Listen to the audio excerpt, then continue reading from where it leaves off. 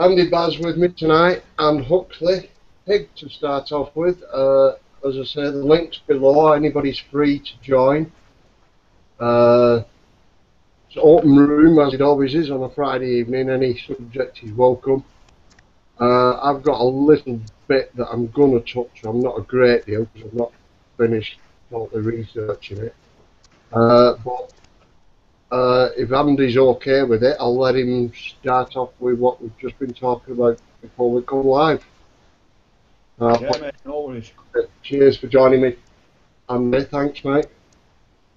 Yeah, basically what I've been saying is I'm going to be sending a dossier to UK Column on the 1st of September, exposing the abuse of women in the workplace and how it's been covered up.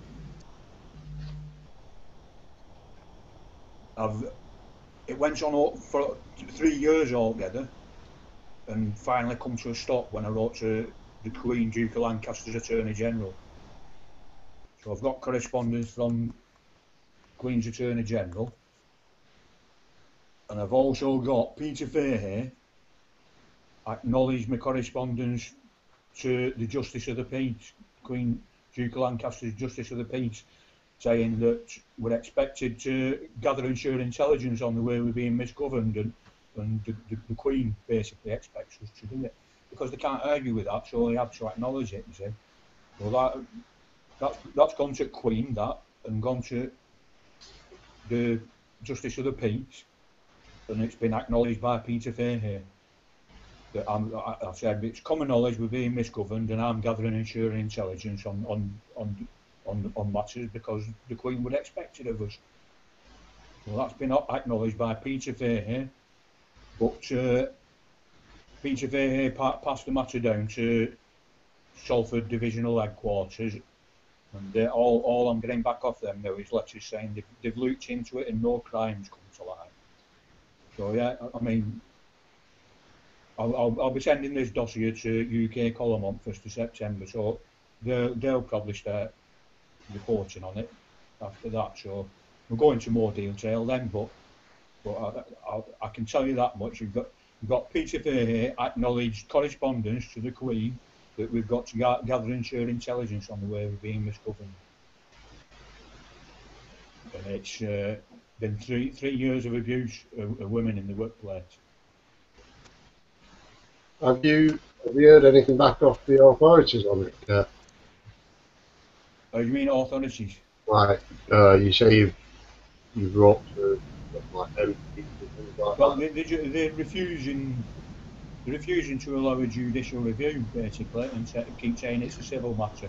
I've just got a letter off Ministry of Justice finally, confirming that I've wrote to Theresa May and Chris Grayling. But and this is a good one. Of all things, they've cited the Constitution as an excuse for them not getting involved. It comes in handy for them, doesn't it? Yeah.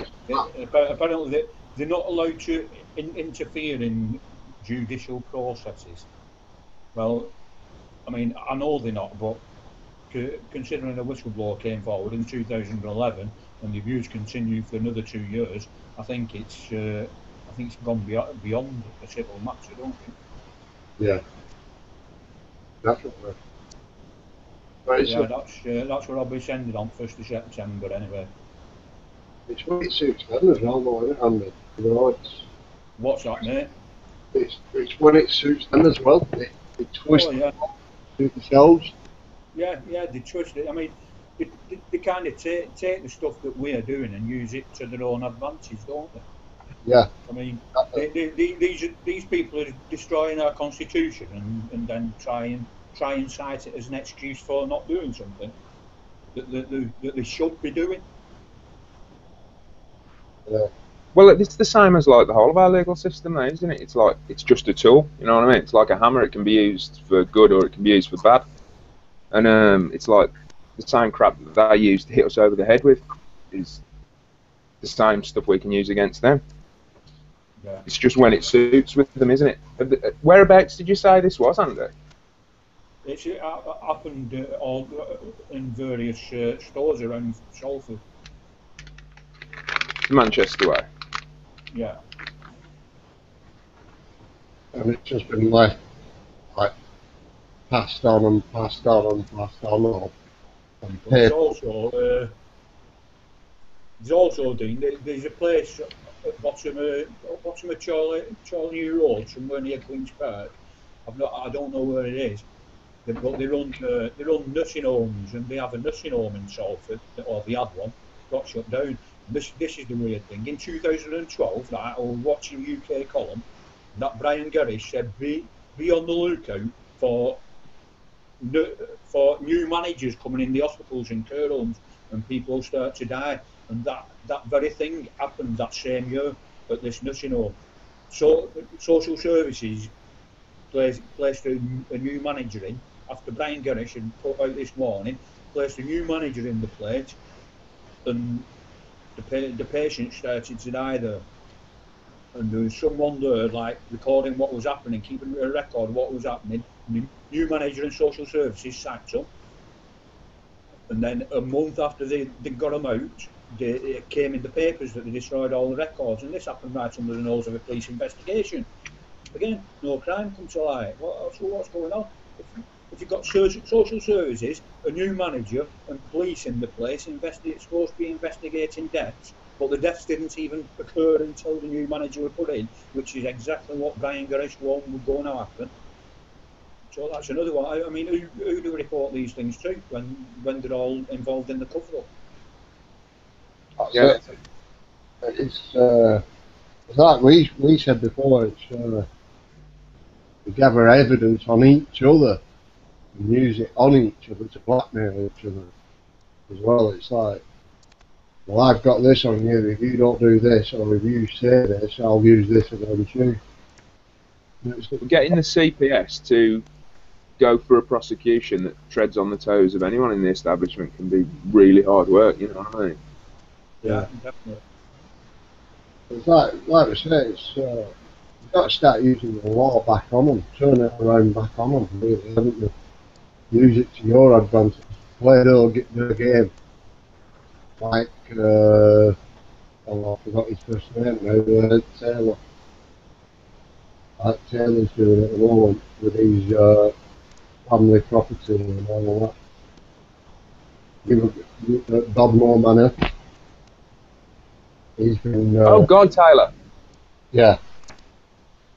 Guy Yes. Taylor, yeah. He's like turning all the paperwork around on him, and he's like levying them every time they come at him and stuff like that. So we were having this conversation the other night, weren't we? Yeah. I would have a bit of a laugh. I seen today sort of Wiganer called Ruts. You see him breaking back into his property through the roof. Have you seen that video? No, I haven't actually, mate. Are you on about Guy Taylor? No, not Guy Taylor. Another guy, another bloke I've spotted today on YouTube. He's a Wiganer. He comes from Wigan, and they took his house off him, but it's still all boarded up, and he's gone through the roof, and took it back. Good on him, man. Fucking good job as well. Yeah, that's definitely. pretty much what Guy Taylor did, isn't it? Yeah. Anybody see the Irish video? Where The auction. Yeah, they stopped the auction. Fucking brilliant, yeah. That was a cracker, that. What was that well, some people in Ireland, the bank again repossessed a property, and when it went to auction, a load of people went to the auction and managed to get the auction stopped, saying, it was done on a fraudulent basis, and if anyone bought the property, they'd be participating in a fraud themselves, and they wouldn't get the deposit back and all that, and they managed to get the auction called off, yeah. Yeah. It's working bit by bit, isn't it? It is. More and more people are coming around, more and more people are, and I was thinking, what if the bank do repossess your home and it does go for auction, what's stopping you from just going to the auction and bidding for your own house and then telling them to go whistle for the money? Do you know what I mean? And just keep doing that over and over again. How long is it going to take before the bank get pissed off at throwing money at nothing? I've been having to think about something that Kit kept saying. He kept saying, You know about the ballots and everything. What's stopping us from turning up in the ballot box? You know what I mean? It's anybody can run. We've got the perfect tool here, and what groups we get passed around with, we've got a perfect tool here to get up. And that's supported. I say, if you want to town to drop a ballot box, you know, even if it's for just to throw the ballot completely out. You know what I'm saying? It's like, even between us, get together, even on private angle, and like come to some sort of arrangement and somebody running. Well, we've been gifted the absolutely perfect bloody tool to do any sort of democratic voting and stuff in the internet, haven't we? Yeah, exactly. You know what I mean, You couldn't hope for a better tool. we're there. People want to get something, then why can't we come together and say like People's Party, for example, you know what I mean?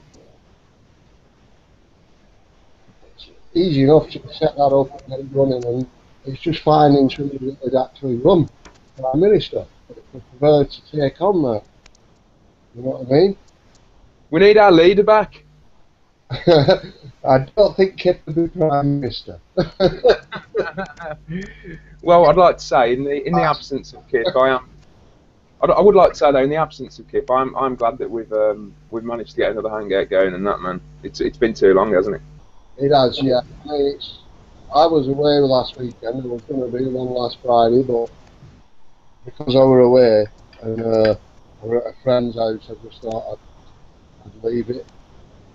Oh yeah, that's what I'm saying. It was so great that Kip it made me realise just how much effort and stuff Kip used to put in. You know what I mean? Oh yeah, yeah. Oh yeah, he puts a hell of a lot into his videos, and definitely, and he puts a lot into his research. You know, it's people that do research will know exactly how hard it is. You know, it gets tiring with chasing links, chasing people. You know, Oh yeah, man, it takes a lot of time. Yeah, of course. oh, you know, it's 3, 4, 5, 6 o'clock in the morning, and you're like, shit, what the fuck's going on here? You know, airlights breaking through. No night I've not been to sleep. I know everybody that does this goes through it. You know, it's time gets completely lost. Which there again, I think this is another tool to their advantage as well. It swings both ways really if you look at it, because it's tying us up. I said the other day to one of my friends, how long's everybody been tied up on MH17? Things like that, you know. I think with all these little tools in, these little accidents, because they know people will spend 2, 3 weeks on them, analysing it, videos on it, and they know while they're doing that, they're keeping them away from what's really going on, you know what I mean? Yeah. Not laughing. That's how I look at it. Well, I think the whole of like the media and news circus is exactly that, isn't it? It's just a fucking circus to keep people mind occupied on the current agenda. Mm.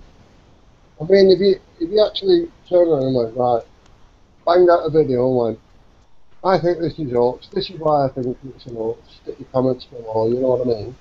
Not as short and sweet as that, but as you do, prove why and shit like that, why you think it is. And move on, go to something else. You know what I mean? Instead of spending all your, like, what I think is a decent switched on brain, just actually suss that out, you're actually wasting your time on that, then you could be going on to something else, and looking at something else, and making people aware of something else. You know what I mean? Yeah, yeah. It's like that. What's it? That 9/11, isn't it? I mean, there's all them 9/11 truthers out there who keep banging on. Oh yeah, we're exposing what happened. But even the 9/11 truthers don't like talking about the dancing Arabs for some reason. I mean, that's the smoking gun, isn't it? Why were these Mossad agents sent there to document something? Yeah, that is one of the smoking guns, definitely. I think, isn't it? It sticks out like a sore thumb. What was that? What about the van they pulled up on bridge? With a fucking picture on the side of it. Well, that wrong. Was that not the dancing Arabs? Is that not the same ones? Because they stripped the costumes off and threw them back at the van or something, didn't they? I'm not sure. It had that picture of a plane going into the side of it. Yeah, that's Yeah, might be then, Andy, yeah. Yeah, but remember, they were released and just sent to go back to Israel. Yeah, don't worry about it, guys. Off you go. Yeah. Nothing ever came of it. Well, I knew the first day, like I say, Andy, you know Fred Dibner. Fred Dibner's brilliant. yeah, Fred. Well, I used to follow him about as a kid. And obviously I understood how things fell, what he did and how he did it, and he made it happen with boxing and matches. When I seen them fall, when I was sat in the canteen at work, I just stood up and said, them two have just been blown up. And everybody just opened mouth, looked at me in the canteen while I was walking out the door. What, Fred said it? No, I did. Oh, you did? Canteen.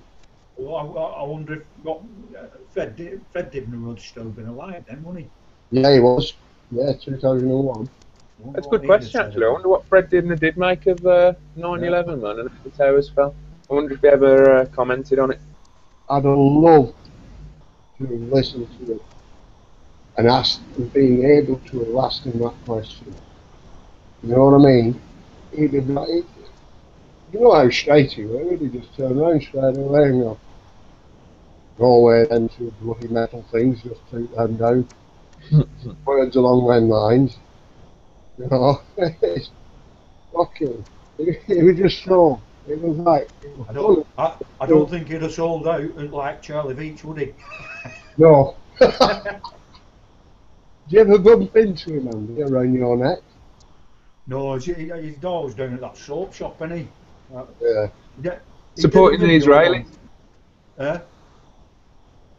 He did a video once outside at Swinton Police Station. That's about closest he got to me. Yeah. Well, that's what I think. That all that fracking protests were there as well. Then, same time, I think. So I gather you're an avid follower of Mr. Veach then. I actually sub him just so that I can go and comment on his channel and point out his opinion. Yeah, I do. I'm the same. I sub him just so I can see his latest foolishness. Yeah. But I've recently subbed that. What's it as well? Steve Spy. Have you seen his videos? Yeah. His latest one. Yeah. Oh, he's pulling him, isn't he? Yeah, he's mad. The one with the policeman on bus. Oh, that copper on board, yeah. I know. I've seen them in both, you know. There are about six of them, all at bus stop waiting for buses, and I think, you know, this is why we can't get any justice enough. Chicken bus ticket. I've not seen that, man. Are you on about the bag people videos? No. No, Steve Spy. No, you're on about Stephen and Man. Yeah. Okay. No, about Steve Spy. He's a Manchester lad that goes round. He's been doing all the legal observation on the fracking and Israeli and Palestine shit in Manchester. I've not heard of him. It's another video, another channel for me to check out. He just happened to be sat on a First or GM or whatever bus he was on in Manchester, and a policeman and a bus conductor actually got on. And the policeman stood up front of the bus and said, if you don't mind, there's an inspector coming on to check your tickets. Now, why the fuck is a policeman getting involved in that? I'm going to say, yeah, it's a bit strange. You never normally see the coppers with the ticket inspectors. Exactly. Now, Steve Spy sat there and asking him questions and asking him if he's on his oath and all that, and he said, I'm not here to answer questions, and just would not answer him and totally blanked him out and everything. And Steve's at it and go, paid by the public, you're a public servant, you have no choice, you've got to answer questions in them sort of words, not in exact words, but he's just saying, you've got to answer me. And he just totally blanked him. And then wandered off downstairs. Must be like right gimps though, eh? Yeah. He did look a proper gimp, didn't he? Yeah. Fucking proper robot. It just shows you what's happened, though, isn't it? It's a total fucking perversion of how it should be. Like, you know, they are the public servants. They should be working for the public, and all the bloody government officials and everyone who works in the council, and the whole system's got turned around, hasn't it? Yeah, does it? Totally turned around to rape and pillagers. Who that guy in on the buses? What are he called? Which Blakey? Blakey, yeah, they've been turned into him, haven't they? Cops have been turned into a Blakey. Oh, I just got a flashback then. Butler! I'll tell you what, Andy, actually, this might interest you, what I've been looking at lately. Sticking up and I'll do a bit of screen sharing with you.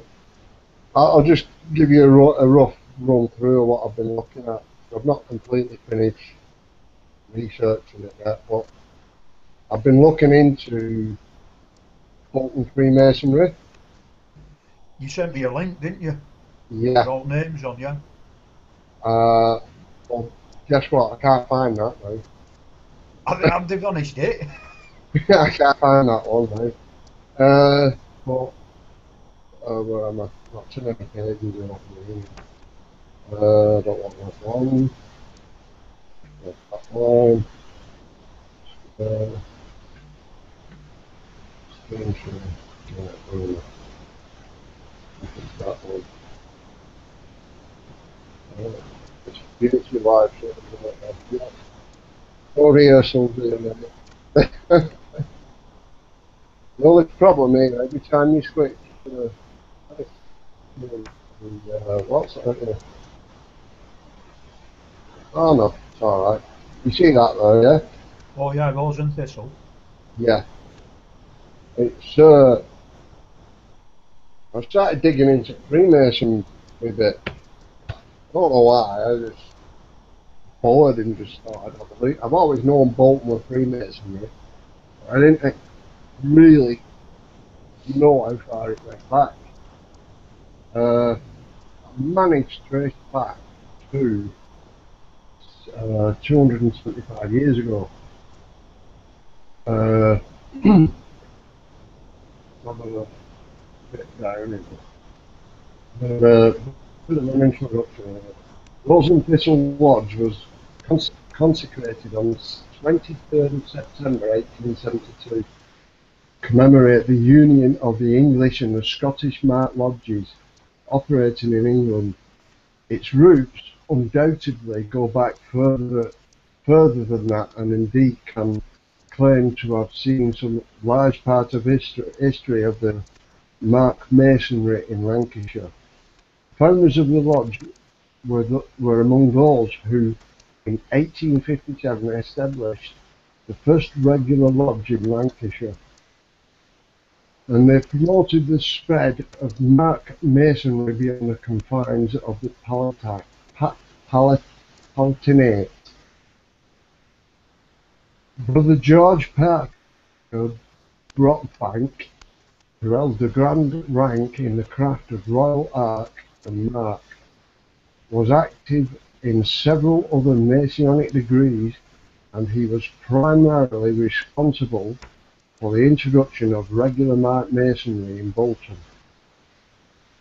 The story begins one Christmas Eve, 1856, when Brother Brockbank, on paper which was added St. John's Lodge number 268, Bolton, wrote to the Grand Scribe Nehemiah of the Supreme Grand Ark Chapter of Scotland, stating a number of brethren in this town are very anxious to have the Mark's Master's warrant for this neighbourhood. And as we have noticed with great satisfaction, the establishment of the lodge under the sanction of the great chapter of Scotland are extremely anxious to make immediate steps in order to obtain a warrant here. Brother Broadbank then informed him that he was an officer in the craft, Templar and Rose Croix, or Croy, or whatever you want to pronounce it, degrees. He continued by stating that I took the Mark degree many years ago, but in a manner which, oh, I'm going to jump the line here, in a manner which would not be recognised by Grand Chapter, so that I presume we should have again to receive the degree in a lawful manner. But our object is known first from you. What steps ought we take as a commencement in this matter? Sign the letter as past master and secretary of Lodge number 268Z of chapter number 268 Bolton, and eminent knight of St. James of Jerusalem in encampment, and SP of Palatine Rose Croy, chapter of Lancashire. His letter was received the following day, Christmas Day, in Edinburgh. Wish our postal service was as efficient, it says. William Gaylor, the Grand Scribe, Nairn, replied that your first step towards the accomplishment of the objects you would have in view is to get a disqualification which at present attaches you as irregular marks masters removed. This is to be done by 3 or more of your number being regular mark masons, and whom you may have selected as your first WM and wardens. To proceed either to London, jump the line again, get yourselves advanced according to the mode practised in lodges, holding under Scottish authority, in which bound to renounce all connection with the lodge's brethren, not acknowledging a supreme body. It is well you should be made aware of this, lest you might find yourselves unprepared to give you what will be expected of you. This is being done either at London, where the Secretary of the Marks Lodge there will be ready to give his services, or in Scotland by application to me here. You will then be in position to present an application for warrant to yourselves to constitute and work a regular lodge. The form of such petition I shall be happy to supply you with, but until preliminary steps I have noted are taken, this would be premature. The fees in return, there's just a bit of shit there about the fees and that. What got me with this bit here, Andy, was following the explicit instructions received from Scotland, Broadbank communicated with the Secretary of St. Mark's Lodge of MMM, which was number 1 on the Scottish roll on January the 14th, 1857. He and his co-sponsors were obligated in London, such was the measure of the Broadbank's determination and enthusiasm. Brother Broadbank very soon informed the Grand Scribe Nairn in Edinburgh that he and his colleagues were now duly qualified marksmen. He wrote that they wished to apply for warrant and impose requisite fees, while at the same time he expressed the hope and the proposed lodge to be known as St. John's. I'd become number 2 on the Scottish Raw. Brother Gaylor, in acknowledgement, brought back to letter constituting the lodge and promised to lend my best efforts in securing for number 2 lodge on February the 4th. Reply to other letter from Bolton, Brother Gaylor wrote, "You are quite safe, I think, in regarding the Bolton St. John's Lodge forming community, although I officially being property sale. I need to say so. Either way, most of them like frigging long on this. I'm not going to know what I'll do. Like, put it short, we actually become number 2 lodge.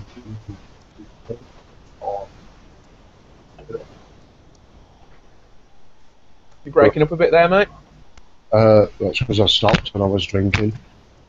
Oh, okay, that'll explain it. No, for quite some time we become number 2 lodge Bolton for Britain. But anyway, I'll put the link on the YouTube and have a look at this. But this is the Bolton Lodge, which is on Silverwell Street, off one of the main drags that go through the main Bolton town centre. Oh yeah. Very plush. Which is Bradshawgate. I think it was built in 1800s and extended further. That's why you see 2 headstones, 2 doorways. It did officially have just 1 doorway. I've not actually been down to have a look at this. The amount of times I've passed it and never looked and realised what it were. But as you can see here, it's got well, that's the main page. Welcome to Freemasons. Bolton Freemasons inside the lodge. Lodge history. This Hidden in lodge. plain sight, mate. Say again, mate. I was saying hidden in plain sight. Yeah, it actually is as well. It's a big building as well. As you can see from that picture there, it's a big building. It's this bit here is all the original, the 1800s original bit. This bit's added on later on. I think it was 1900s. Or I could possibly have it wrong way around. No, them lodges, do they call them the Friends Meeting House? Is that what they call them? It has been known as a Friends Meeting House, yeah. But it's, That's what the Quakers call, isn't it? Their little meeting spot. Yeah. It has been called that as well. It's mainly known as a lodge. That's the main things they call them, as a lodge. Yeah, lodges, yeah. I forgot where I were now. Well, yeah, we've actually got the Bolton University Lodge as well. I'm just trying to find. I'll show you this little video as well, what they've got on YouTube. Oh, hang on. I don't know. I won't get a big picture on this, but I'll just let this play a second while I work out where I've just dropped myself.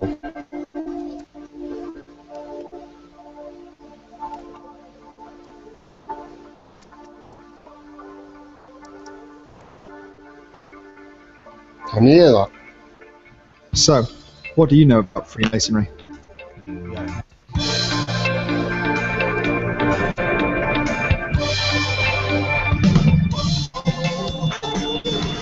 He has his friends and I have my friends, but but we get on together well. Yeah, I think I'm a bit of an adrenaline junkie, really. Yeah. To say the least. Occasionally we take a Subaru Impreza on the track.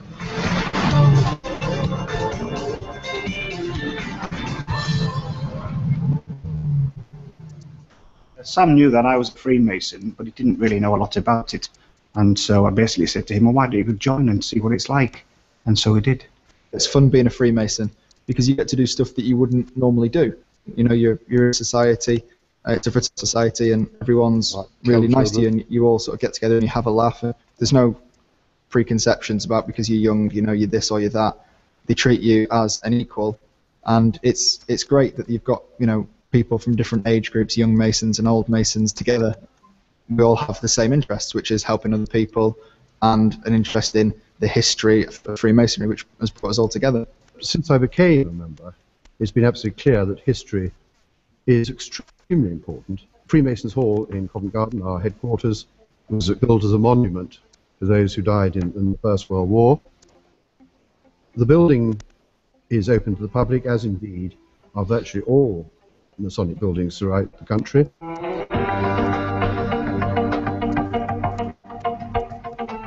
We use the building at Covent Garden, our headquarters, for multiple purposes.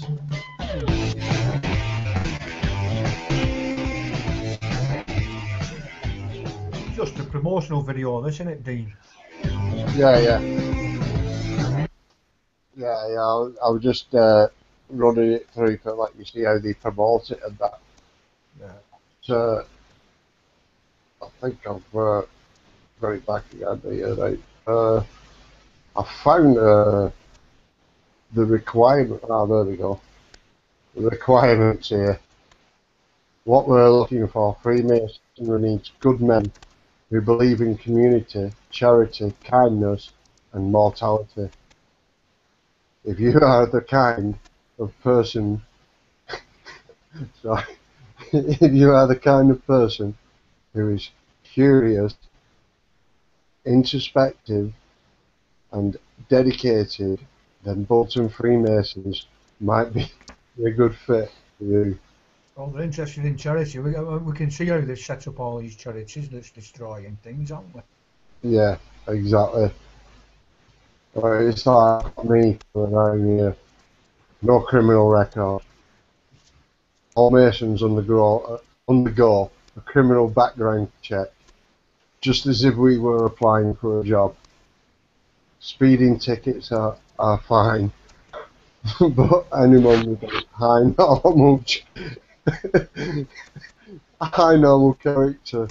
And remember, you get to drive a nice fast car as well. You can have a go around the track on the car if you join the Freemasons. Yeah. We'll just jump over to the next one. We've got a list here of. Hey, what was that bit at the end there, Dean? Cannot be suspended or expelled. Yeah, you cannot be suspended or expelled. If you were a Mason in another lodge and you have been suspended or expelled from the lodge, your petition will be rejected. So if you've been fucked up from another lodge, you can't go back to a different lodge. Got ya. I see. It's applicants, adult male, as we knew anyway. What kind of experience you get out of Freemasonry? The kind of experience you can gain from Bolton Freemasons is you get out of what you put in. Some people join the lodge and enjoy the fellowship. Others like the ceremony and the degrees. Some enjoy the rewards of giving and helping other people. That doesn't answer the question in any way whatsoever, does it? No. Not even slightly. Doesn't even begin to answer the question. That's pathetic. I'm actually debating to go and have a mooch about. I'm just wondering whether they'll let me film. Yeah, go on, Dean. Go and join. Go apply to join, Dean. I can't join. I'm not allowed. Or do you not meet their entrance criteria? No. Oh, no. I disarmed a person with a knife and got done for ADH. Hold on. Speeding tickets are fine. I might be alright. I might join. Yeah, somebody come at me with a knife and I took it off them and battered up. And I got done for it. Fair enough, man. Self-defence. Copper didn't see it that way that witnessed it. He said it was unfair what I did. But he come at you with the knife? Yeah. That's how it goes, innit? I won't doors when I it was the time when they were cracking down on door lads. It were, you probably know 'em, Andy, sorry, John Turner and what's it? Oh, I forgot his name now. Trevor Roberts, main heads that ran Bolton Doors. Yeah, my brother were on doors years back. It was well, it was back in '90s when I were on the. Delibird, I think it was. It was that time anyway. I threw him out at pub earlier on, and for some reason he come back with a bread knife. So I took it off him and slapped him. But anyway, What boozer were you on then? I was on Yates's actually at that time. It was dropping glasses. It was just after it had been, you know, when it had been opened up inside. Yeah. It had all the railings put round and a big cutout in the wall, wasn't there?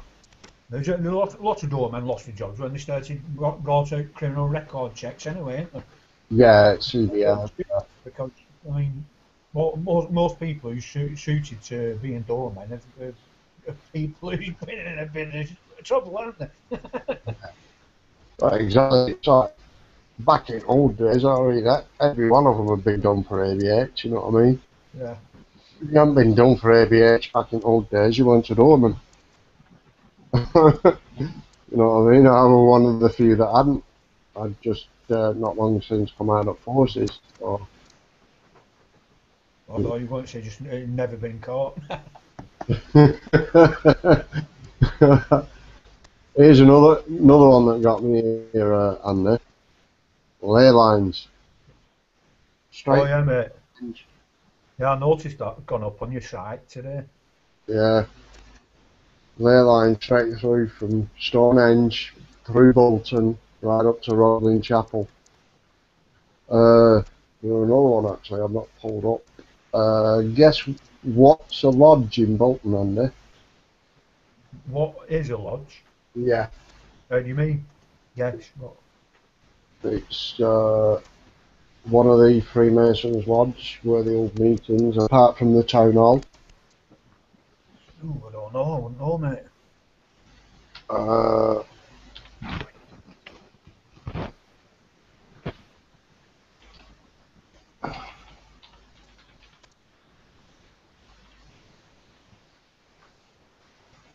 Bolton School, mate. I think when people see this, well, the amount of times you'll have been past this. What, the school itself? Yeah. I mean, just looking at the building itself, mate, as well, you know what I mean? Oh yeah. It's a stunning building, isn't it? It's like a castle, isn't it? Yeah. It's what I've just realised as well, Mark, on it. It's Scottish Stone as well. At Levium Trust. You know who that is? Levium, Lord Levium. Yeah. He Okay. he ultimately brought Bolton onto the map with soap. I can't remember the name of that company. The King of Soap. He was. We've actually got a recreational park here named after. Yeah, I can't remember the bloody name of it now. Boise soap or something like that. Something like that. Well, Life Boy, would it? Something? It might have been. But yeah, he opened the company in Northwest making soap. And it was in Bolton. Who's that? A guy who wrote that book, The Measure of Albion. Have you ever come across him with ley line stuff? I've not, mate, no. I haven't really done a lot on ley lines. It was just I come across this while I was hunting, you know, through all Bolton Freemasonry. I can't just think of his name off the top of my head, but I've got one of his books. I mean, one of the main ones that he's known for is The Measure of Albion, and he showed that all of the British Isles used to be measured out years ago. And I've got one of his books, and it shows how they mark the land out, and if you run lines all over the British Isles, Then the Isle of Man's dead centre.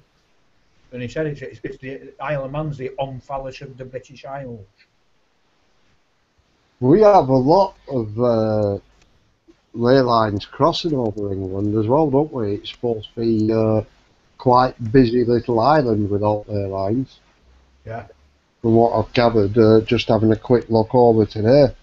I mean, obviously I can't comment too deeply on it because I've not covered much on it, and it's something I've never really looked at. Really,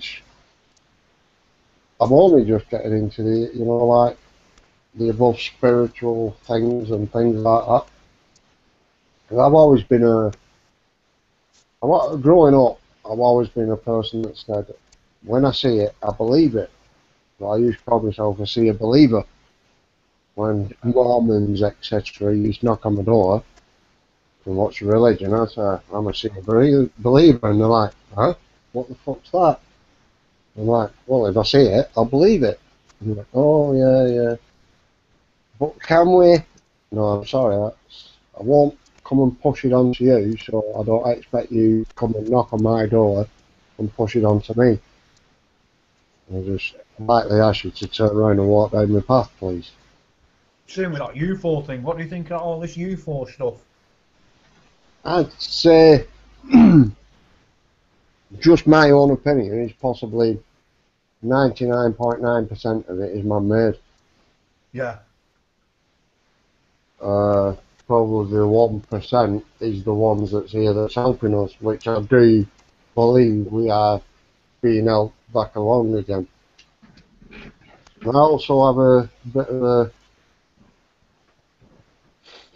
bit of a pushing way towards a reset button, if you know what I mean. Every so many thousand years it gets reset. It got too advanced and we get reset. Alright, yeah. Yeah, it's like that, isn't it? If you look at it really, I mean, so much evidence, especially with pyramids. If you've ever worked a piece of stone, like they've got it by hand. I'm not having it. I'm just not wearing it. Full stop. They've had better tools than we've had. Definitely to put in that stone. How'd you get square fucking holes in a fucking mountainside? Do you know what I mean? Right. How'd you get that? We can't do that. Right? It's just fucking that mountainside just appeared with square, perfectly 90-degree formed corners on it. You know what I mean? They definitely had tools better than we had, and they had the understanding of the electricity as well. Definitely. I did go to that. I can vouch for how hard it is getting something at exactly 90 fucking degrees. Exactly. Getting it exactly right, you know. I used to use what we use called a 2-4-1 measuring, 2 inches up, 1 inch up, and 3 o'clock, and a 90-degree angle. That's what you do it on scaffolding. I reckon there's some of them pyramids in China, don't there? Yeah, there is. There is, and the Chinese won't let you near them. Yeah. Well, it's because of them Tokurians, isn't it? They don't want people knowing the white race were the first or something. Yeah. Ancient people called Tokurians living there. What do you reckon about the Anunnaki and all I don't know what to think about all that, mate. I mean, it's all documented in Bible, isn't it? And that what is it? Ancient Gilgamesh scripts and all like that. It's supposed to be all documented, isn't it? But that? I'm sorry. Was that forged picture that was meant to be of some Anunnaki skeleton that I've seen on the internet. You've seen that? A ridiculous big skeleton, but it was a fake anyway. It's a weird subject, isn't it? What Look, strikes me about I've caught a beast roaming around my cellar. You got rat sense again. Yeah, Not they've been cleaned. So Yeah. I'm rat sitting at the moment. Ben. No, it was running around the cellar and I caught it. It's a wild one. Somehow, actually, I don't think you'd have it in your hand, a wild one. He's very friendly for a wild rat. Yeah, extremely. I'd be nipping away, you know. Well, I got cut off a second ago, and it was these little buggers running out the keyboard when I pushed the power button. So that's what, if I disappear like randomly, that's more than likely why. I thought you bailed out on us. No, it's the little buggers. Did anybody see anything about the American takeover of the British? I only seen it once quickly at weekend, and I've been searching for it, and I can't find it anymore. About the management takeover of weapons and all that in the UK. Americans are apparently being the new management of it. New management of who? I didn't quite get who you said. The MOD Right. management, but on the weapons side, you know, like ordering and all that shit. Well, apparently the Americans are supposed to be taking over all. No, I've not heard about that, man. We're in bed with the Americans a lot anyway, ain't it, when it comes to intelligence and stuff, though. Well, yeah, it's opposite way around. They're in bed with us, but I heard about that FBI taking over airports and what have you. Coming into our airport. yeah.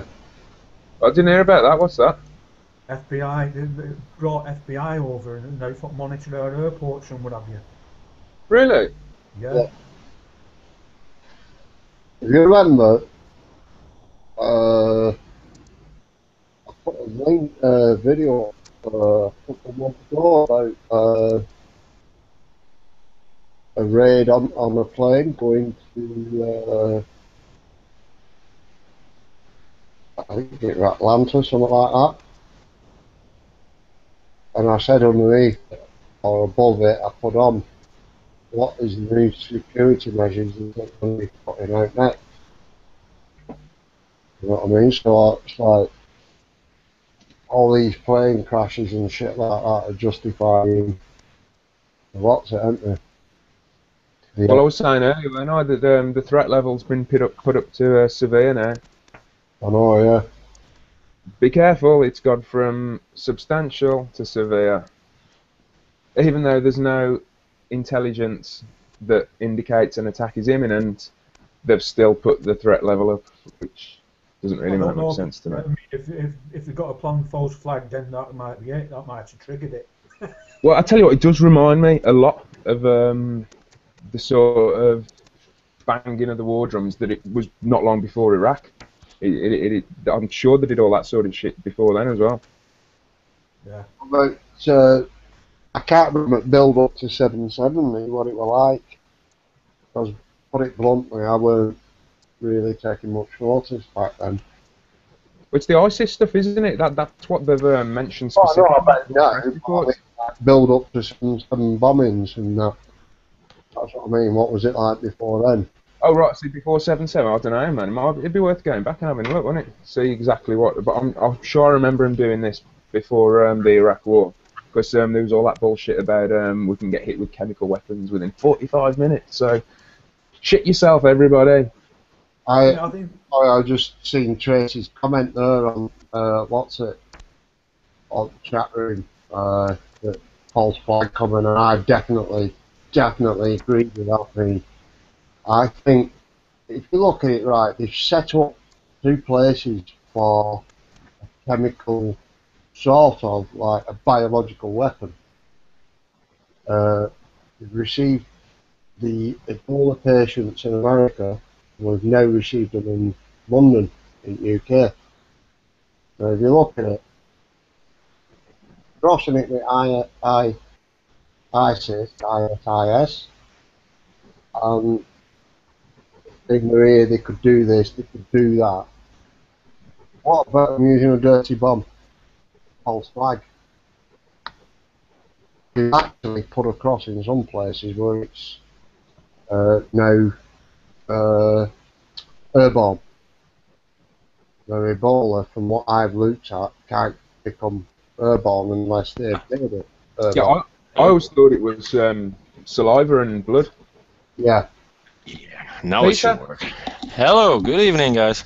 Is he alright, my friend? Yeah, good one. Good to see you, man. Long time. I'm just in, so. You had a good night, my friend? Yeah. I think 2 beers too many, but I'm fine. We've got Mr. Giggles on tonight, have we? Probably, yeah. Depends on the subject. Andy, Peter from Holland. Alright. That's Andy. Good evening. Good evening. In my neck of the woods. Evening, Andy. Alright, mate. I'm fine. Thanks, man. Anything going on in your neck of the woods, Peter? Dude, I don't know, man. I'm just in, really. And I thought, well, I'll just fucking hit the computer right away. I think, So, no, I just... yeah. I can't remember his name, but on the UK column today they mentioned somebody in Holland who wrote to Putin. He wrote to Sorry. Putin. Somebody from Holland he's wrote to Vladimir Putin apologising for the way the West is behaving. All right. Okay, cool. You've got a little low, Andy. Yeah? You've got a little low. I've mate. Yeah, your volume's got a little low. We're just struggling to hear you. Right. It's a bit difficult, yeah. Let me see if I can boost my audio on this side. I've turned him up as high as I can on my side. I can hear her also, so no problem. Good. Should be better now. Alright. No worries. I forgot what I'm on about now. Well, I haven't catched what he was just saying, that there's some Dutch guy saying that. But kudos to him, because that's, yeah. Well, I was laughing about how the threat level had gone up. I was just saying I was laughing at how the threat level had gone up. We've now got to be more scared now, Peter. It's gone up from substantial to severe. So be careful. Yeah. It's crazy. It goes from low, moderate, substantial, severe, and critical. You'd think that moderate would be the third one, wouldn't you? But no, and I don't think it's ever been on low or moderate ever.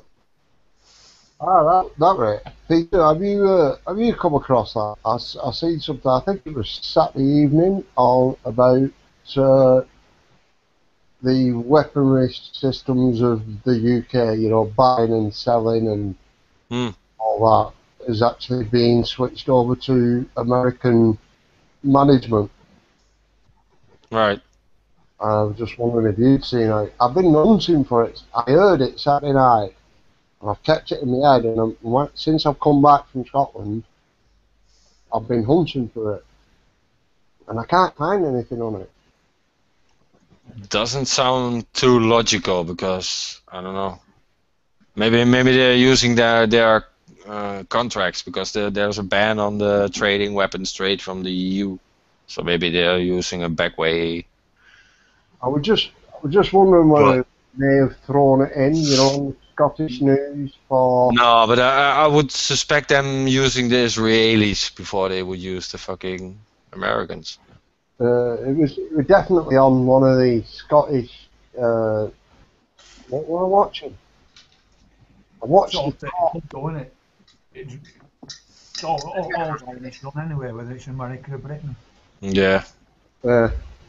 Exactly, it's like I say, it's like if you look at it, you trace it all back, we're sort of like the keystone, really. This little shite all over Ireland. Well, have you seen that? Ever come across that Euro Jukong? Have you seen that? No. Euro Jukong or something? The Jews have their own congress in Europe now, telling Europe what to do. Yeah. Similar what they got in the Americas. Yeah, like the American APAC kind of thing. Mm-hmm. Yeah. I've just been doing a bit of Freemasons there, Peter. I've shown a little bit on Bolton history of Freemasonry. Mm. And it's I've traced it back so far 275 years. We were number 2 lodge in the UK, in Britain. Mm-hmm. And Is that Scottish Rite or?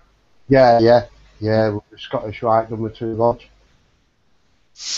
There's a ley line from Stonehenge right through Bolton, Mm-hmm. and it ends up at I keep forgetting the name of that chapel. What was it? Roslin or something, is it? Sorry, Roslin or something, is it? Roslin Chapel. That mate. Yeah. I only. You know what got me on that, Andy? Your video. Eh? It was your video that got me on that. Oh yeah, about that when I mentioned Bellinus line. Yeah. Yeah. That got me on it. I just thought I'd always known that we were a Mason town. I'd always known that. Well, there's what put me onto it. There's a book by a guy called Ralph Ellis, and he wrote a book called King Jesus. And I bought that once, and I was reading it, and I noticed the words Bol Bal, and I thought, well, they're all in the name of the Belmont and Bolton, so it must have a connection. And I started studying it from there. Right. So you've not dug into the Freemasonry side at all? No, I don't. I don't get too bothered with all this secret society stuff. I don't even. Me neither. Not anymore. I mean, the Freemasonry stuff it's still there. It's like which I've just shown you tonight. It's still there. But the Illuminati shit, like Kip said, I really think that's done and dusted, and it's just a little fantasy that people are hanging on to. You know, when it gets rebirthed by like a novelist, like it did was, I think it were in the 60s or something like that. Correct me if I'm wrong, Peter. Mm-hmm. I think it was 60s, 67, something like that, when it got rebirthed, the Illuminati, and it took off again from there, and it's still clinging on. Yeah.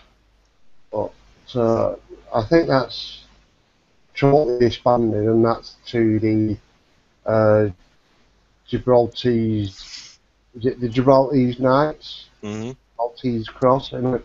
Mm-hmm. It's on, I think they're to that position now. Yeah, and then going into the Knight Templars and all that stuff. Yeah. The Hospitallers and all that. Yeah, well, right now for me it's a catchy name, Illuminati. It sounds great. Exactly, that's it, isn't it? I mean, it's like, I don't know if anybody's ever done it, but if you type it in backwards on Google search, that connects you straight to, I can't remember, I think it was CIA or FBI, that it or Secret Service or something like that it actually connects you to. Cool. Well, I've not gone further than the actual homepage. I thought, fuck that, when I seen it. Yeah. Yeah, well, that in itself is a mystery and a conspiracy and all that stuff. So it all adds to the mysticism about the Illuminati. But secret societies, to me, are supposed to be secret and not out there. So it's not a secret society. Exactly. If you know about it, it's not a secret, is it? Nah. That's the thing that we should be worrying about is what is secret. Not what we know. It's trying to find out what is behind what we know. Yeah. And that's the stuff we speculate on, and what's happening in our future, but that's the same stuff that they do, based on the current political.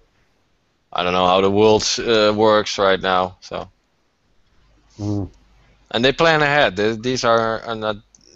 These are 100-year plans, you know. So. In fact, when you try and tell people, you talk to people, it's like overnight plan. It's like when you try and say to them, "Oh, this has been in place for hundreds and hundreds and hundreds of years."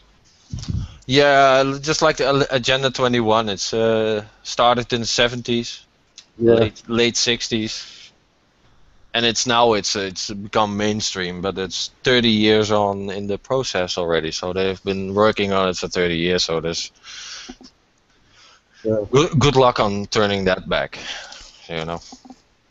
It's just like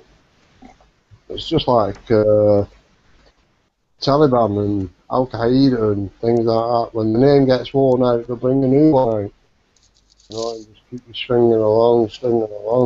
Yeah, well, Taliban got formed in the 1980s, fighting the fucking Russians in fucking Afghanistan. So. Yeah, they were actually the first ones in, weren't they, Russians? Didn't they step back and then Americans went in? Well, there were a legitimate group, but they just weaponized them and they gave them the power to fucking fight back. And it's the same what's happening right now with the fucking Kurds in Iraq. So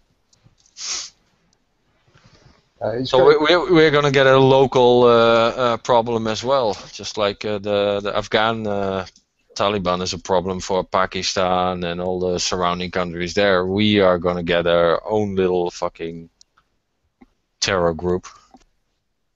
Whatever you want to call them, ISIS or ISIL or IS or whatever. Islamic. I was just going to say, is that who you think it's going to be? Yeah. It's looking that way, isn't it? It's like they've stepped them up so much now at the moment. I mean, it's looking like we're going to get.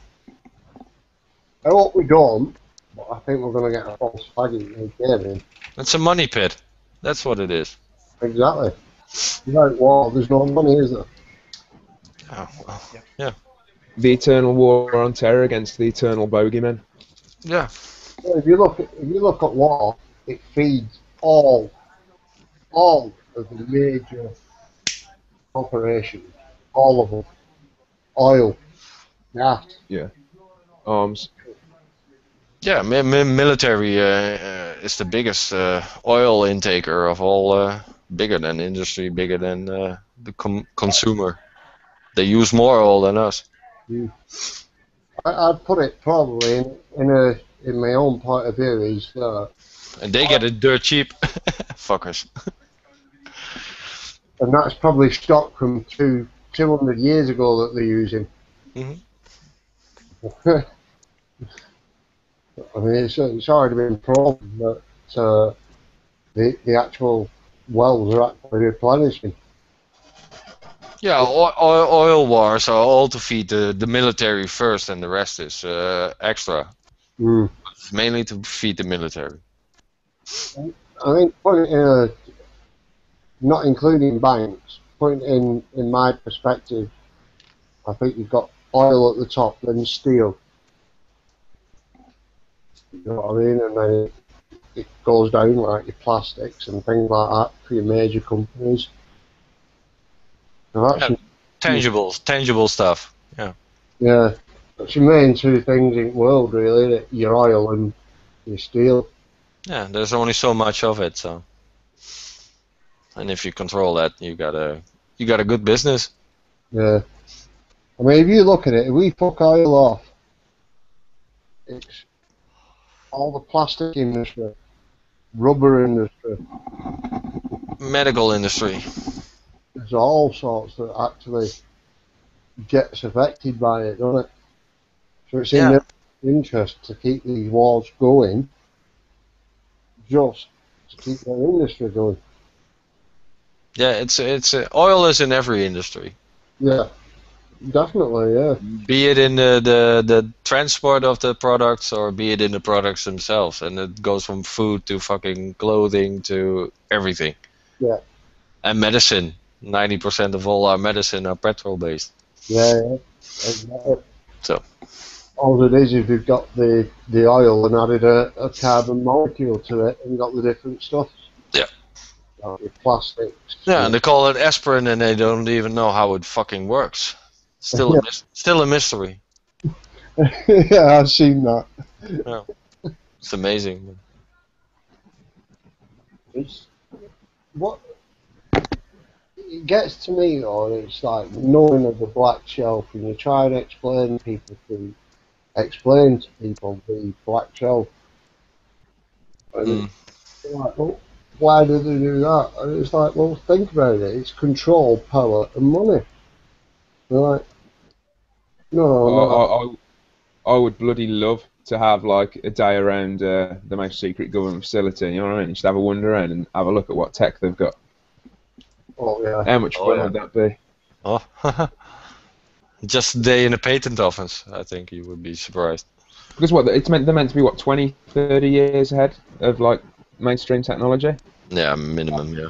Right. So I mean, at the rate technology is advancing or has been advancing for the last 20 or 30 years, you just can't imagine what sort of shit they've got, can you?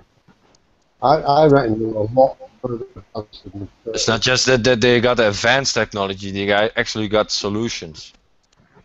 That's the fucked up thing. That's it.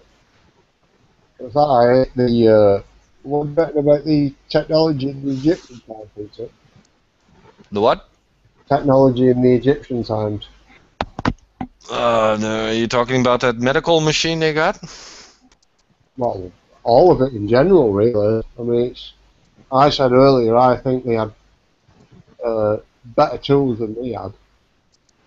Really. I mean, if you look at it, look at sides of mountains and things like that, and there's perfect squares, perfect rectangles out at mountainside. You know what I mean? We haven't even got tools to do that. We ain't got them. What they're saying that mountain formed with a square, perfect 90-degree angle cuts in it. You know what I mean? Yeah, I don't think that's a very good argument to say we couldn't do it now. We could, but why would we do it? Why would we want to build a fucking pyramid? I've seen a cutting tool that can cut sideways and then perfect. If it's just to prove a point, okay, but I'm sure we could do it. But it's gonna cost us billions to do it, so why do it? So it's pointless to fucking recreate a pyramid or something like that, ancient technology. You know, why? We can build a twin towers right now. It's 10 times better than a pyramid. I understand your point of view where you're coming from, but I'd like to do these things to prove points, if you understand where I'm coming from. Yeah, they're you know, there's so much theories on the pyramids alone, but just if you take the one that they say that it's an energy source or a power plant or some kind, we got better power plants right now. So why should I fucking stare at awe at a fucking pyramid of stone? I mean, basic things like that I see is My mobile phone is more advanced. yeah, I know that. Obviously. But, I mean, little points like that, I look at it as ways to sort of bring people around to how you look at things. You know what I mean? It's technology. Because if you look at that, cutting a square hole in a mountain. Yeah, they solved the problem. That's it. They solved that problem. They knew how to do it, easy, efficiently, or whatever. How the fuck they do it? I don't know. Nobody knows. I think right now. So how exactly they did it? That's the whole mystery. But they had the solution for it, and I think that's the secret technology, and we are talking about maybe that's hidden from us. How they fucking did it? I think they know how they did it. That's the thing, isn't it? It's how they fucking did it. We don't know. Man. Yeah. But I've been really ignorant tonight, and I've not dropped into the chat room, so I'll drop back a bit. And Look, if you could build a building for like I don't know what a twin tower costs, but like 100 million to build a twin tower, or you could do it for like 10,000. Really efficient, where you have the solution. Which one would you pick? I would pick the one where I could make the most money in this day and age. yeah, Yeah. So it's not the most efficient one, but the one where I can make the most profit of. So why would I want to use that technology if I only gonna hurt my own profit? You know. So that's the reason, the main motivation for me why this stuff is hidden. that's another thing that gets me is like profits and oh shit, inflation. Always gets me. It doesn't cost them from the first day they put a fucking hole in the ground and bang down. Hmm. It don't cost them any more. They that same hole and get oil out. They've totally controlled all industries from putting that hole in that ground, really, haven't they? Hmm. It's like I say to people that aren't listening to what we listen to and follow what we follow.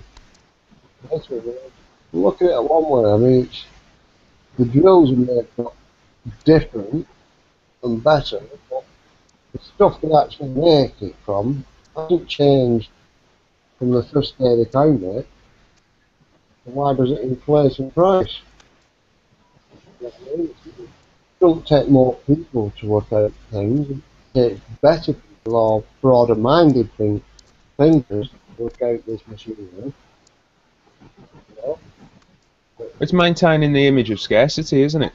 Yeah. That's how they managed to chuck the price up. Mm. I've just jumped in the chat room now. It's Baz, Tony B, Blazing, Liza Jean, Tony B. I've gone right at the top here, so early on. Anna Wally, Kendo, Bright, Tracy Henson, Rambo. Kendall, Paul Radley, Kendo's there. Rayborn, Stevie B, links below, jump on with it. Yeah, man. Everybody's welcome, links below, mate. Yeah. So, you know the rules, it's there, click and go. As long as you don't abuse, you're all welcome. Which I know won't happen. We've got a good set of people that come and join us in the chat room and everything. I've been for the last few months, actually. I think we're weeding Muppets out here by giving them that opportunity to come and put a point of view across. They all seem to bottle out on that, don't they? But yeah, Steve, links there, jump on. Anna, I don't know whether you've got your microphone yet or not, but Anna, you're welcome. I've seen you on Linda's chat room and that. Welcome, jump in. I know you're from Ireland, aren't you?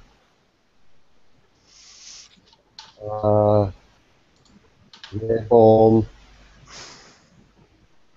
Taz, you know you're welcome. Always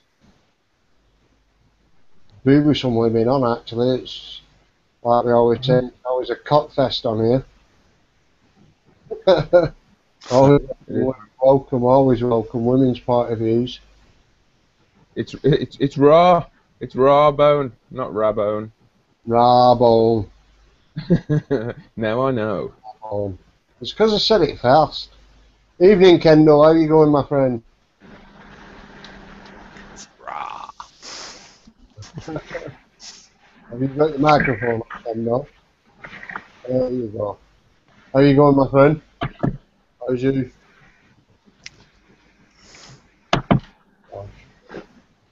Don't think we've got your volume.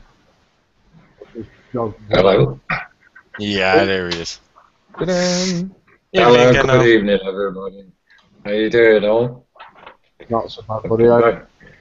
Nice to see you, Been quite interesting listening to you all. Cheers. Thanks. I'm glad I'm just trying to keep it going just until Kit rejoins us. Taz is locked out. Sorry, Taz, I don't understand why. Try opening a new browser or try Firefox. Try and copy and paste it into your browser, see if that does it. I know I had to do that before. I don't know whether that'll help you or not. But yeah, so I'm just trying to keep it going till Kit gets back with us. It's obviously I'm nowhere near cover the subjects that Kit does, and I can't get in as deep as he can. I only skirted on that tonight, the Bolton Freemasons. I'll get deeper into it. If I've got somebody bounce off me, the conversation flows a little better. And obviously with nigh on half a bottle of whiskey on me as well, and my conversation's flowing a bit better. So once he gets everything sorted out on his side and that, he'll be back with us. And hopefully once he's got his personal things sorted out, I'll be up there with him for a few days. And heading back up there again in end of September. Cool. Which he's hopefully he said he should be sorted by then, so I can spend a bit of time with him. Apart from that, anyway, Ken, how's you, buddy? Anything at you that you want to throw into? It's been one of the weeks, isn't it? I've got to smile at the end of the week because, there's like 1,400 abuse victims in Rotherham, and no one's accountable. I was going to. WTF. And I have to comment on the front page of the Nottingham Evening Post tonight. There's an article which rants on about how clean Nottingham social services is, but like knowing that just recently the one whistleblower on the Beechwood care home thing, Melanie Shaw, was recently in court to apply for bail, and the judge moved that the public and anyone should be removed from the chamber so that the hearing was held in secret, and she was slapped back in Peterborough jail. So we've got one lot saying we're above it, one lot saying no, we're not part of it, and all the time they're all lying through the teeth, as per usual. So what a beautiful world we live in. And then Theresa May comes out and says to the police commissioner, you've got to give up your job, man. You can't, it's untenable. Who else? Cleggy, he's told him it's untenable. Cameron's told him it's untenable. And he probably only got the job because of about 12% of the population voted for him in the first place. So he's got no fucking mandate to be there. It's hilarious, man. And then we get to the end of the week, and David Cameron says to us all, we've got to raise the security level to severe, man, because like this fucking organisation known as ISIL that we created is just out of control, man. They want a caliphate in Iraq, and we were hoping to get a bit more oil out before they started all this. So what we would like you to do now is give us permission to bomb Bashar al-Assad. I think you've got it right. That'll help it. And meanwhile, don't worry about it, because it won't cost us too much, because the Saudis are giving them all the most of the money anyway, But meantime, we'll raise the security level to severe, based upon the fact that during 7/7, Well, it was a false flag event, really, because like one policeman's resigned over it already, and But it's based upon absolutely nothing. That's the thing. They've even come out and said there's no actual intelligence that suggests that there's any threat imminent. We're just raising it.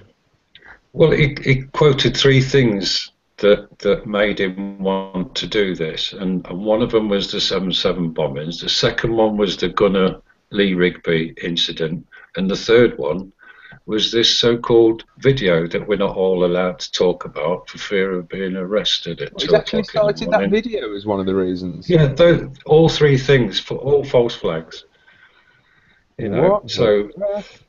so you've got the head of a fiction telling you, well, basically spouting from his fictitious corporate identity as the head of a fiction, citing three fictions to get you to believe fiction. in order to commit real atrocities. Yeah. You feel it as well, because every time you move, we're getting interference up there. You're going too close to your speakers where you clip on mic, showing off with your bleeding BBC microphone. You talking to me? Yeah. Right, okay, sorry, what's happening? You and your BBC microphone's interfering. And that's nice, isn't it? I forgot I had it. Sounds like you're Gotta carry on, money. it sounds like you're in the cockpit of a sounds like you're in the cockpit of a Lancaster bomber, actually. But yeah, so now we've got this severe security situation. Meanwhile, Cardiff gets an ASBO and gets security checkpoints here, there, and everywhere. So, WTF, WTF. The world's going mad. Yeah, it's And if you believe it,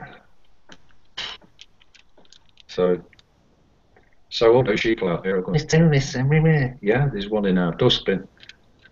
That's the thing, isn't it? You've got to be scared. They want you to be scared of everything, of everyone. Yeah, it's all fear bullshit. I'll just interrupt a minute. We've got Taz has just joined us. Evening, Taz.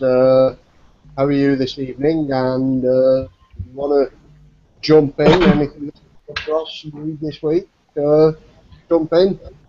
You don't need to stay on mute. Just say, hey, you fucking cockfest, shut up. You know what I mean? Yeah. Hi everybody. Hiya Pete, Dean, Kendo, and I'm sorry, I'm really not sure of the other gentleman's name. Good evening and hi to all in the chat room. I'm sorry I'm late. I've been off the scene for about a week or so. I'm in the process of moving house and it's chaos, as anyone can appreciate. So I've kind of been a bit out of the loop, so I've just been kind of sitting on the side, listening. I've heard from, I see Lisa J was in the chat room earlier on, but she's had to duck out now. She's entertaining. I'm sure she'll duck in later on or catch up on the playback. Wow, I say, like, I think you'll probably just sit on the sidelines and you know, listen to what you've all been saying. So I just wanted to catch up with everyone and say hi, and sorry I've missed you all, and it's been mental here. So anyway, I appreciate everything that everybody does, and keep up with the good work. And anyway, Dean, back to you. Cheers, Taz. I love the picture as well. I know we've had a conversation about this before, the owls. Yeah, my owls. Yeah, I was having a conversation, well, sort of convo with Peter earlier on. The picture. You say you can only see kind of 4 of them in there. Google Plus cropped one of them out. There are 5 main buildings and the smaller ones. To me, they look like owls. I don't know if anyone else can see that in the picture. Absolutely. yeah, obviously I do believe it was deliberate, and but I took that picture on a boat trip from Gravesend to London. It's called the Princess Pocahontas. It's a day trip boat from Gravesend to London. It goes up past all the bridges, out through the other side. It does just do a drop off at Gravesend. So hey, this is my shout out to them guys. If anyone knows of it, I highly recommend the day trip. I had a fantastic day. I got sunburn, but I got some amazing shots of all the buildings, you know, from Gravesend all the way up to London and back. But I've always clocked those buildings from the other side, and I've always only ever managed to get two in the picture. So to get all five of them from the river, I thought was very cool. So I had to take the picture, but I was gutted that Google Plus had actually cropped one of them out. See, it's the one right on the end, but I absolutely love the picture. So I didn't mean to confuse anyone going from 3 dolphins to 5 owls, but yeah, I love the picture, and obviously with the connection to the little owl that's sitting on the dollar bill. Not that because I'm not. Prove to me what an American is. I haven't got a clue, but there you go. But I love the picture, and to me they look like 5 owls. My son said they look more like bookends, but you know that's how he sees it. Brilliant picture though. Yeah, anyway. What you actually protruding to us, that you're a stonemason's wife? No, no, no, not at all. But I love the picture. I had a fantastic day out. So anyway, that was my picture, and I thought it was a really good one till Google Plus killed it. But there you go. I was only joking then, Taz. I know. So yeah, but yeah, I highly recommend anybody go on the Princess Pocahontas tours from Gravesend to London. And the guys, they do a great commentary talking about all the buildings and the history. And one thing that I found out which totally blew me away was on the Houses of Parliament, they said in the bricks surrounding the actual building is written the Lord's Prayer. I've heard that before. I didn't know that, so I'm actually going to do some research into that, and you know, that's kind of bizarre finding that's written on the the outside of the Houses of Parliament. So yeah, that's really cool. It's still not going to help them, Tazzy. No, I'll say all these paedophiles. I just keep wondering, are they looking in the wrong buildings? I watched the Range one yesterday. I've actually watched it a couple of times. I don't know if anybody has actually seen this. Find the link. It's about the super soldiers. I don't know whether everybody's done out into that with the super soldiers or anything like that. I've only heard of the super soldiers from the Basis Project with Miles Johnson. Yes, that is what I'm on about. Yeah. I think it was Miles Johnson Basis 37 Part 2, I think I'm on about. Which soldier is that? Max. Max Spears. Max Spears, yeah. Yeah. I know, where is it? I watched, yeah. It is actually Basis 37 Part 2, Max Spears in England. Yeah. Put it up I'm running a lot of it, I don't do this. PC that I'm running at the minute. I don't know when it'll call. Your audio is breaking up a lot. The audio's breaking up because I'm Yep. running a lot of stuff, and it's this is an office computer that I'm running at the moment. Now it's fine. I don't know. You have to point your face to the mic. Yeah, that's what I'm actually doing. Yeah, it's an office PC that I'm running, so I'm putting a lot of the load on it at the moment. It's not meant to do this. That's your noise cancellation at doing that. That's off. I've turned it off. It's switched off. You cannot. It's impossible.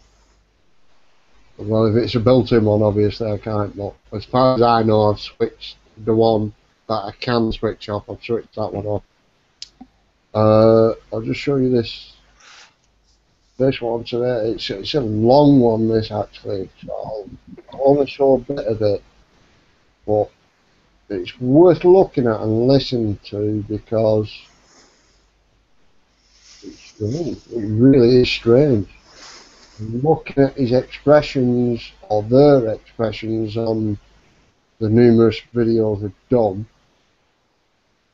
it doesn't really, unless they're completely inhuman, it doesn't look like they're lying. But here it is anyway.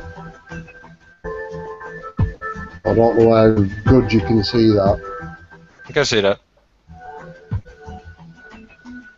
What's the volume like? Good.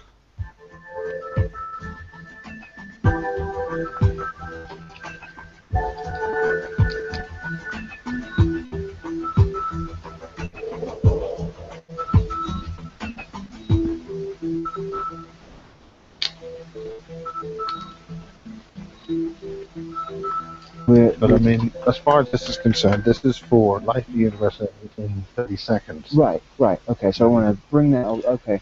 Especially the involvement of. Well, what's been coming up for me at the moment is really like looking at the I know the bloodline stuff is really important, and the Committee of 300 family, which is below the 13 families, is really important, and connection of that, and I don't know. Are you ready? Yes. Drawing things tightly together. Who are the players? What are they doing? And what's the new player in the game? Okay, yeah. Well, as far as the new player, I think that's something that you and I have talked about. I don't know who the new player is. I'm trying to piece together all the old stuff, and that's taken a lot of my energy up. But so as I was talking to you earlier on about 13 families and the Committee of 300 underneath them, which is 300 sort of the Committee of 300 is known to the public. In a book by Dr. John Coleman. Yes, Coleman. Yeah. By 23 years ago. Early 2000, 1990s. Yeah, these families show up at the Bilderberg Group and Council on Foreign Relations. They show up there, and a lot of the descendants of these families, these 300 families, are also hidden in under, say, John Smith or Jim Jones or whatever, hidden in regular families, but extremely significant, not inner circle members, but second or third tier. I'll say that, and they're generally the scene. Okay, so you have the outer rulers and the inner rulers. The inner rulers are never.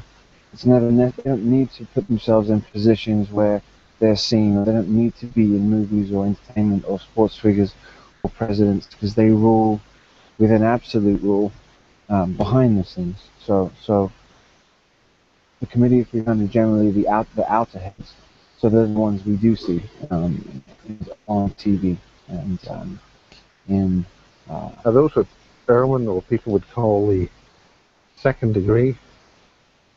Right. Second degree in respect to what? In respect to expendable operatives. So, well, I mean, Yes, I suppose they are expendable. Yeah, absolutely. They're still what the general public would perceive as the top of the line, though. They're the top, the top players. People see. Yeah, that's because we see them. Right, and the absolute rulers are unseen, and that's always the way it's been in anything. You have the outer and the head, like I said.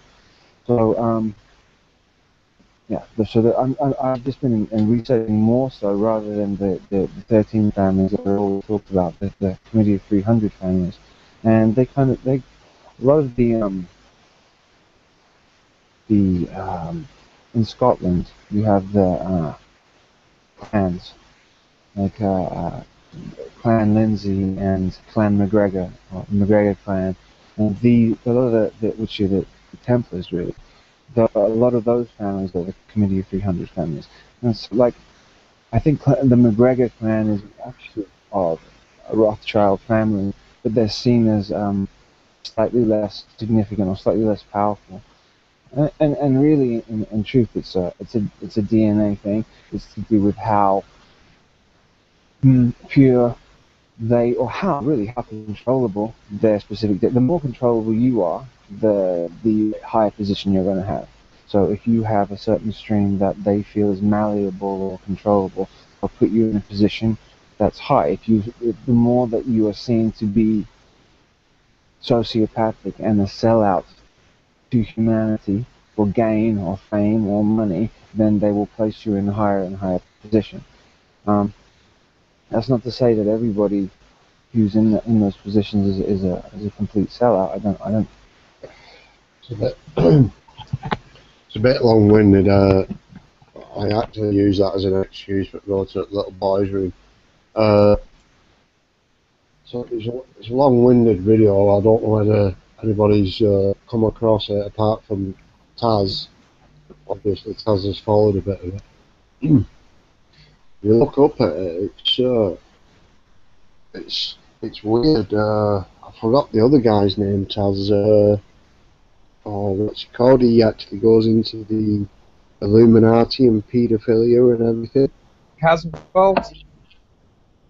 Yeah, James Casbolt. Yeah, you're on about James Casbolt, man. That's it, James Casbolt. Yeah, Mr. James Casbolt was picked up this week for, also because he married a certain lady that's a daughter of a billionaire from London, and he's got a lot of problems at the moment. I think it's more of a marital thing, but I know he's in a lot of trouble. He's been putting pictures up of from what I read and followed, they've took his passport. Sorry? You're breaking up, Taz, love. Sorry. You're breaking up a bit. Sorry. Oh, can you hear me okay now? Yeah. Yeah. From Miles's video that he put out, James interviewing James, he said that he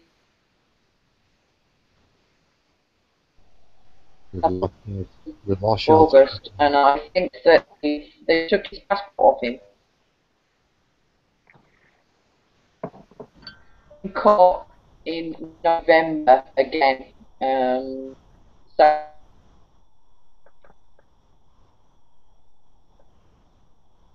Taz, sorry, love. Really. Email. I think it's email blackmail kind of.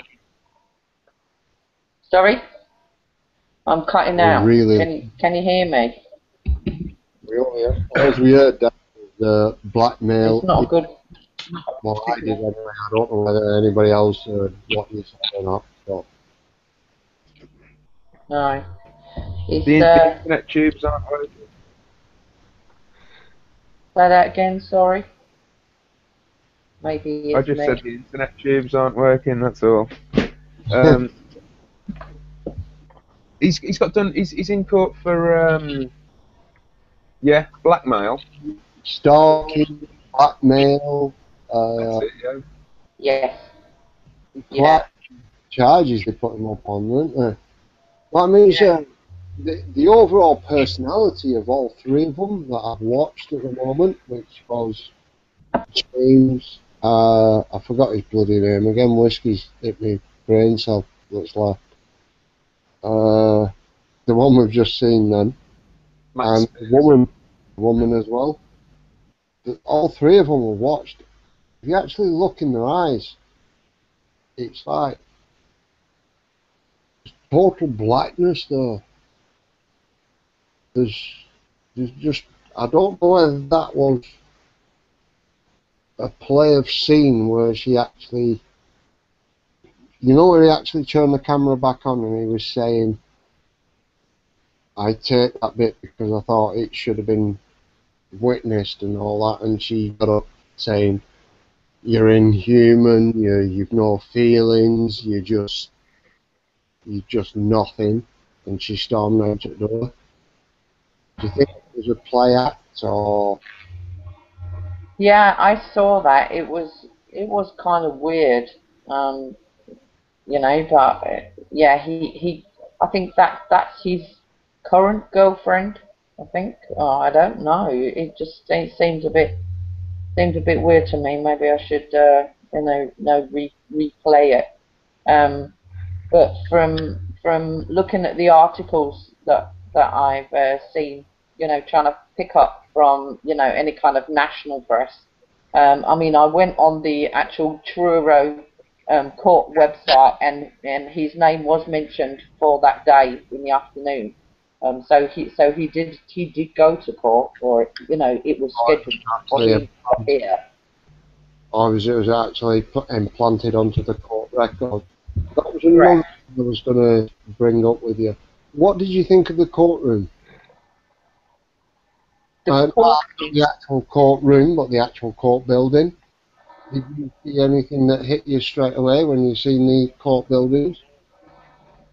I didn't see the court buildings. Oh no, hang on. Was it? Yeah, it was on the same. Right at the end of the video where they was talking outside. Yeah, I'm guessing I didn't really pay that much of attention. Play it back and look at the actual court building. You've got plain sight there. You've got temples, nice temples with the round part of the building. You've got the masons with the compass part over the top of the door. I'll tell you, that is one Masonic building. Just Oh yeah, I suppose that's where they collect the most amount of revenue. Yeah, really, it's just, but it's not an old building as well. Where I'm coming from, it's quite newish. Yeah, it's quite a modern building from what we saw. It's quite a modern building, and it's to see so much put into that. I mean, I understand how they're built and worked on a lot of buildings from ground upwards. I understand how they get built and everything. That's a lot of work to go in and getting them,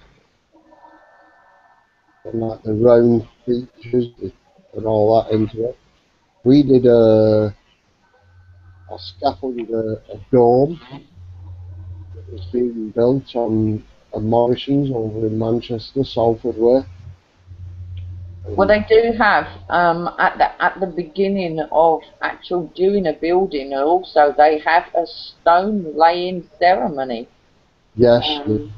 My husband is a construction manager, so he's told me about these the stone laying ceremonies that they do, and it's all very kind of low key, not many people get to hear about them. So yeah, but I never really took no notice before of things that he said, but now knowing a bit more, that we know about masonry and stuff, that's a good one to pick his brains out the next time he's home. Yeah, but what about what else Casbolt said? I mean, have you watched that video? That one where he's at the court at the end of it. Yeah. Okay, if let's see if I've got this right. I think he said he was he's got a cyborg exoskeleton covered in flesh, which he regenerates by shagging children. Yeah, basically. Have I got that right? Not in the words, but basically, yeah, that's what he said. I got confused. Jimmy Savile did. Sorry, Taz. Sorry, say, at that point I was just getting confused, thinking, you know, can we be a bit more specific? But you know, thinking, well, where did the, you know, that's why I looked up the articles to see if there was anything about the paedophilia, but there was nothing in the article, so I don't know about that, but yeah, it's just very confusing. Well, the main things I gathered from James's video was he messed about with hundreds or so girls on Facebook. He got many of them pregnant. He appeared in the bedrooms at night, and he can't talk about his ex-wife. He put a load of dirty pictures of his ex-wife on Facebook, didn't he? Loads of them. Apparently, yeah. But that's what gets me. It's so easy to find out who his ex-wife is, obviously, because he kept saying he's done pictures and all this shit. So it's obviously easy to trace back. So he's obviously... She's the daughter of some billionaire. Yeah, yeah. It's one of the... I might be wrong on this, but I think it was one of the goldsmiths. Yeah, I think so. I think, yeah. I mean, if you want my suspicions, if you can hear me, I'm not really sure. I think maybe he started out as an escort, and then kind of got connected to a few people. Well, that's just my suspicions, but you know, why would he be involved with all of these women all of a sudden? You know, I'm just guessing, unless he was joined up to some, you know, Plenty of Fish website or something like that. So, do you know what actually reminds me of that, Taz? What's it called? Oh crap! Species. His story reminds me of Species. You know, when she's in the shower, she changes to that area and she breathes and all that. That's all she's looking for. The correct species to breed for. oh, right, okay. That is the story that I put my hands down. It's just hit me in my head now as we were speaking. That film just crossed my mind as you were talking. Wow. Really explained Species though, didn't he? Because it's a breeding program. Yeah, I didn't get that he was all part of this breeding program, unless he's just, like, you know, playing mind games with everybody. Well, I'll tell you what, Everyone's just being played. I don't know. I'll tell you Well, what, yeah, let's not discount the possibility that he could be making a load of it up. go on, Peter. When you consider that Russell Brand has just severely owned up to the fact that for the last 5 years there's been a Hollywood crew following him around, and all he's done is made a movie rather than be what everyone fell for. I've been trying to avoid that, Ken, though. I've been trying to avoid that. You know. From day one, I said, he's a wanker. I said from day one, he's a wanker, he's a prick, there's something behind it. He's a player. I think Russell Brand is a player. You know, he's got his team behind him. He's going out with one of the goldsmiths, Rothschilds. So, you know, he shook hands with the Queen. The guy's connected. You know, he's got his own show, his own YouTube. You know, he's, what do they call it, the Trues or whatever it is. You know? Trues, yeah. And he's just taken the piss out of the British public for 5 years, and the American public. Yeah. I wouldn't say connected, he's more accepted. Yeah, yeah. Queen's shouldn't more than his hand. Yes. Put it He's back. got a tattoo of a Pied Piper on, so that kind of, to me, that sums it up. So Yeah, exactly. But, I mean, it was so easy. he's just there to It was so, divert the herd. But you can say I saw the him on a. Sorry. Yeah.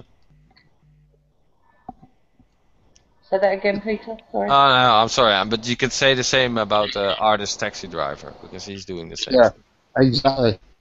That's another. Oh, yeah. Yeah, definitely. We rant and rave, but we won't offer solutions. Yeah. No, and it's for a movie and it's for a project or whatever. So it's all set up. It's an act. It's played. It's well acted and it's maybe it's heartfelt, maybe even at times, but it's all with an agenda. There's an agenda behind it. Yeah. I think that's where we're getting hung up on. We're too stuck on what's happening instead of getting our heads together and saying, look, time we made a change and start trying to resolve it by. I've been thinking a lot about what Pip said about the ballot box. I mean, it's, as far as I can see, we've got the biggest tool here for advertising. We don't need money for advertising.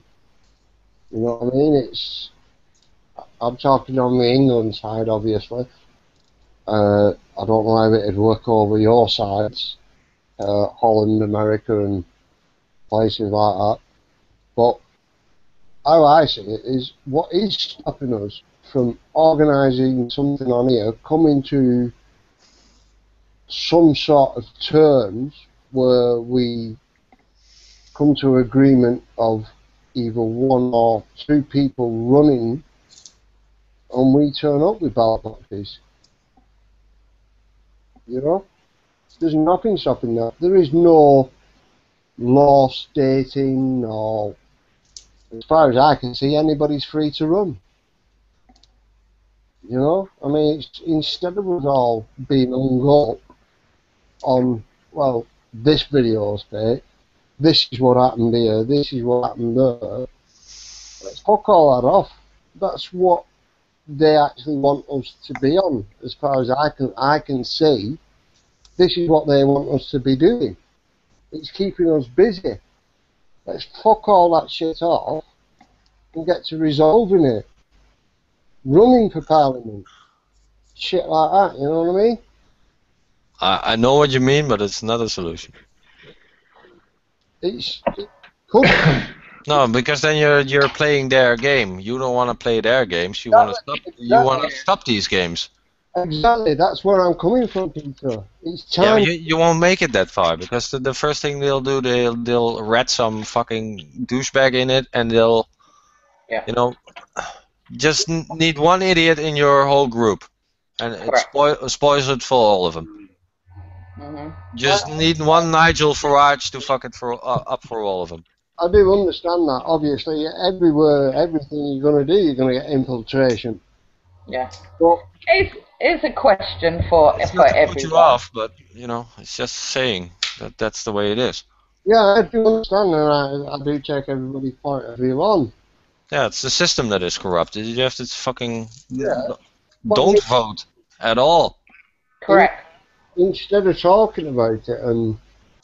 No, when there is a fucking vote going on, there is a line of people going in to vote. You should fucking stop those people going in to vote. That's what your job is, to tell those people what the fuck they are doing is fucking wrong. Yeah, but by putting that option of an extra box in front of them, wouldn't that hesitate people into thinking, well, hang on a minute, what is this group? What are they about? You could create a fake vote. Yeah. Are you then inventing another box for someone else? Yeah. Probably. I do understand. Yeah, I do understand that point of view. But let's fill that box with a party. Let's not go with an empty box. Let's fill that box with a party. But monster raving loony party. You already tried that one. Do you remember that? You've You know what I mean? got the Xboxer. Yeah, Who's, exactly. you've got the Xboxer who's changed his name to none of the above, and he's filing. If you actually look at it, right, we've had protests, we've had violent protests. What have all these proved? Nothing except for tied to security. Zero. Why don't? Yeah. Didn't they try to kill Nigel Farage in a helicopter accident? What does anyone think about that? Because not a lot really got said about it just before. I think it was just before he was due to all the just before the voting happened. Nigel Farage, survived a major helicopter crash. Yeah. It was a Cessna aircraft. Oh, was that aircraft? Cessna aircraft, and when they dragged him out, he had fuel dripping all over him. He had what? He had fuel dripping all over him when they dragged him out of the wreckage. And he was very lucky that somebody got to him. Wow. So, what do we think that was a warning? Who knows? Who knows? But I won't be voting for Nigel Farage as my. By the way, I'm not convinced that UKIP is the solution to our problems. Yeah. If a Nigel Farage came along who said, "Look, I'm for getting rid of the left-right paradigm altogether and just making public servants serve the fucking public," end of, then I'm voting for him, whoever he is. I don't care what his name is. I don't actually think any of the running parties is a solution. Not whatsoever. No, they're not. I mean, it's all privatisation, it's all money. That we need to stamp out straight away is fucking central banking system. Did anyone see the speech the ex-ambassador for Uzbekistan made in review, talking in the Scottish independence thing? And he painted a very sad indictment on the British Empire, the Parliament, its members, and the establishment itself. Are you on about the second one? The one on Saturday evening? It's the one I saw posted earlier on. I watched it earlier on Google Plus. All right. UK Column mentioned it. Could have been last night when I watched it. UK Column mentioned it as well again today about the speech that was made. Yeah, I watched it live up in Scotland. I was actually up there watching. Well, if anybody was listening to what that guy said, then like. What do you think about the woman in the audience that stepped out to Alistair Stewart? That bit was cut off. I didn't see that bit. Did you not see it? Did they cut it out? Right. There was an English woman. She says, "I don't care whether you vote yes or no, but my son was killed in a war. You was Chancellor at the time. Dragged us into four wars that has have nothing to do with us, and all this shit." She was going on and on and on, and then she turned around and she says, "I don't believe a fucking word that comes out your mouth." Brilliant. Well, she's true. It's true. It's not just the wars that have gone on more recently. I mean, I'm including the Second World War and the First World War. Yeah, exactly. You know, because my grandfathers were kidded into believing that it was all about king and country, and because of that, so was my father. You know, and he joined in he volunteered in 1942 before they conscripted him, so he could go where he wanted to go. And I think that's exactly what we should do. It's instead of going to a fucking ballot bot, it's fucking saying Yeah, no. The, to this the bullshit. evidence is on RT and on the internet. If you want to look to see if there's any glory through being a member of either the Ukraine army or the Russian separatists, there's no glory on either side. I don't care where you go. I don't any actual film clip of any because it does not exist. It only exists in the eyes of politicians and those who want you to kill your fellow man. Yeah. So, rant over.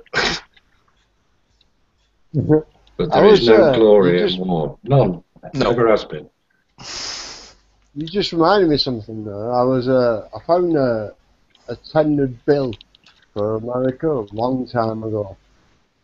I can't remember where. I think it was either late 1800s, early 1900s. It was a tendered bill for if they put it to a public vote for war, and the people that voted yes actually went and fought the war. Good idea. Exactly, yeah. That's what I thought. Yeah, but the thing is, we're moving to a technological warfare, so they're cutting out the human factor. Yeah, exactly, yeah. And that's the fucked up thing, because right now it's if you want to bring a solution to war, just wake up the fucking soldier. Yeah. Yeah. Exactly what I've said. It's next war. But that's no longer an option, because the next war is going to be fought by Google plus plus. Yeah.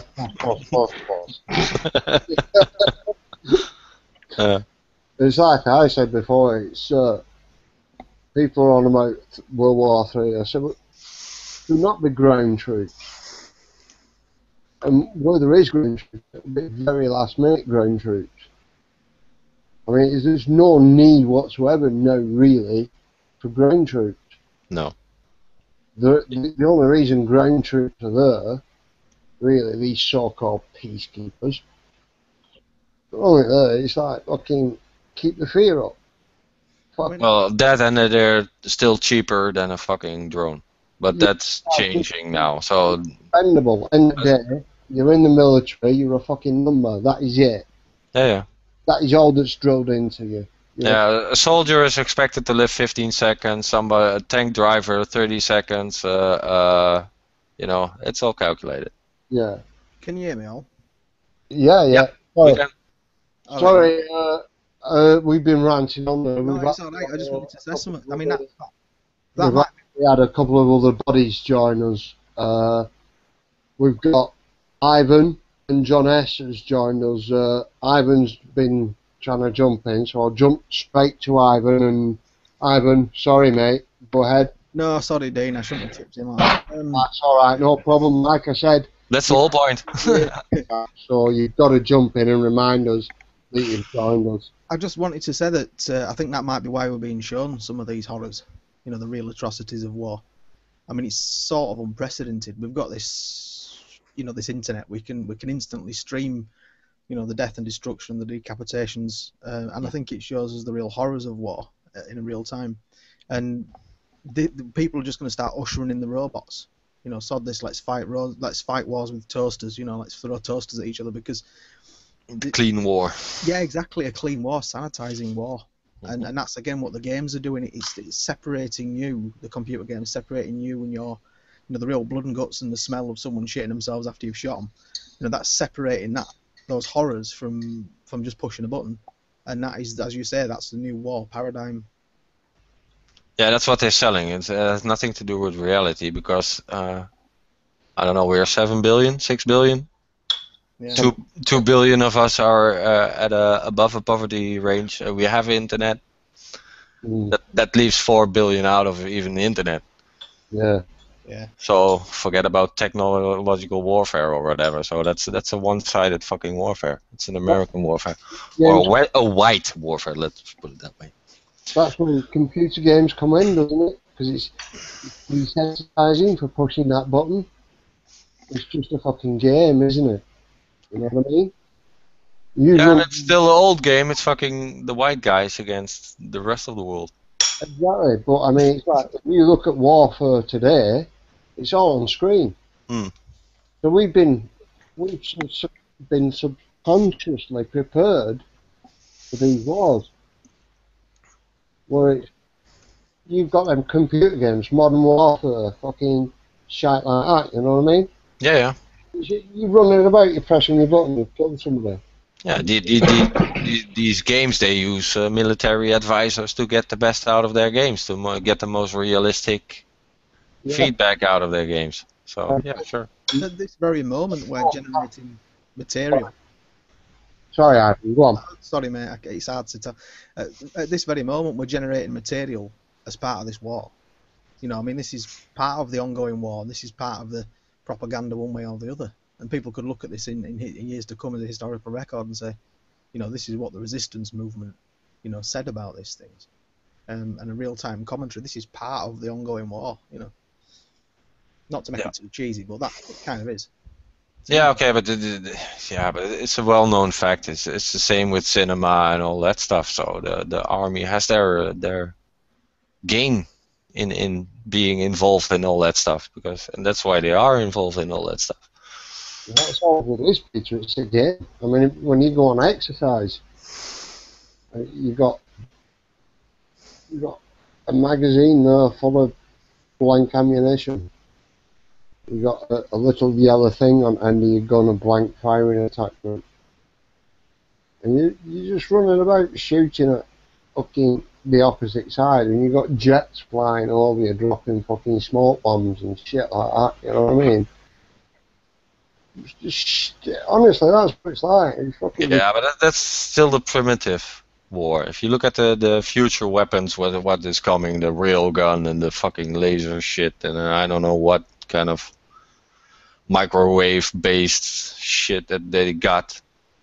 Those machines are getting smaller and smaller, and they're getting pocket-sized now. So you know. Well, it's the first time I watched this. Thought of this actually. Gunpowder isn't gonna save us either. You know, they're well advanced above that. So There's absolutely, I see it as absolutely no point of an army. Each country should have their own, whatever's on their land should be their, like, I say bargaining chip, but not in that respect, if you know what I say, where I'm coming from. That should be their, like, leeway to swap with another country what they've not got. yeah, I think for me the next step is very much the space war thingy. Well, that's already set up, isn't it? They started that with Star Wars. They tried it with Star Wars the first time, and then they got. I mean, that's Yeah. as far as we. But I think the world is very much ready for that shit now. So It's the Great War all over again. If you ask me, it's just, you know, World War One. You had lads on horseback and knives trying to throw lumps of metal at each other, and you've got other lads driving bleeding tanks. Yeah. So you've got you've got this complete super high technology stuff roaming the land that people have never seen before. They've never even seen cars. air raids were first. Aeroplanes flying over, dropping shit on their heads, and it must have been like, what's going on here? And we're going to get the same where we're walking about with his one-eye monocle Google Glass type things, shooting each other with ordinary weapons, and there's going to be like semi-invisible drones flying above and humanoid robots and Christ knows what else. Yeah. And it's going to be like that. It's going to be very bizarre. You know. It can be looked at two different ways. It's an upwind and it's a downfall, really, technology, isn't it? No matter how you look at it. Yeah, but if you look at it from a militarily standpoint, I think it's unavoidable that they go this way, for them. Yeah, because obviously they only fear themselves the most. I think those guys, because they know what they are capable of, and that's why they are so afraid of us, because they know we would do worse to them. Exactly. If we had the chance, but I'll just go on to this. Can I just say something before we continue with this warlike scenario? I'd Rather I'd not. just like to get it through to people that it doesn't matter how much you research war, how much you read about it, how many John Wayne films you watch. I do not care what anyone says.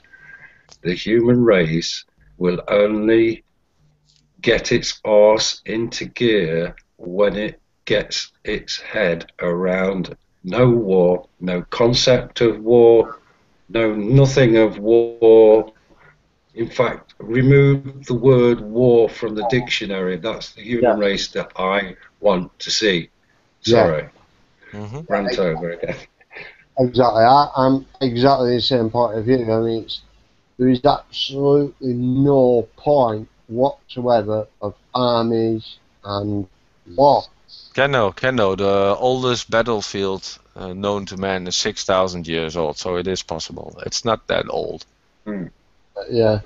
Most of our history is without war. And whilst I was saying that, the only way we can recover as a race is to eradicate war of all kinds. I'm getting like a nice warm glow coming from my heart and everything, so I know I'm saying the right thing. But we have to find a way to let those fuckers know that, sorry, that's the way it has to be now. It's not us. It's you people who have to get over yourselves. It's not us. We've already got over ourselves and we're trying to get over it. It's you people that keep doing it in our name without our permission because you never ask us, because you believe that your rules are somehow above our rules. It's you people who need to get over yourselves. It's not us. I've already made up my mind that the last thing I want to do is point a rifle at somebody and pull a trigger. I'd sooner point a daffodil at it and say, "Oh, do you think that?" You know what I mean? There's a difference between pointing a daffodil and pointing a bloody rifle. I think it's killing somebody is pointless anyway, because we all got a death sentence as soon as we were born. We're all gonna die. Well, if the Bible's anything to go by, it says thou shalt not kill in there. And if we all turn around to the There's no generals need. and say, hang on a minute, that's supposedly God's word. Nature already got that you sorted. to fucking go against that? Right. And you can't. I mean, I know it's a bit questionable to say that is the word of God, but if you want to know whether God exists or whether there's a creator, you go outside in the garden and pick anything you like out there and prove to me there ain't one. Not prove to me there is one, it's prove to me that there isn't one, because what goes on outside my back door in the garden is proof enough that I need.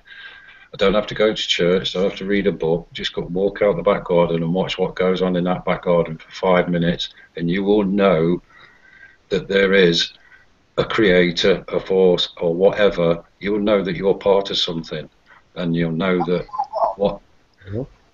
And we all God. We all create life.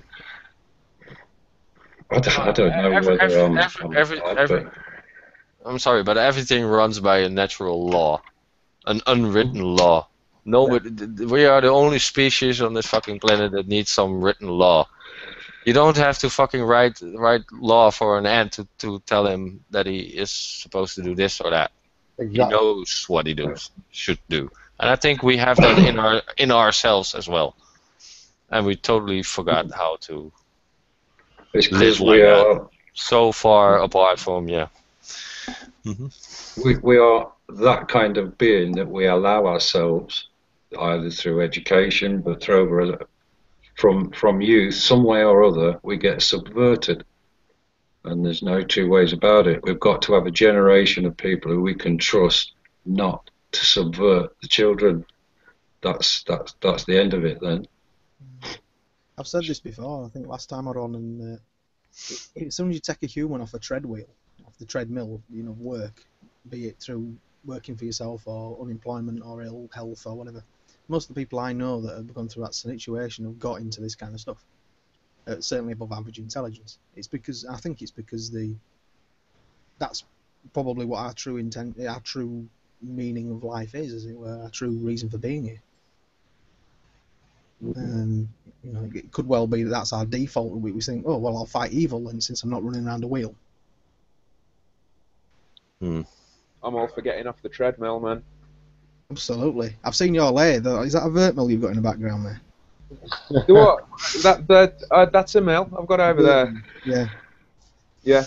I've got the Clark vert mill and lathe. Yeah, I know the one you mean. Nice. I've got a CNC milling machine as well, which is awesome. Oh, I'd love to CNC that thing, man. I'm just going to interrupt you a minute. Is that rivet counter speak? Am I too loud? I'm just going to jump in for a second. I'll just say hello to John. John's been patiently sat there waiting. Evening, John boy. You want to chip in? Just jump in, mate. I was just listening quite intently there at the range of subjects, how we went from esoteric, archaic revivalism to heavy industry in a heartbeat was amazing. It's all connected. Yeah, it was a beautiful, beautiful transition, and yeah, I'm just listening, guys. I'm listening. I've had a really nice day today. A really nice day. Well, sorry, yesterday I found out I'm a published author now, so I'm kind of just celebrating and relaxing and listening. Nice one. Yeah. So yeah, thanks anyway, guys. Just carry on. I'm enjoying this. Have you got a watermelon? Got to elaborate on your published author bit. Yeah, congratulations. To plug your book, man. Yeah, it's no. I did a piece of writing for the Royal College of Nursing, or some members of the Royal College of Nursing, and it's a follow-up to an earlier book a few years ago. So they gave me the opportunity to contribute, and it takes a couple of years to go through publishing. I didn't think it'd take that long, and then I got an email yesterday saying, "Congratulations, you are now a published author." It's not out till October, but yeah, it was a nice thing, I suppose. And I get paid, so that's all good. You want royalties then? Yeah, well, you get like you get a fee, and then it's a percentage of yeah. You know, it's not much. It's not much, but it's a nice. I would have done it if I did it for free. Actually, I would have done it for free. The payment is a bonus. Yeah, but you got to remember, it's like you're going to be mentioned in that book, so you're in history. You know what I mean? You got to look at it that way, buddy. It's a big thing. Your name can be actually looked back at. Well, you see, this is the thing. I did it in a pen name, shall we say? Not my actual name, because some of the content is quite personal. Have you copyrighted your pen name? No, no. In fact, I should do. I should do actually. Exactly. I should do. Yeah, I've never thought of that. Well said. You get more royalties. You've got to play that. Dino's been there. Right. It's like I said, you've got to play the game. Just remember where you came from, John. You know, when all these Illuminati figures start approaching you with checks. You see, just remember where you come from. You see, I've done stuff like I did a huge congress where it was the Royal College of Nursing do an annual congress, and it was the biggest a couple of years ago. It was the biggest one they've done. So because they cover the Commonwealth, they come from all over the world. So it was like you know, these big arenas that you get in the cities and stuff. The Liverpool Echo Arena it was. Yeah. And I did some speaking there. I actually closed it. I closed the congress, and that was in front of like 5,000 people. So I've met people who give you the handshake and then quickly change it. You know what I mean? Yeah, I've met people that are just, you look in the eyes and it's like you're soulless, It's you know, and these people are in positions of power in healthcare, which is strange. I'll tell you what, mate, you have just absolutely laid the pavement for my next little clip of video. It's Do we get going a copyright for that? I don't actually give a fuck. It's going back to the basis actually. I think this is basis 38.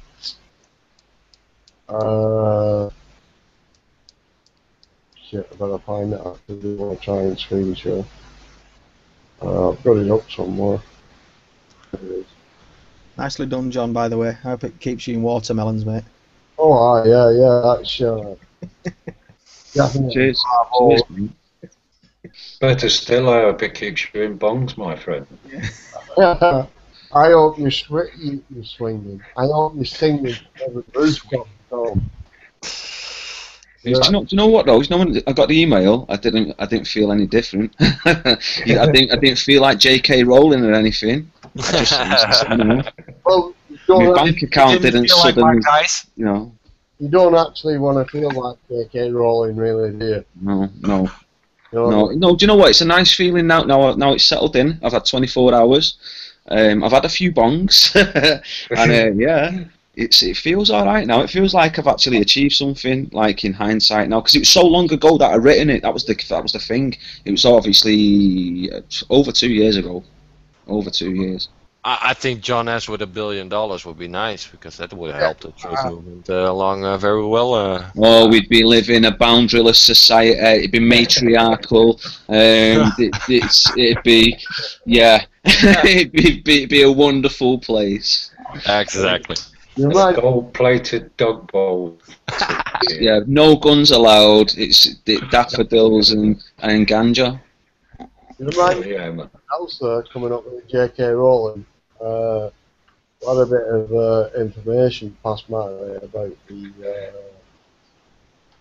shit. I can't remember her name now. The little girl in Spain, the English couple, lost apparently. She was asleep at a hotel. Maddie Madeleine McCann. Madeleine McCann, yeah. Apparently Magic Doll. J.K. Rowling was involved in that. Oh shit, I'm fired. I never said that then. I'd never put that into words like that. Yeah, let's change subject. Anyway, like I was saying earlier to Taz, there was outside the courtroom of the bassist. This is Casbolton Court. This is the bit where have you found the bit where he goes on about the bodies under the shed? It possibly might be at the end. I can't remember. Yeah, I'm sure it's at the end of this video. Yeah, man, just play it. Quite near the end of this now, but I mean, it's like people. If I get full gist of this, you need to go and look at this basis and the. There are bodies under the shed. Sorry. There are bodies under the shed. Damn it. yeah. But you need to go and look at this and look at the people's reactions that are telling the stories. It's a bit. I found it a bit. It's miss, a bit like. How can I say it? A bit. Bullshit. Looked. As if you've looked in your fucking dustbin. It's just a lot of garbage and mixed up and fucked up. But you're looking at the guys or the woman's reactions and everything. It's either MK Ultra or they're not human or they're in total trance state. I see it. But just, I'll press play. And, I mean, it's come to your own conclusions. You're gonna have to fucking go back and look this out. This cash bolt here. Miles Johnson, cash bolt, 39 in court. But press play now. I'm gonna refresh this because it's not fucking playing. Sorry, whiskey's getting hold of me now.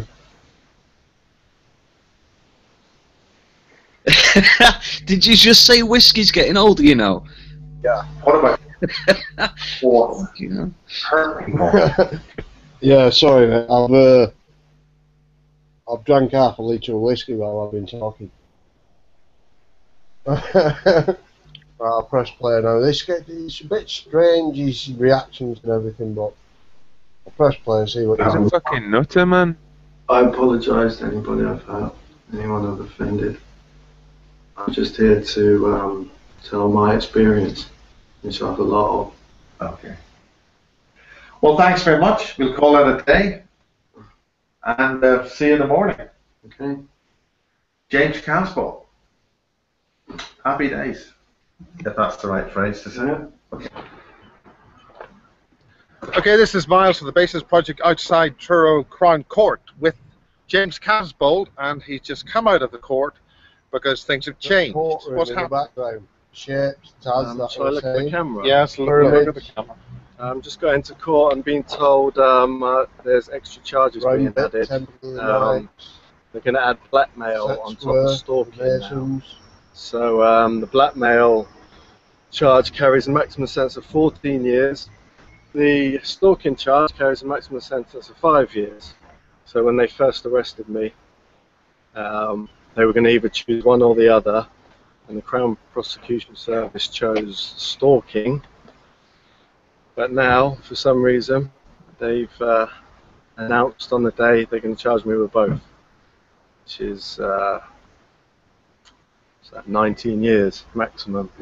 Okay, well, last night I woke up with blood coming out of my ear, and something's happened. Now, the thing that you sent me on an email, James, was 20 Recreation Road at Reading. Now, we talked about that, I think, off camera a little bit last night, but Caroline went into more detail. Do you have anything to say about that? Exactly what does that mean, 20 Recreation Road in Reading? That's somewhere, that's a location that the police need to investigate. Is this to do with the greater understanding that the Illuminati wish to give to the public? You mentioned in your interview last time. It's to do with ritual. At what age were you were in there? Can you remember? This was late 80s, 11 or 12. Right. Yeah. Did you participate in anything that in there? Can you talk about any of that? I was forced to participate as a child. Yep. In what way are you wanting to say anything about that?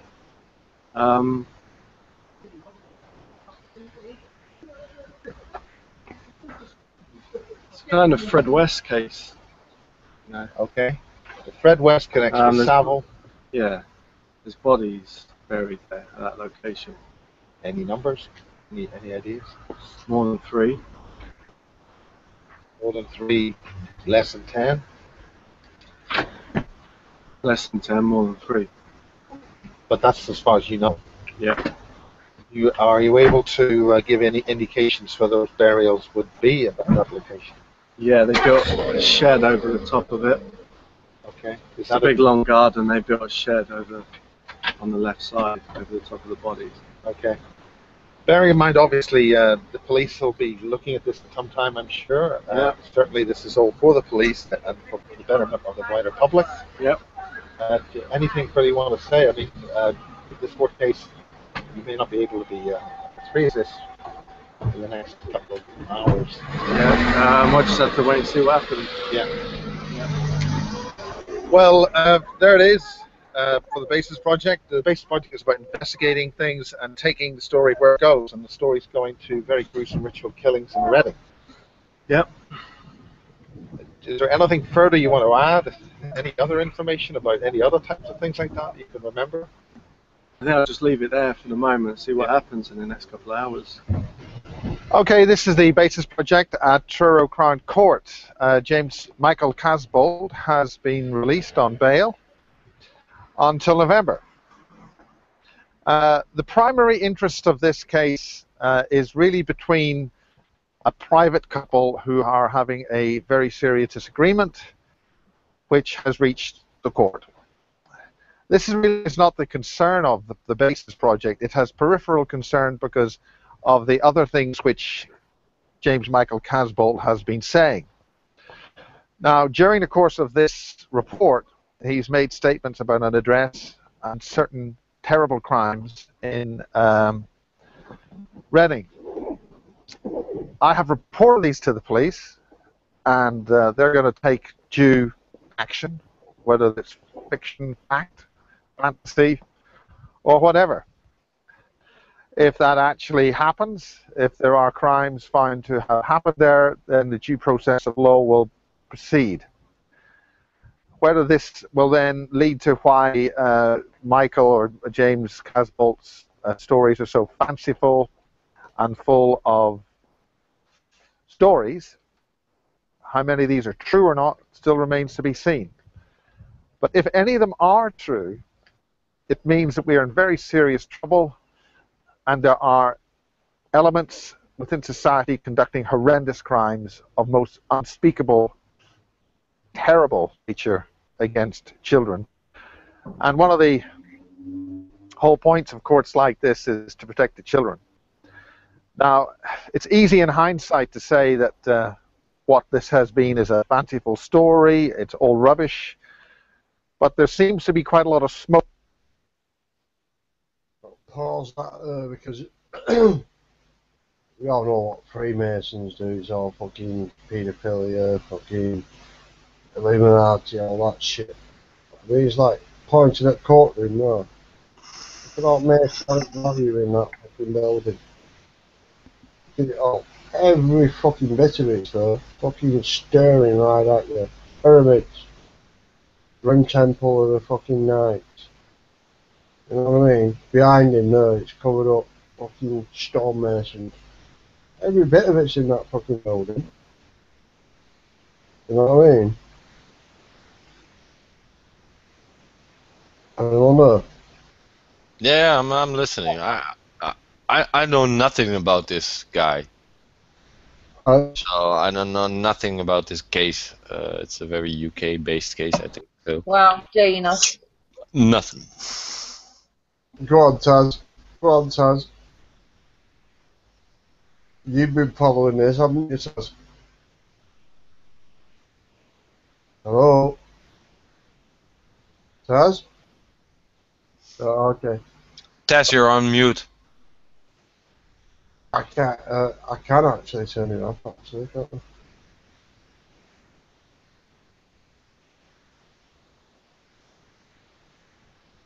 Taz, you on mute? No, anyway. I forgot what we were going to say then.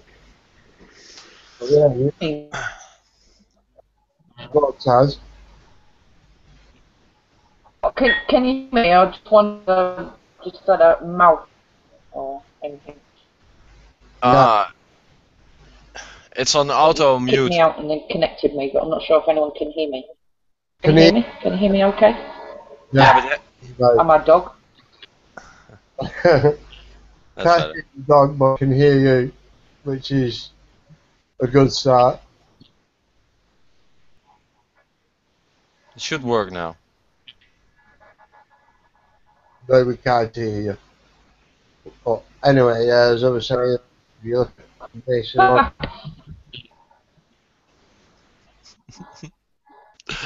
hello. I'm going to restart, lads. I'm not sure if you can hear me or not. Well, we can hear you now. Yeah, we can hear you now. Yeah. I love it. I love it. That's technology, guys. Yeah, that's it. That's it, though. That's the bit I love about it, because we get problems, and it just shows that things happen. You know what I mean? You don't need to read into it. You don't need to fucking say, "Oh, we're hitting too much of a subject. We're fucking cutting us off and all that shit." Shit happens. You know what I mean? It's part of life. Just fucking get over it. Crack on. Simple as, isn't it? That's why I'm not that scared of Google. Yeah. Have you ever seen Siri talking to Google speech translator? No. If you go onto YouTube, you get two iPhones, put them next to each other, and turn Siri on, Yeah. and they talk to each other, and Okay. the conversation just dissolves into utter shite. It's absolutely hilarious. It really is. And I can just imagine the first robotic coppers, you know, going up and saying, "Hey, officer, why don't you just have a chat with this other officer over here about this thing that's just happened, and just leave him, just walk away." Honestly, go onto YouTube and put Siri talking to Siri. You'll piss yourself. Or shall I do it? I will do it. Someone do it. Go on, Peter. Cheers. I'm actually doing it now, and I'm going to screen share it. It's piss funny. Spiegel. New page. Full page. Go on. So again, what's it called? It's just Siri talking to Siri. They get two iPhones and... Spell it for us, please, Ivan. I am dyslexic as well. S-R-I... S-I-R-I. Yeah, what he said. I. It's ISIS.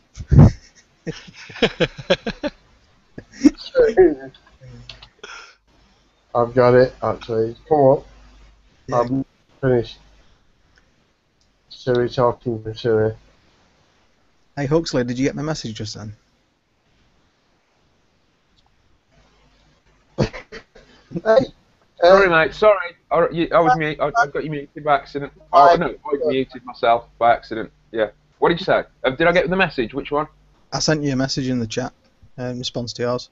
Oh yeah, about the link. Hey, come on. Come on. Keep your private lives off Earth, please. All right. Sorry, sweet.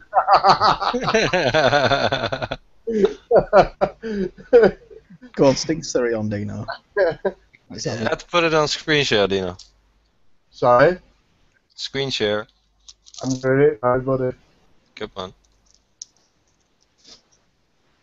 Cool. How's that looking? Is that alright? Yeah, it's working. I'm running a bit slow because I've got a lot of them. I don't know whether it'll load up this or not. So I've got to open it. Got some shit down actually. Throw that down.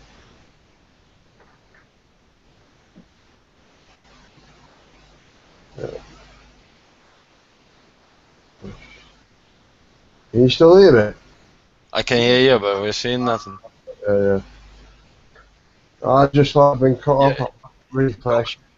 You shouldn't go to full screen because then your computer goes fucked up. No, it's I had a lot running. It's working, but there's no audio. I can hear you, but not the video.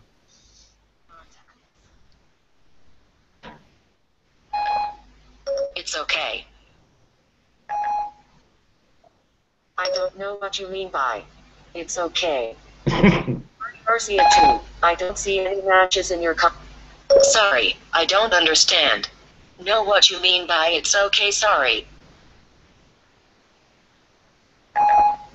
Sorry, I don't understand. Sorry, I don't understand. Know what you mean by it's okay, sorry. Sorry, Garcia 2, I don't see any matches in your contacts. You could use one of them to interact with the police. Jeez, you like to call? Nice one, Janet. That was a good one. No one. Fucking robots. I'll tell you what, next one, put chatbot talking to chatbot. That's funny as well. Chatbot. Talking to chatbot. Chatbot. Talking. Oh. Talking to each other. That was when I just seen it come up in you. Chatbot talking to each other. It's come out of Taj King for some reason. It came up at the first two letters. Taj King. I'm pretty sure I knew a bloke called Taj King. Is it that one? Can you see me screen share? It was there and now it's gone back to a picture of The UK with a line down it. What the fuck? Can you see it now? Yeah, we can see it. Alright. Which one? I think it might be the second one. No, the top one. The 2 monitors. Sorry. Two. The very top link, I think it was. Top one. Yeah. AI versus AI.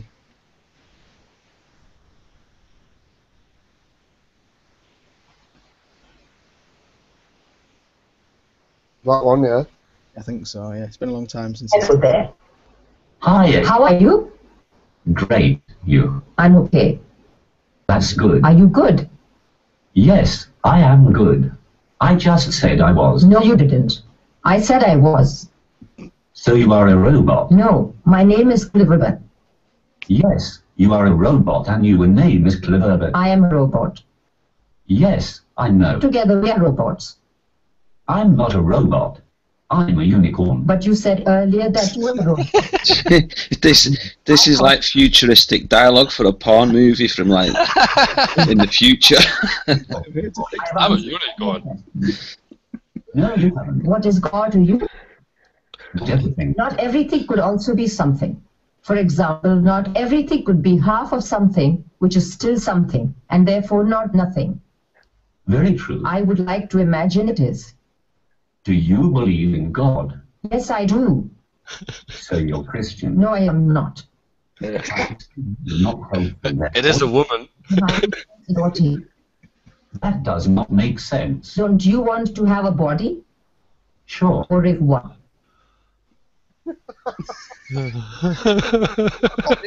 Hold off then.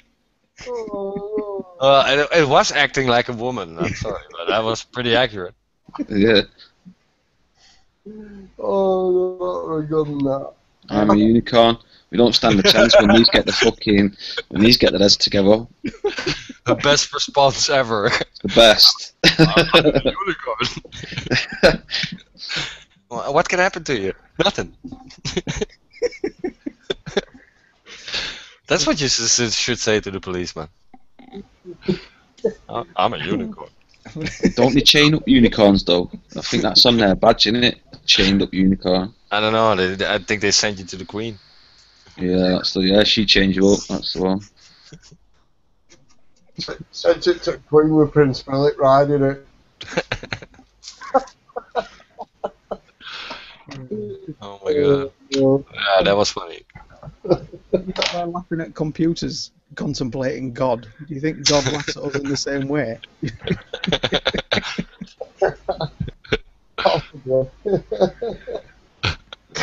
You believe in God, so you're a Christian. No, I'm a unicorn. Oh, I'll tell you what, Peter, I'm sick of seeing comments that if you don't believe in the Bible, you don't believe in Jesus, like that. Yeah, well. I don't understand. I mean, I won't mock them or anything like that for beliefs, you know what I mean? I mean, it's entirely up to the person. I would. But Beliefs are banned when I'm in charge, Dean. There's no beliefs. I do understand people's point of view, but I don't understand why they still believe in Jesus and all that. I mean, do they really? That's the thing. Sorry? I think the question is, do they really? Or is it just a front and a pretense for themselves? Yeah, group thinking. Peer pressure and group thinking. Yeah, sheeple. Yeah. I mean, it's been proved, really. As far as I'm concerned, science has proved there isn't one. I'm sure there are people out there that truly believe that Jesus is a real thing. Just like there are people out there that believe they have been anally probed by aliens. So that's all fine by me.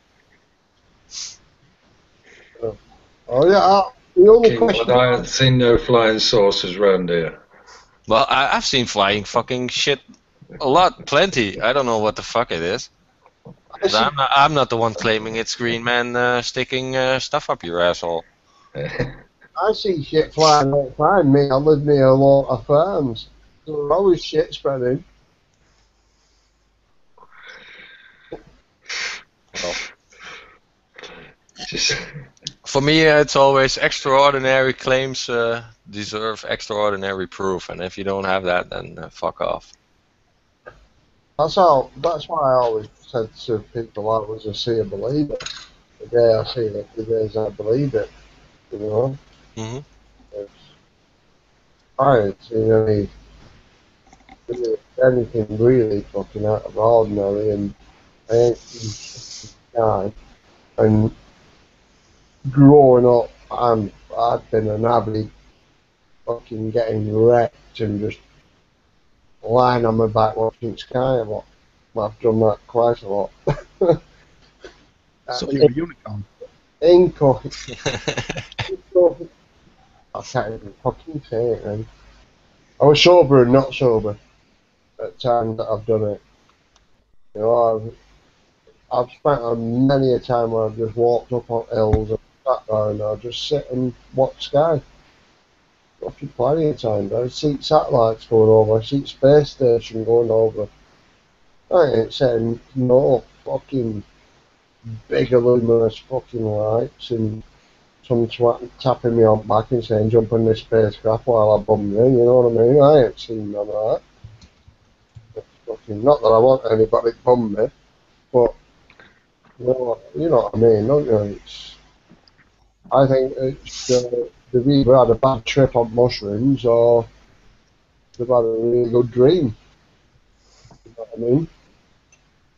But I don't, on the other hand, I don't say we're the only life in this universe either. I do believe there is other life in the universe, but I'm not sure whether we're an offcast of that life in the universe or, you know. Anything is possible. That's the whole point about the universe. It's endless possibilities out there. Yeah. So you can look at it from every kind of angle, I think. So. And we as a human being have a fucking limited view. Yeah. Yeah, that's what I was going to say. Our senses aren't that great. Yeah. And I think that's what we can't get a grasp of, that there is actually things Yeah. cannot explain. You know, it's just beyond our incognito. I can't fucking speak things tonight. I need another whiskey. Yeah, okay, but just look at, I don't know what Kendo said before, I think, when you look at nature and when you look in your back garden, how stuff works and how amazing that thing that is. But I think if you looked at it 100 years ago, it was even more amazing because we didn't know shit about a lot of stuff. And now we know a little bit about pheromones and all how ants communicate and all that stuff. So we have a little bit more of an understanding on how stuff works. But yeah, that's it. You know, we're so much expanding our minds on every fucking level. And if you just look at the very recent history, how little we really know.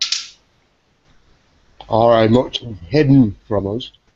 Yeah, so a lot of stuff is automatically a mystery because we just don't know. Mm. I've seen fucking UFOs. I'm fucking convinced I've seen fucking UFOs. The things I cannot explain. I've seen them during the daylight. I've seen them in the city with a lot of witnesses looking at that fucking thing whizzing around. I've seen them at night.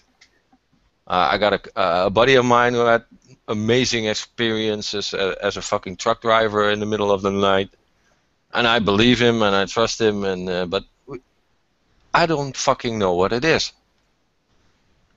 But that doesn't give me the right to make up something what I think that it is. Yeah. Because it could be anything. I could speculate.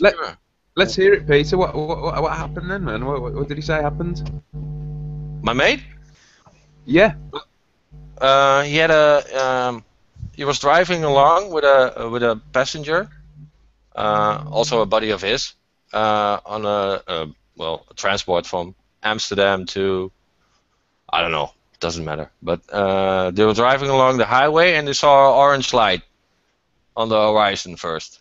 So they were looking at it and well, that's weird. So paying attention again to the road.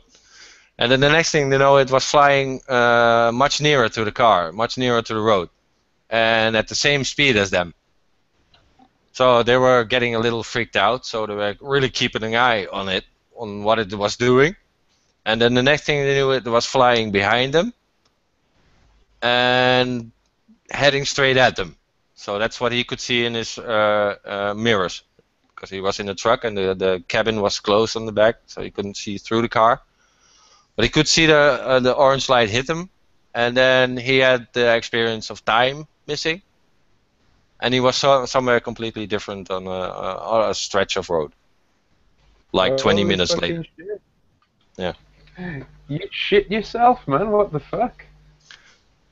He only realized it later, hours later, what really happened, because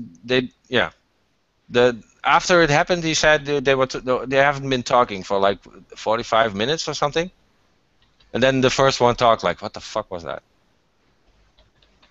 So, and everybody, both of them were stumped, and they don't know what the fuck it was.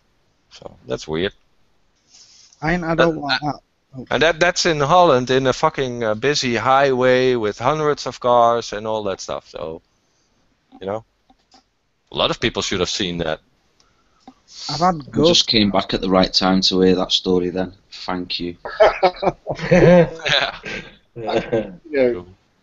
was going to add to that, I have had 2 experiences like that where it's like at the end of it was like, whoa, what fucking happened? One of them was on acid and one of them was watching Pink Floyd in Germany. Right. And the one on acid was really weird. Well, that's expanding your senses, and I think that's what's happening a lot with the UFO phenomenon. It's where you're opening yourself up to that stuff is where you see it. Yeah, it's that time lost thing. But yeah, that was just having fun. It wasn't like forced upon me by whatever it was. I had a similar moment with Eric Clapton back in the early 90s, John. That was a purple on. Beautiful. I know what you mean. Yeah. I never got anywhere on acid, me. It was like I had blood dancing test tubes, all that shit. I don't know where I remember them. But it's fucking, I took 10 of them, me, and I weren't getting anywhere at all. It was like fucking. Oh, you wasn't taking good acid. You don't need the rest of the mates, they were off the face. They were full.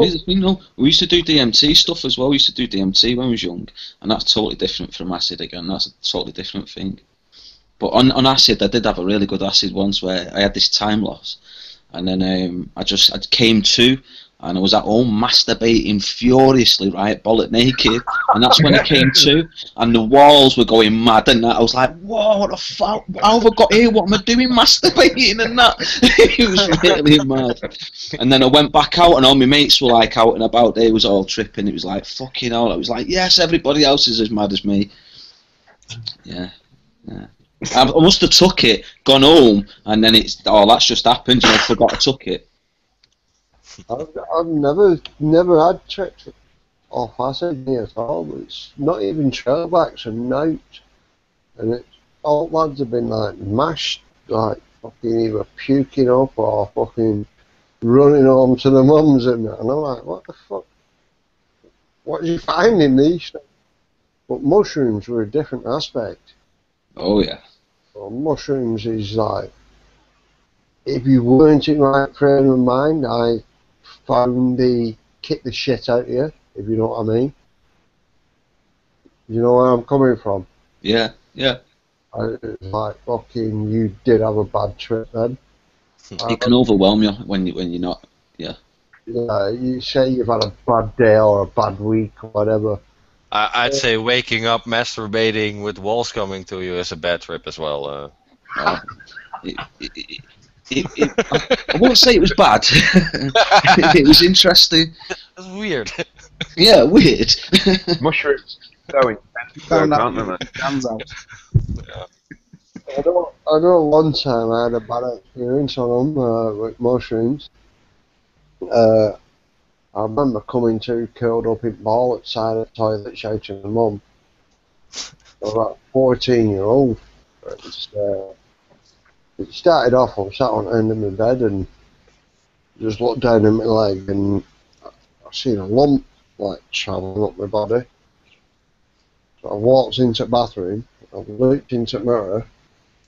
It was like, bearing in mind since I was 13-year-old I'd been like this, fucking furry faced and all that.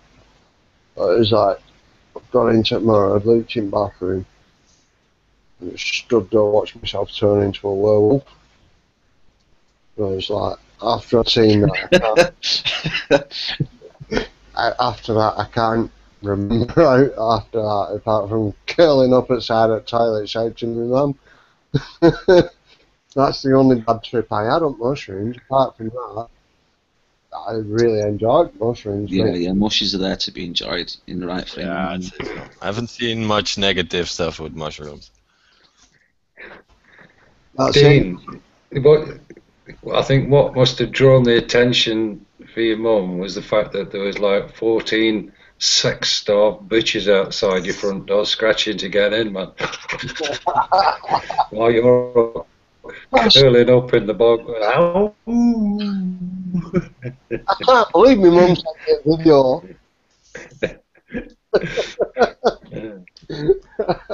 All the neighbourhood dogs scratching away. Let me in, let me in. It's it's absolutely covered with them up here. I've been debating actually. Right, well, we need to talk offline. We're getting in season now, aren't we? So it's like I've been listening to Cookie, and Cookie, he says it openly. He still takes them. He says once a year he still takes them, and it's like I've been listening to him, and it's like, do I want that experience again? Yeah, I do. I do want that experience again, and I'm really debating on whether to try them again. I really am. It's I don't know. It's strange because it's like I'm toying and I'm fighting in my head. You know what I mean? It's like, do I want to go back to the fucking old times where I was a fucking tried it? Can I control it? Will I get fucking that bad that I'm gonna go up and fucking freeze 20 ton of them? You know what I mean? It's all that shit I'm playing with in my head. You know that yourself. You're the best, I think. Yeah, I know. Yeah, I know exactly. That's why I've never brought it up with everybody. But I'm really going towards yes. I'm planning an ayahuasca trip. Right. Good man. It's like a good long weekend off on ayahuasca. Are you mixing with psilocybin or are you just ayahuasca? It's all organized, so I don't know what the fuck is going on. But I'm taking my time to prepare myself for that and get ready for it. I think I'm not really ready for it right now. I've got to hold my hands up here. I'm totally at a loss. I do not know what you're on about. No, I think I might like it too much right now, and I don't want that. Can somebody elaborate, please? Ayahuasca is the Amazonian potion that where you get to DMT. Yeah, proper good dose of DMT. What can I get there? I believe if you want a shortened version of a ayahuasca thing, is it the lotus leaf, John? I only know the ayahuasca, apart from what I used to use when I was young, which was Most tropical plants carry DMT. which was a chemical substitute. But yeah, it's in everything, in it. It's in everything, I suppose. Mm-hmm. Much like maybe like opium is. It's with poppies and stuff. It's all different levels of opium that's in it, but the opium poppy is the one in it. That's the one that's got it most concentrated. If they had to look at the DMT and those kinds of substances, then 80% of your garden center would be empty. All the plants would be out because all of them got it. It's a natural defense for plants, DMT. Dimethyltryptamine. For those in the chat box who are wondering what DMT is, dimethyltryptamine.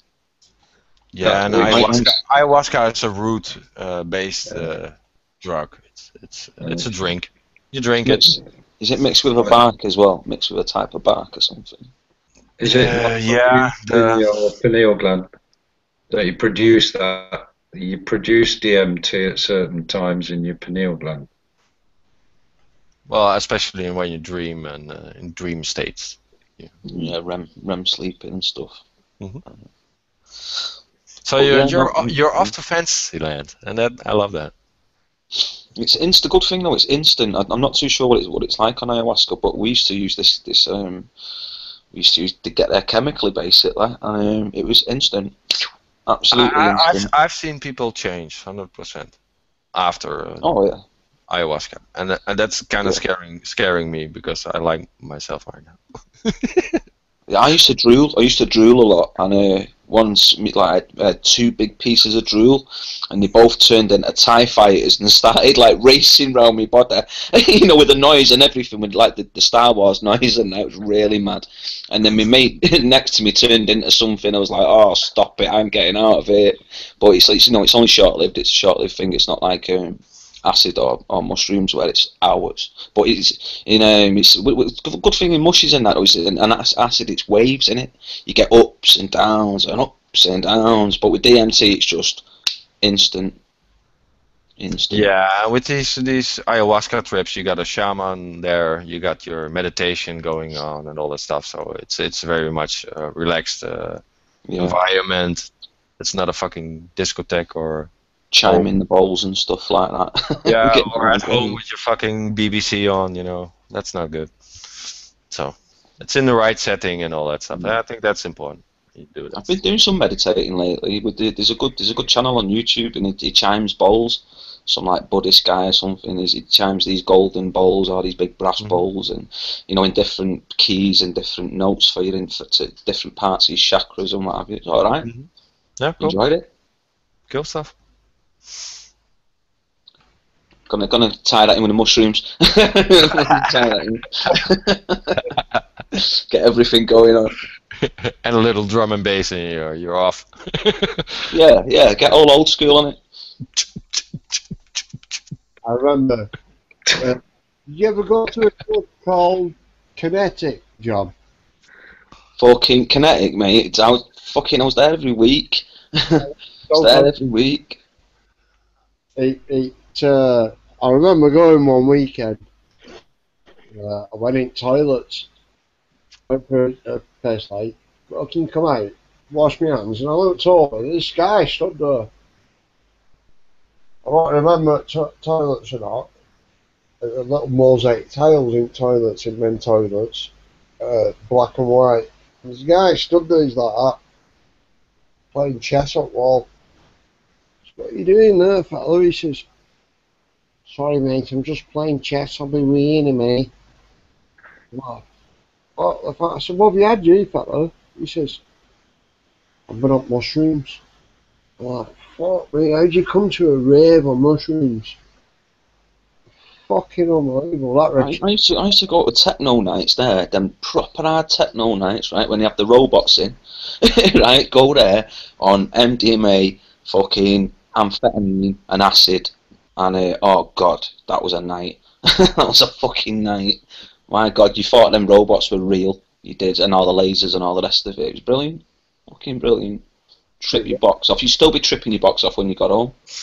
Yeah. 2 days after. Yeah, you need a week to come down or something like that. That's the whole problem with drugs. It's so nice. You know, that's what's scaring me. Yeah. That's it, isn't it? That's.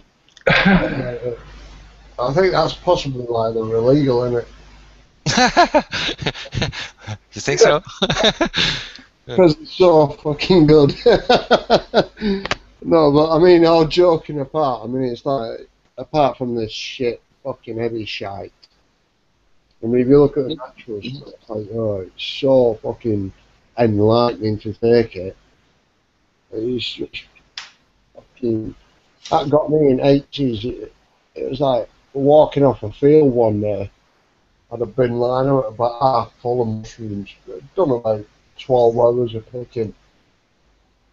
Proper Range Rover pulls up. Just as I was climbing over at Style on the field, he says, "It's in your bag." I said, "Mushrooms." And he said, "Well, tip them out." I said, "I'm sorry, mate." I said, "As far as I'm concerned, in this form, they're legal. They're only illegal dried and boiled." And he was shocked. He just stared at me and he was like, "How the fuck do you know that?" Some little screw up with a bin liner in their hand, you know what I mean? He's fucking. He just looked at me and went, "I'll be watching you." Jumped in the car and drove off. Fucking watch all you want, mate. I see you follow me home. You're not going to see me boil them up and drink them, are you? What I used to do, they drink them with Vimto, John. Did you ever go to the cinema when you was either on acid or mushrooms? Did you ever go to the cinema? No, we went like fucking in forests and things like that. What we used to do, we were like about 9, 10 of us on mushes, but one would have a rotation every weekend. And we did it every weekend while we were in season. So it was like we'd have one in rotation that didn't take anything. Sort of the minder, you know what I mean? So he'd be like the angel of the group and he'd look after us. To a certain extent, until people ran off fucking screaming fucking purple and fucking Mars bars are chasing me and shit like that. Oh, fuck it. That's some mad people. I've had a JCB chase me down fucking the street a long time. And then stood at the end of the street laughing at it. Because I've realised it weren't real. Right, it's fucking. It's just. I've really seen like hallucinogenic things are more of your subconsciousness that are being brought out. If you know where I'm coming from. Mm. Well, it's like. Well, you don't necessarily have to take drugs to do it. I think meditation is one of them, and those floating tanks. You know those? OBEs, projecting. Yeah. It's like an earpiece, right? It's like. Just make a fucking bedroom completely dark, completely silent. Get some earplugs and just close your fucking eyes for like an hour. You'll see stuff fly around. Yeah. That's it. You just need to close your mind, get them fireworks going at the back of your eyes, and you'll be looking at yourself very, very short. I've been doing that since I was a kid, me. Yeah. Getting out your body and stuff like that. I've been doing that since I was a nipper. But, you still have to like that traumatic events, but you can control it once you know what you're doing. Oh, I've never said that. Like pilots behind your eyes. What? Pilots behind your eyes. It's like little like stars shooting across when you've got your eyes. Yeah. Yeah, you follow them. They're the key. They'll turn into a little wormhole that you're gonna go through. You follow that with no fear, and you'll be good. You'll be looking at yourself very shortly. I connected that to what they call them cells that come from space. Begins with a P. Gamma rays or what? Well, shit, what we call it? Is that what the Incredible Hulk got hit off? Yeah, well, radiation. Which you can see those light flashes when you get hit by radiation, solar flares or whatever. Yeah. You mean photons? Yeah. Protons, that's it. Protons, it's like, I see it as that when I close my eyes. I can. Particles of light. Mm-hmm. It's like in space. They said they see the same. And Yeah. eyes, they see them shoot past.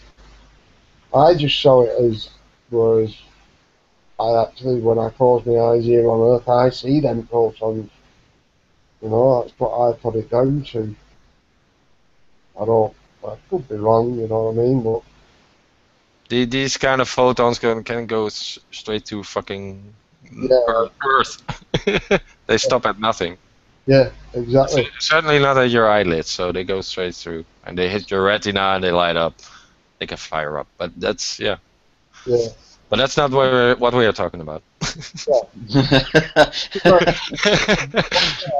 gather that, but it's just that that's what I put it down to. When I closed my eyes, I'd seen them, and I thought it was like the protons that are actually passing through me, and things like that.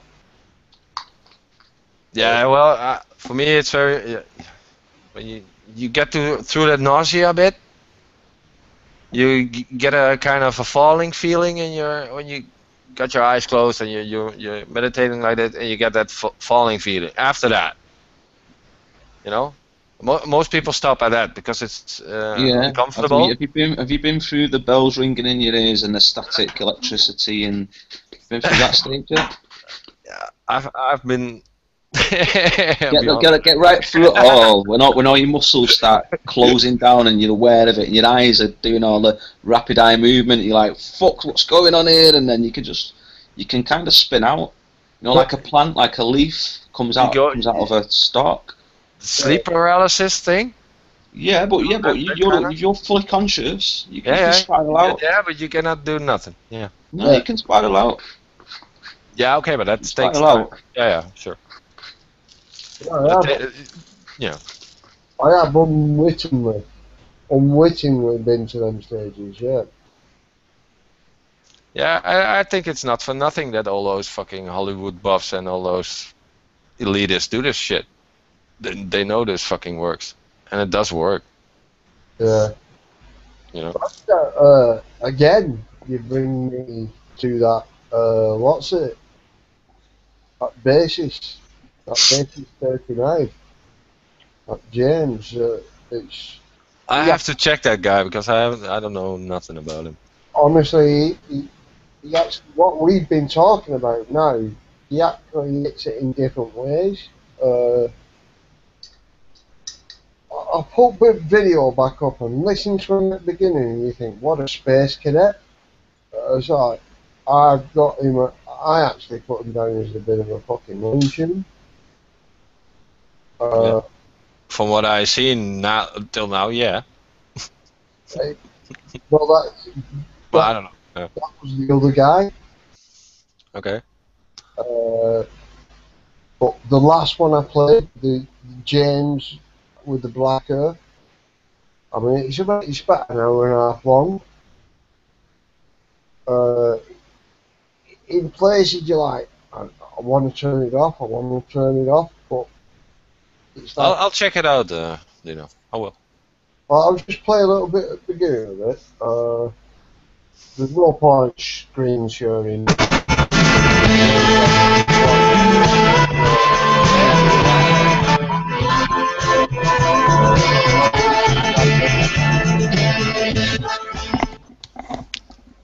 Hello.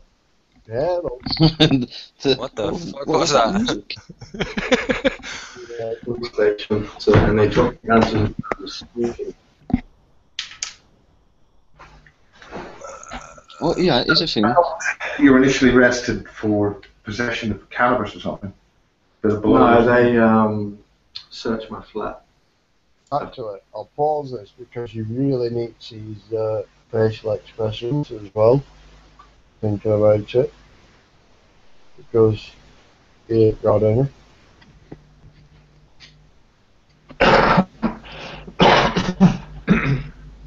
Excuse me. There are people under the shed. Shut up, Bob. I was arrested on cannabis at a small amount. So that was just a way of getting you into this police station, or what? No, the police called me at home and said, we'd like to talk to you. And when did this happen? Could you give us a timeline? It's about 4 weeks ago, wasn't it? So we are now talking on the 21st of August, so that would be roughly 22nd July? Yeah. Ish. Yeah. Okay, so you were arrested, and what's happened? You're arrested and charged for what right now? Stalking and possession of cannabis. And that's stalking online? Online stalking? Facebook, that's a... It was releasing naked pictures of a certain person I can't talk about. Okay. Or I'll break my bail conditions. Right. Okay, well, this leads us to James Casbolt. Who is James Casbolt? When did he get married? You've had kids, or what? You've been married before, or did you just have a relationship before? Can you give any details of who you are, you know, the local guy down in Cornwall, really? I've only ever been married once to a certain American girl. Okay, and when did that marriage happen? It's only about a year and a half ago, James. Yeah, but you see, dates, this is what I struggle with, dates and times. Okay, well, we are now dealing with the 21st of August 2014 at about 11:10 at night, the day before you're appearing in court here in Truro, okay? So you were married in the United States? Yeah, I was married in Grand Rapids in Michigan. Right. Any reason for that? It was in the Amway Hotel. It was owned by another billionaire family who are well known in Grand Rapids, the DeVos family. Okay. And the which family? DeVos, D-E-V-O-V-O-S, DeVos. Yes. And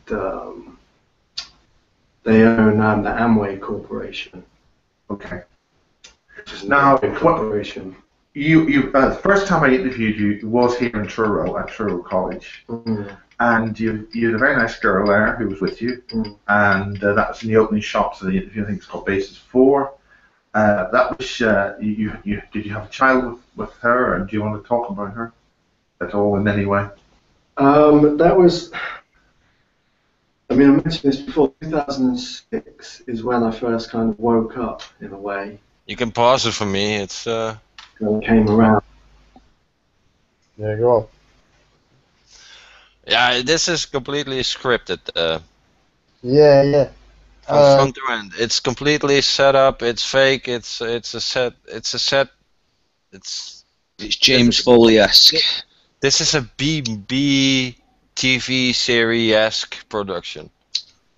This is what I was going to say. Soap series, you know, that level. Going to put across it. They got that fucking mobile phone, and there they give a description, mobile phone cam. Then they got this shot. This is the tripod, and they got this weird shot from the roof down, with no description at all where that came from. Yeah. So they want to make it look amateurish, with adding that fucking mobile phone and then saying it's mobile phone. You cannot really see picture difference. I know, yeah. So and the way he talks, it's scripted. He's fucking giving hand signals from here to it's fake, man. Another one I was going to put. It's a planted story. This. Another one I was going to put across. He's always looking to his right hand side. And that's judging on how long? 2 minutes of video. Yeah. I mean, I don't know who the guy is. I have to look into his background and where he comes from. But that was the only two conclusions I come up to. Was it was either a cracking actor on keeping his he's a shit actor. No, he's not a good actor. Well, he's like he wants to be a good actor, but he's not. look at his facial expressions. Really, No. got a great deal. I'm not buying it. I'll look into it tomorrow. See what I can do. Yeah.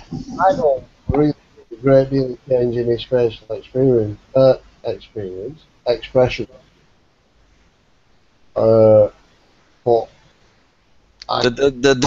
the interviewer doesn't even let him speak. He just fucking talks over him. yeah. You ask him a question and he's mumbling his fucking answer. That's You right. know, trying to construct a half-decent sentence, and then the interviewer already is asking the next question. And in the fucking question, there's almost the answer already in it.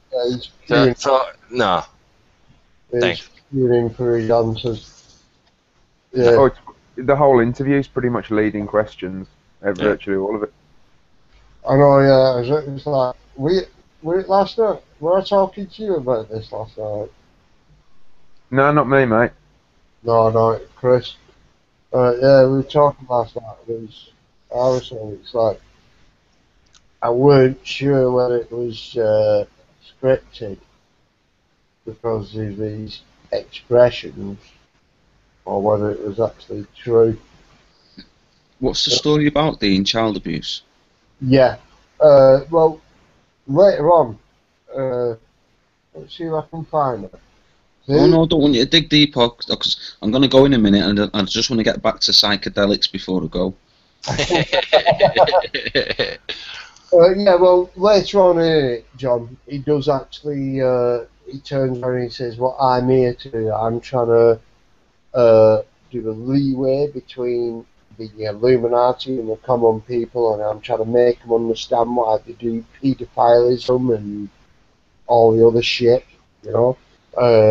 Jimmy Savile was actually doing young injured children or near to death children because he was actually putting back to them while he was taking from them. That made them better, shit like that, you know, along them lines. So nothing new. No, nothing new. He was trying to. He's going off a fucking old news story about Jimmy Savile. Everybody knows about that case. Yeah. What's he exposing exactly?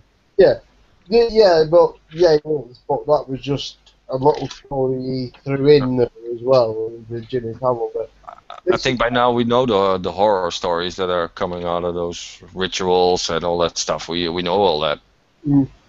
Just Don't forget. Look at the older work what Alex Jones did 14 years ago. It was all about that shit. Oh yeah. Right, guys. Before I go, last night after I found out about the good positive thing, I went round to a friend and she's got like an outdoor type thing, an outdoor grow, okay, cannabis, and so we're in like a conservatory and we can strip, chew, strip, chew,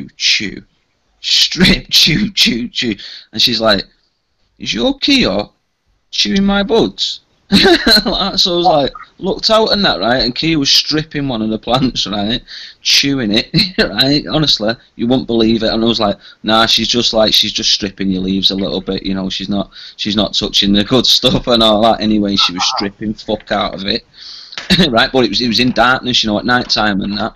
Anyway, Kia was tripping her fucking head off last night. She stunk of weed, you know, all the THC around her face and that. Honestly, she was like in hunting mode 2.0. You know what I mean? Honestly, really funny. But and then had a top trippy sleep. And anyway, and that trip I was talking about before, where I was masturbating, my bedroom door was wide open all the time. And so I'm going to leave you with that. A lot of animals love it. Cats love it too, but only when it's fresh, not when it's dried. They don't love Cats it. like LSD as well. We had a cat when they used to take LSD. Cats like it. Well, they like humans when they're on LSD and stuff. She's not touching the good stuff and all that. She was stripping fuck out of it. Yeah. Right, I'm going to go, guys, anyway. It's nice speaking to everyone. And yeah. Cheers, John. See you later, guys. Talk to you later. See you later, John. Cheers, mate. Yeah, well, animals know what good's for them, what is good for them. So fuck. Well, I've not tried eating grass. Which, a lot of animals do. Oh yeah, no, cats love it, man. It's a real problem. I've seen everything eating grass. Yeah, especially when the young, when it's just flowering, you know. So when you really get upset when they fucking do it, because you just got your plants nearly to flowering and then you're halfway in, and then the cat comes by and they only nip off the fucking good stuff. Bastards. Yeah. In my case, it was the fucking window cleaner. It ravaged the greenhouse, man. Bastards. I haven't grown any for 3 years, and we haven't seen the window cleaner for 3 years. I hope you sacked him. I hope you did more than sack him. Well, it's a perk. One of the perks of the job of being a window cleaner, I guess. Yeah, but I used to sort him out with a bud now and then, you know, because he hadn't got a lot of money, and at that time I'd got a decent business running and stuff. I used to sort him out, and then, you know. That's a bitch. Yeah. You know, you put your faith in some people, and what do they do? Nick your fucking weed, man. Bastards.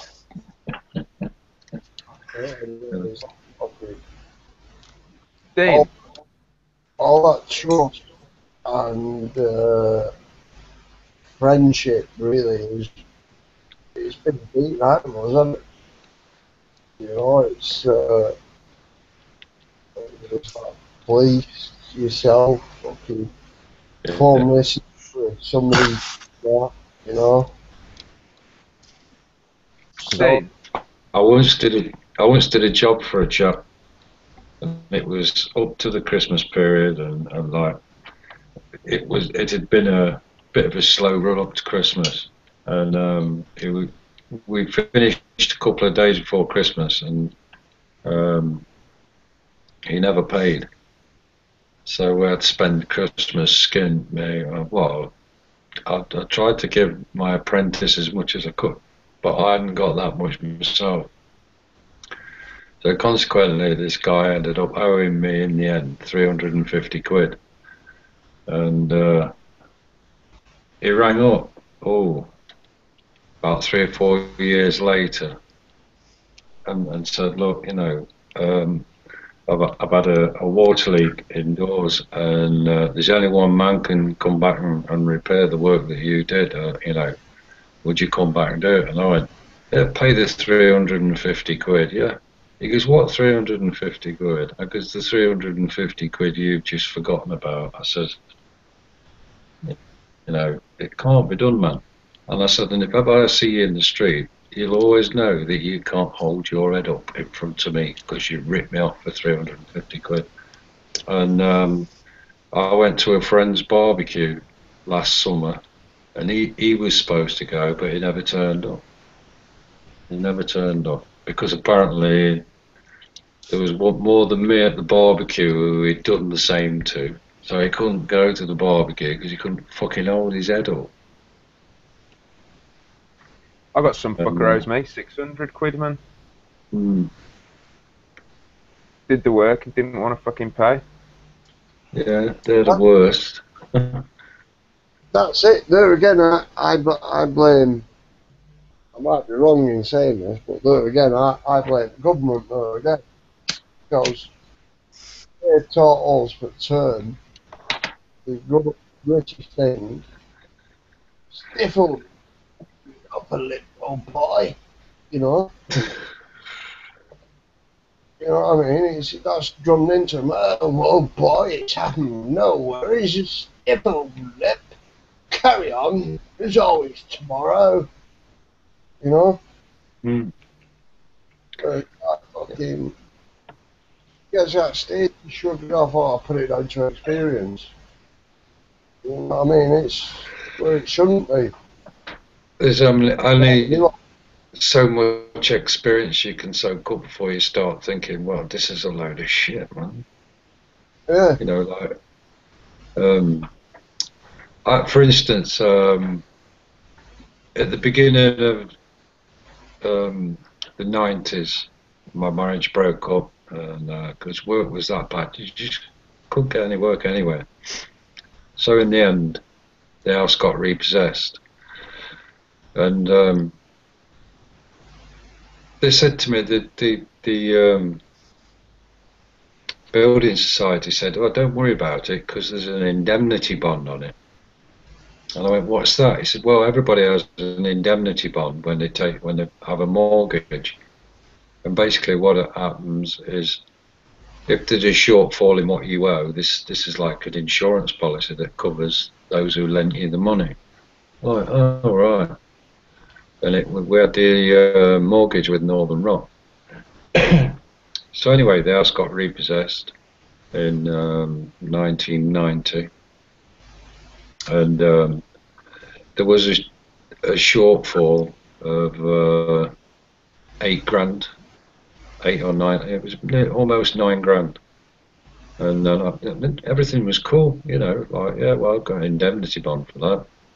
And 3 years later, the Northern Rock caught up with me and slammed me with a bill for this 8,900. And I said, but it's an insurance policy, isn't it? Surely if I paid the premium and it's paid out, then that's it, end of story, you know.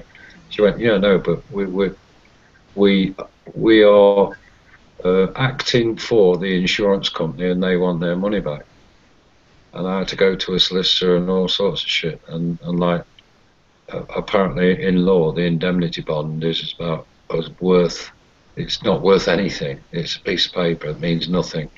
Yeah, these fuckers are insured against loss. If someone doesn't pay their mortgage, they're insured against that. They'll get their money, whatever. They want it again and again and again. In the end,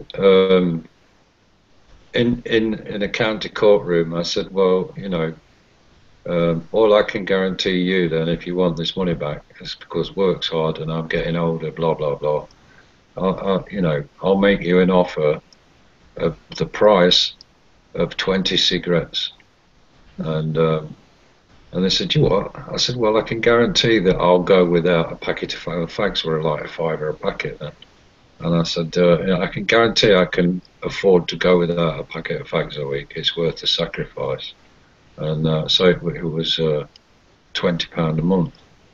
And then the Northern Rock went through this bad shit and kicked off all this bad banking business. And I'm thinking, oh no.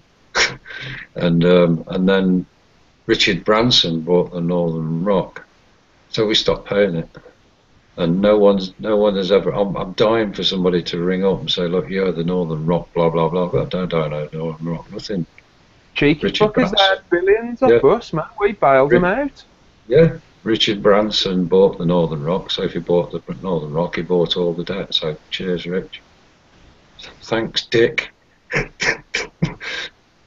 You know. So you still haven't rectified the problem that we're fucking run by a bank. Yeah. It's fucking. Each time we got up, we said, okay, get rid of banks. Not at the banks, you know what I mean? I don't know whether anybody watched one of Five Dinner's jobs the other night. There was James, the Irish lad, and he got a parking ticket, and he was getting all worked up about his parking ticket. Yeah, he was pretty stressed about it. I didn't join in the chat. Yeah, and I'm thinking, well, I mean, I've got the NatWest Bank they were after me for 34 grand. Piss off. Prove it. Prove I owe you 34 grand. And then all of a sudden it went down to 14 to try and bribe me to accept the 14. No, piss off. No. You're winning when they start saying they're going to settle for half of their money and shit. You know you're fucking winning, man. No. I wrote them a nice strong letter asking them a lot of questions and they've never answered them. So until you answer those questions truthfully and upfront, piss off, I don't owe you a thing. Prove I owe you. Prove what you prove. And they've got none. That's why I'm not giving them any money. And the freedom's unreal. That's it. When they can't prove the contracted terms and conditions, or They've sold the fucking. They've securitized all the debts anyway. They haven't got the piece of paper anymore. So where's the bit of paper I signed? Yeah. I've said that to this one company reckons I owe them fucking money, and the limit I could only borrow 500 quid, and they reckon I owe them $1.5 grand, and I'm like, well, prove it. Show me the bit of paper I signed. You know, prove that I owe this money, and I'll fucking pay it. And they haven't been able to. Yeah. They won't be able to. Do we think the collapse is around the corner then? That's definite. Collapse is definite round corner, but I think the collapse is going to be towards the power change, which I think is also part of the game. Yeah, I agree. I mean, I reckon.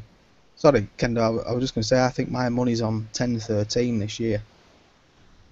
As in the 13th of October. Because the 10-13 was when that was the year that the Templars were kicked out, wasn't it?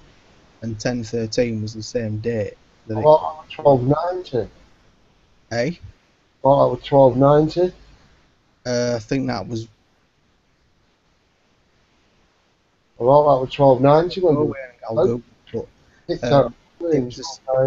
the same day that 2008 as well. Things tend to kick off in September. Yeah.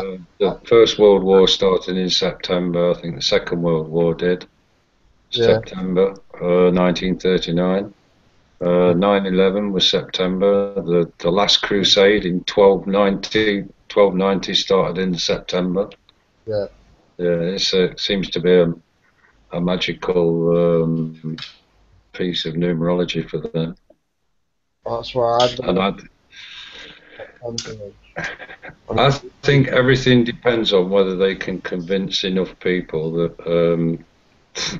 Because you can see they're trying to push enough people towards war. It depends. I think it's down to us to get people to say stop being divided and don't fall for it. Mm. Yeah. As you say, it's definitely part of the game, but it's it's how much you have to go through, isn't it? That's the thing. The fiat currency system is built on a house of cards, and unless you collapse that house of cards every now and then, it can't come right. For them anyway. You know, I mean, it's quite easy for it to come right. You just forget that you have to pay interest on you know, if money's raised on the value and the output of the country, then there's no reason why the country can't use that money to make sure that it has a form of output. For me, for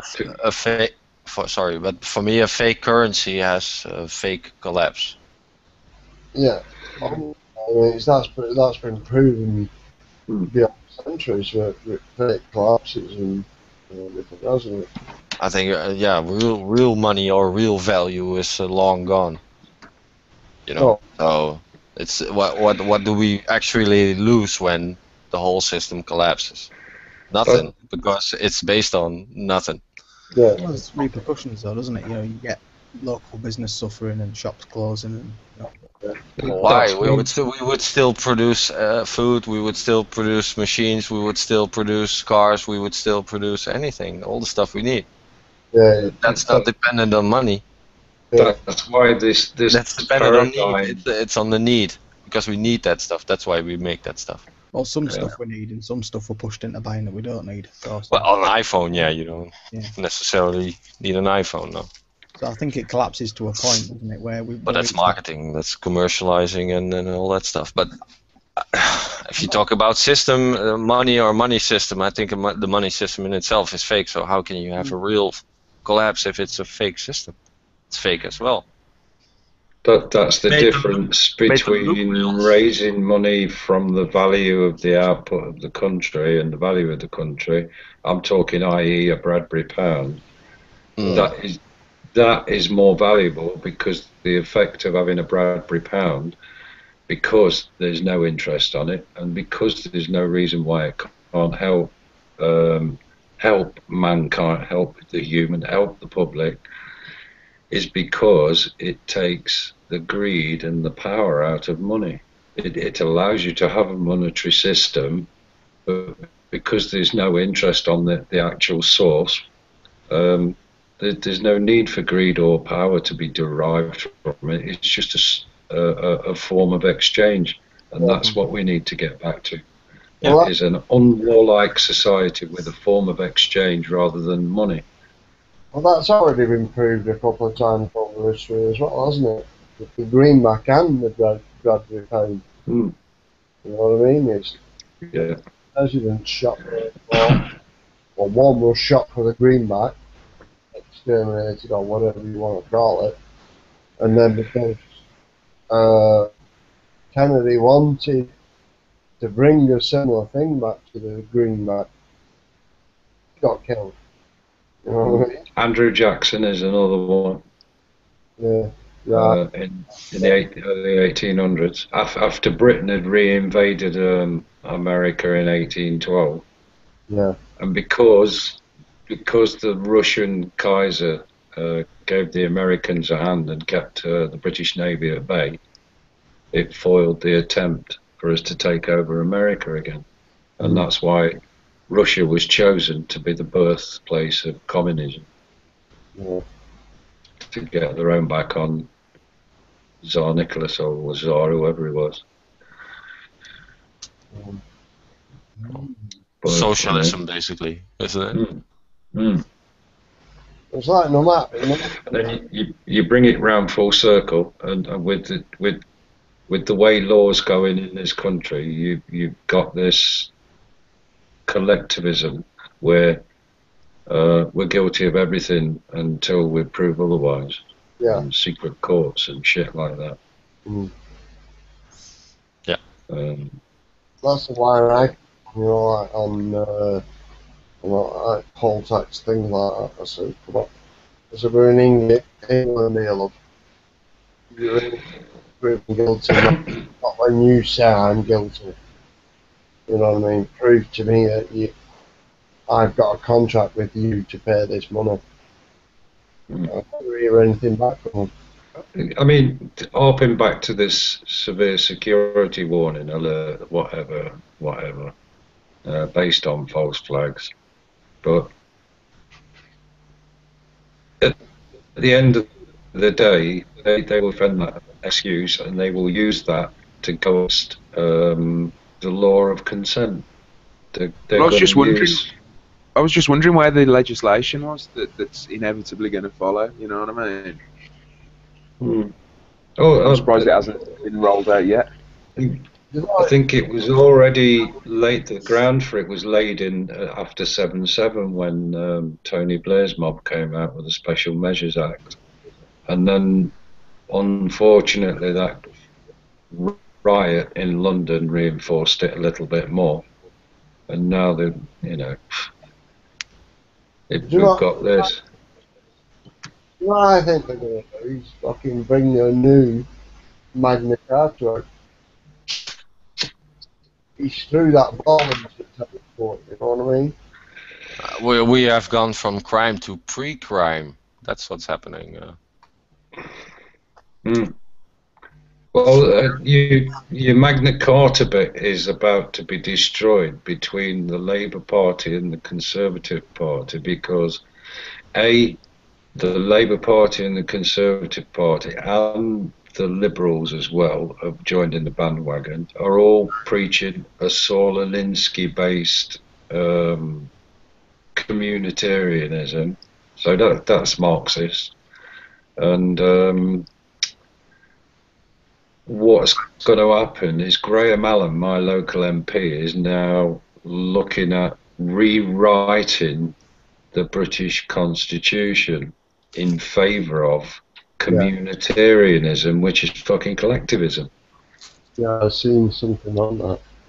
And whatever happens, whoever gets in 2015 is going to continue that until you know, the Aldous Huxley thing comes to play, and you know, according to Aldous Huxley's philosophy, we all have to justify our existence, or otherwise, you know, you have to join the queue and wait for your turn. But either way, the end is nigh.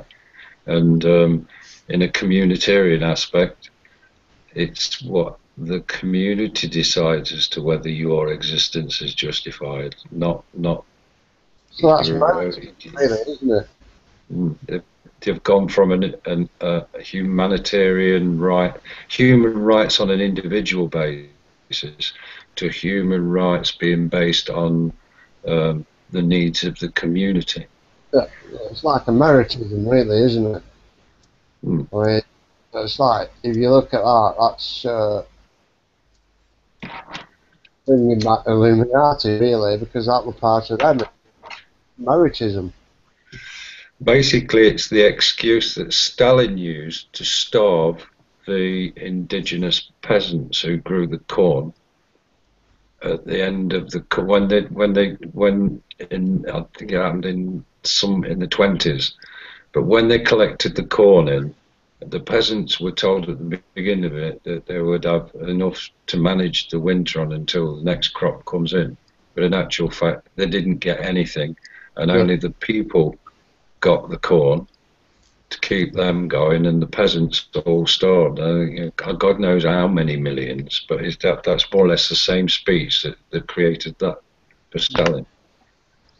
Dino. You know, Sorry, Kendall. Dino. Well, basically, they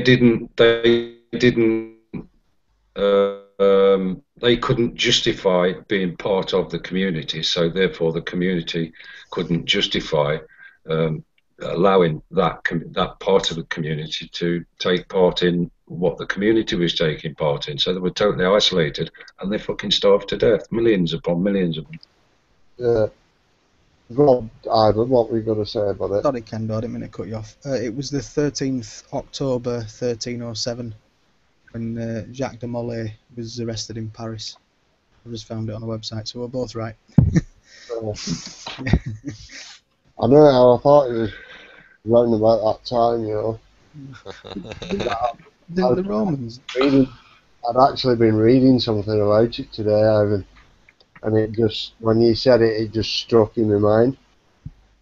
I just had the 1013 thing, and I assumed it was 1013 the year, but it was the 13th October. Yeah. But nonetheless, I don't know if it's going to be this year. I mean, we had the 7 speech as well, didn't we? Mm-hmm. You know, so I mean, whether or not we're looking, I don't want to do the whole, you know, go by tangy tangerine. Just go into it, man. It doesn't matter.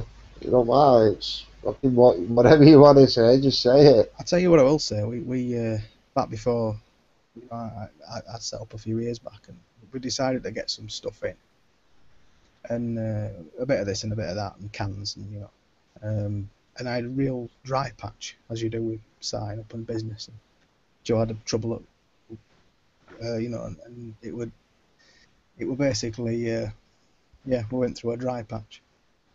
And, the food storage we had saved us, because it was money that we didn't have to spend. You know what I mean? All right, we had pretty basic, but it was things that we could just dig out of, you know, what we had stored up, and it kept us going. And if you don't have something in, I think you're mad. You know, it doesn't have to be much, but just something, just to keep yourself going, and it's money you don't have to spend elsewhere, even if it's economic. And I think that's how I see it. I don't see it as being some great without rule of law type situation where everyone's roaming around banging each other on heads. I don't see that. But what I do see is like you know, the shop's shut and you can't get, and the supply chain breaks down a bit, and a bit of this and a bit of that. And well, that's it. That's Ivan. That is exactly why I'm an avid grower of green. You know, it's shot. I'll just go and get some. You know? I'm a great believer of the evergreen system. Yeah, that's No, it. but I do totally agree with you. It's like, if you can produce it yourself, I mean, we're too dependent now on other people. Way too dependent. It's you've not got it. Oh, it's farmer crossroad. He's got it. It's go back to that. Whereas I do this. Maybe he needs that, and I can swap this for that. Yeah, there is that. Yeah. And go back to true teachings where you pass your trades on to either your son, your daughter, or your neighbour's son, your neighbour's daughter, or whatever, if you weren't lucky enough to have your both your son, you know. But that's where it's all gone. You're just completely preconditioned in life. This is what you need to learn, and this is what you are learning. It's like kid in olden days. Granted, I can't back this up, but as far as I can see, is they learnt the trade from a young age, and you know, I mean, granted, they may have been pushed into it a little bit, but at least they were all family and friends, you know. Yeah. I mean, look at your grandparents. You know, I mean, mine always had a pantry. Yeah. With stuff in, and the older generations always had it in, and we've somehow got into this sort of convenience store ready meal type situation. I know I always go back to real basics when I talk on it. It must sound like I'm a bit of a simpleton sometimes, but that's what it comes down to. I think it comes down to just basic stuff. And yeah, we know the world's going to shit and folk are being murdered and you know, all this stuff. I mean, to me, that's sort of a given. I just say, well, yeah, they are. And it's unfortunate, but we've got to make little changes in our lives. Yeah. Do it, and that's what I think that's where the change is. As long as it's not a chemical or chemical nuclear, both same really, they're both on the same lines. As long as it wasn't some sort of man-made catastrophe apart from a super volcano going off where it extinguish most life. I know for a fact I can go and live up on hills. I know that I can pack up tomorrow and go and live on hills. I can snare. I know what vegetables, I know what mushrooms and shit like that I can eat. You know what I mean? I know all that, so I know I can actually just pack up tomorrow and go and live up on hills if I wanted to. It's just part of the training I had at military. It's just survival training that I've had the best part of learning from, really, is how to look after yourself. It's brilliant, that, isn't it? And that, I mean, there's a good reason why they show you that, isn't there?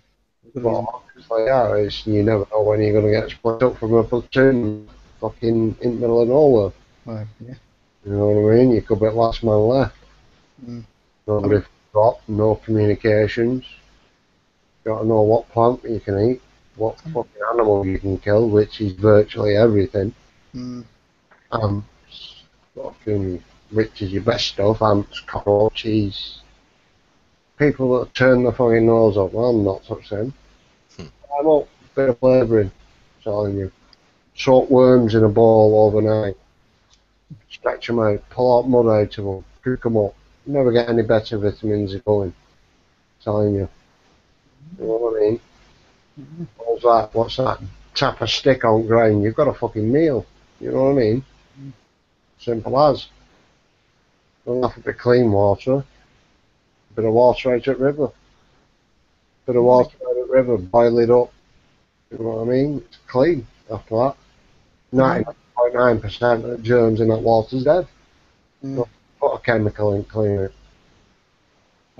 Has anyone here got a reverse osmosis filter? You know, you say you've got one? No, I haven't got one, but I don't. You look at reverse osmosis, you're only taking out what's put in. I mean, you can do that natural. You can do that on a bed. Make your own bed in your back garden. Filter your water, you know what I mean? So simple. It's reed beds, gravel, fucking sand. Filters it down, takes all the shit out of it. You know what I mean? For me, it was all the undigested birth control tablets, that come back through the water supply and the fluoride and all the rest of it. I just thought we'll get rid of all that. And I do a lot of brewing as well. And I noticed a marked difference in the performance. Well, you've got to have your pH and everything for your beers. You've got to do your pH. That's it. I mean, we've even collected off of the roof in water butts, non-food grade water butts, and this filter it's not supposed to be able to draw in, but if you bypass the micro switch on the input diaphragm, it will actually pump in. And I've been able to pump water out of these water butts and purify it and drink it, and I've done it regularly. Yeah. The thing is, it's not efficient. It wastes about 60 or 70% of the water. Wastes. But you could use it for other things, flushing the toilet, washing your face, whatever. Well, if you look at another way, you can actually use like hemp, things like that, that actually filters all the radiation and shit like that out of it.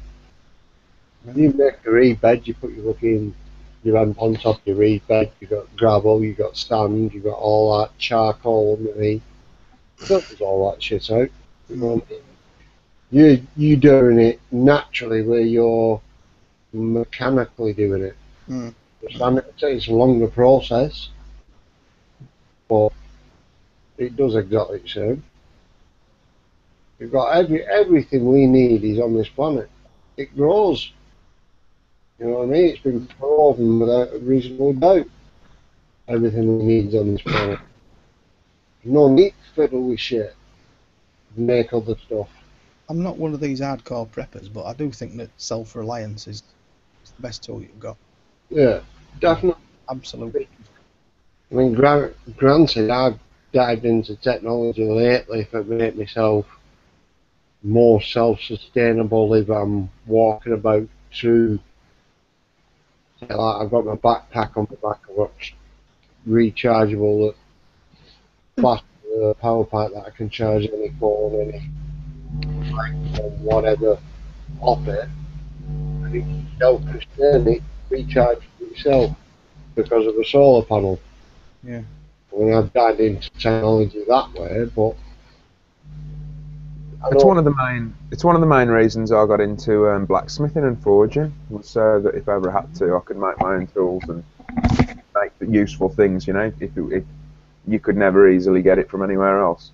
Yeah, I've not done that. I mean, I could actually go in the middle of a field where there's iron ore, maybe a bit of lime and a bit of cork or a bit of coal or whatever lying about, and I know I can put all them together, build a kiln, pump enough air in, or possibly enough air in to get it to the right temperature to molten fucking steel out of it, you know what I mean? Useful skills, man. It's just shit I like digging into. I love seeing the arsehole of everything, really. You know, I love digging into shit, stonemasonry, steel. Oh, there was this generator I saw the other day at the auction, man, and I was really tempted to buy it because that's another thing I would love to be able to run my house, like, not have to rely on the fucking British Gas and their extortion. Yeah. But obviously, with a generator, I'd have to fill it with keep it filled with fuel all the time, wouldn't I? Which, I'd have to get the fuel. So. No, you don't. If it's a diesel generator, I can run it off wood. Is that right? Yeah. Gasify the wood, yeah. It's a bit of a system. It's like set up. It's like different sort of canisters. Well, I'm a big fan, right, of these fucking sunlight electrolysis machines I've seen that'll just sit in sunlight and split hydrogen and oxygen. So if I could run it off something like that, that'd be just fucking perfect. Yeah, we had this conversation all night. We were on about the splitting the atom, and when you use that atom's gone, so you can't replace that atom. But it needs both atoms to run the hydro engine, really, doesn't it? I mean, we just so happen to have the biggest nuclear reactor accessible, called the sun, and it just happens to be a safe distance away, and it can provide us with more power than we'll ever fucking want. So why not use that, man? Yep. So it was like I put the point about that. I want a mini nuke. Sorry. Yeah. Yeah, thorium's where it's at. I can power the whole city by myself. You know, another prediction is I think that Iceland will be the new OPEC, because when it comes to producing hydrogen for fuel cell vehicles, if they go down that route, the thing with fuel cells is it's not actually a fuel, it's a storage medium. So you're only taking one form of energy and storing it in the form of hydrogen, which you've cracked from something else. But it's more efficient to crack hydrogen from water in a high pressure, high temperature environment. And the underwater geysers of Iceland are a perfect environment to do it in.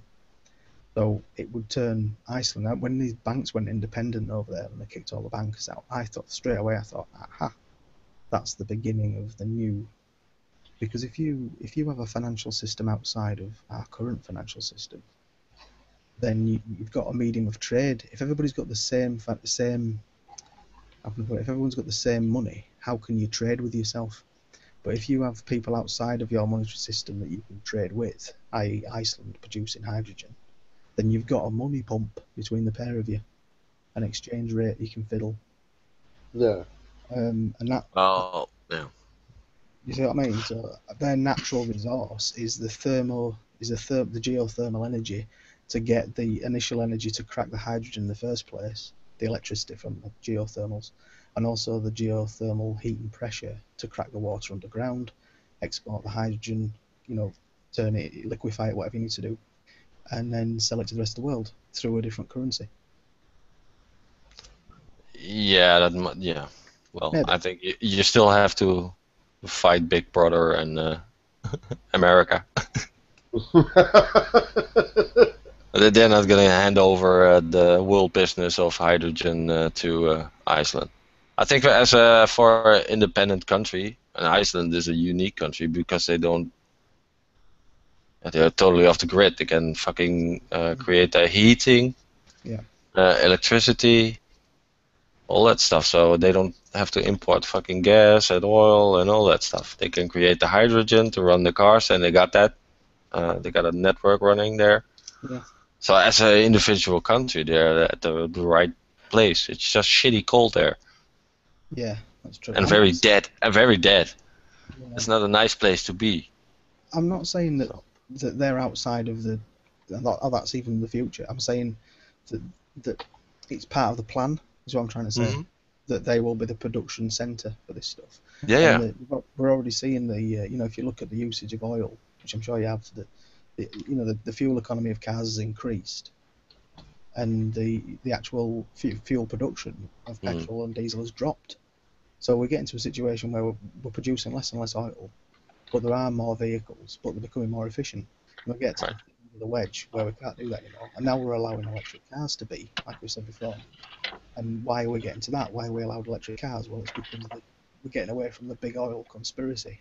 We're shifting into a whole new type of conspiracy. Do you know what I mean? That's what I think. Anyway. And I think that. Yeah, okay, but it's very dependent on the car builders, and the car builders right now are the Germans, and mainly the Germans and the Japanese. So they control the other end of that business, And I know from the German market, the Mercedes and Volkswagen, they are also going for hydrogen. Yeah. They are not very much big on the battery cars. They don't like them at all. No, it's true. So they are very much building on the infrastructure in Germany as well, with them turning off the fucking nuclear shit and going all stupid on green. Yeah. It's such a beautiful system, isn't it? Hydrogen, I mean, it's just burns to produce water, and water just happens to be the most abundant thing on the planet. Yeah, but it's not. Yeah, but it takes a lot of energy to produce it. So Iceland is ideal for that because they get free energy from the earth to do it. Yeah, of course. The trick is getting the hydrogen split from the water in the first place. Yeah, of course. But yeah, like you say, if you've got an external fuel source like geothermal or the sun, man, I mean, the sun can do that shit too. So I've seen some kind of a plant in Sweden who kind of does that. They use the tide to create the infinite energy, basically to also split hydrogen. So there are multiple systems you could use to do it. You could use a windmill, you could use solar panels to do it efficiently. So. Well, the crazy thing is, I mean, you look at how long we've been relying on the combustion engine. It's what, over 120 years or something, Daph? We're in the 21st century. I think that the technologies already exist. They've got to. Well, I think they've already existed for a while, in fact. But obviously, oil gives so much power and wealth to so many people. It's not in their interests to relinquish that. You know, they'll spin it out for as long as they fucking can. You know, I reckon. If they could, if we let them, there's another 100, 200 years in it maybe for them. I think if you let those guys at Silicon Valley at it, at these kind of problems instead of iterating the fucking iPhone 6 or 7. Get those smart guys making a small, compact energy system, whatever. Mini nuke. We're getting there. Got one for you. I've got one for you then. Is it the engineers amongst us will tell me this? Was not the steam turbine one of the most efficient things that came out of the that era where they were burning coal to produce steam, to produce energy, to create electricity, and didn't the steam turbine turn out to be quite an efficient piece of kit in that day and age? But steam turbines are fantastic, aren't they? A nuclear power plant is a so if you had a hydrogen-based system connected to a steam turbine, then there's your trains sorted straight away, isn't it? Yeah, we could just use hydrogen instead to heat it. I mean, we still use it now, yeah. So if you built a super efficient railway engine, getting back to Dibner country again, using, I'm just saying, guys, even if these steam turbines provided energy to power the magnets that like the Japs have got on this thing, I don't know. I'm just thinking, it's just like you've got a think tank of new technology thinkers here, and I've already put my idea to up, and I think it's quite substantial for it as well. Do not up my car. Which one you on about? The car. Sorry, yeah. Sorry, I was just going to say that. Oh Christ, I've gone blank. If hydrogen was a good means to do things, we could put them into ordinary internal combustion engines. We don't need the fuel cell or anything else. We can just stick it in an ordinary petrol engine and it'll burn it. Yeah, you can pipe hydrogen straight into a fuel, into an engine. You just need to change the injectors, don't you? Yeah, that's why Mercedes loves it so much, and Volkswagen also. It can be done, but the storage mediums are difficult, and also currently the oil companies are pushing hydrogen because the best method of producing hydrogen is to crack oil. So it's actually a byproduct of the plastics industry. What's left of from making the plasticizers, the byproduct you can get hydrogen from, and it's more efficient at cracking that than it is cracking water. Yeah. So companies are very much behind it for that reason. Well, that's also locking us into the oil as well, isn't it? Yeah, still. Yeah, I think it's a new way of thinking where we had the oil and all that. It was like abundance, When you look at those Texas drill holes and all that stuff, it's like you poke a hole and you get oil. And so efficiency was never much of an issue, but now with the technology and the smartphones and all that stuff, it's fucking annoying when that thing dies after 4 hours of use, So there the technology is going very fast with the batteries and all that, but that comes from smartphones and laptops use, Yeah, it does. Yeah. And going back to what Kendo was saying, the steam powered, the steam turbines and so on. A friend of mine's an engineer, mechanical engineer for a big company, and the guy he works with is ex Fowlers of Leeds, one of the steam manufacturer, and he said by the time that he left, they had steam engines that would compete easily with the diesels. Mm. And we're using things like reheating the waste steam, condensing it, taking the waste energy out of it, and methods of triple expansion and whatever else they were doing with the steam. They got almost all the work out of the steam. There's virtually no work left in the steam at all, and they were actually starting to beat the diesels. And then they got fuck off you. And there's that steam car. I forget the name of the bloke now. In the 1930s, was it? Steam was still around when I was at school in my teens, boys. That's how old I am. It's bloody powerful, isn't it? And as a means of traction, the more you try and stop it, the more it pulls. That's the other thing. The more you have a dead cylinder that don't want to shift, you open that regulator, it's going to fucking move. And that's the beauty of steam. And that's I've always been of the opinion as well that with computer technology that we've got and solar panel technology and methods of storing energy and stuff like that and drawing energy, I could never understand why no one has ever built a ship. I mean, in the last, back in the 1900s, the late 1900s, not 1900s, 1800s, 1890s, the last decade of that 1800 period. They were turning four-masted ships out that were doing all sorts of shit through the Roaring Forties, and I cannot for the life of me understand where there's not room for transporting goods by sea on a computerized. If this ship was totally computerized and it was still using sail, but that sail was trimmed by computers rather than sailors, and it was steered properly and it was balanced properly. Those big tankers are. Yeah, exactly.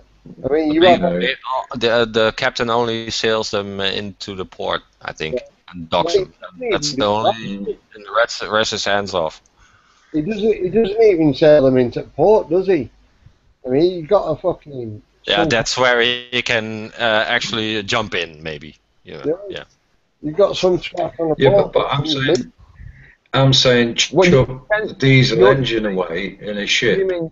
Yeah, Kendo's saying use like a CNC sail. Yeah. Control sail. And all the technology is actually there to do it. You know what I mean? I believe it is, yeah. Because them big bastards do actually sail themselves, apart from not having the sails.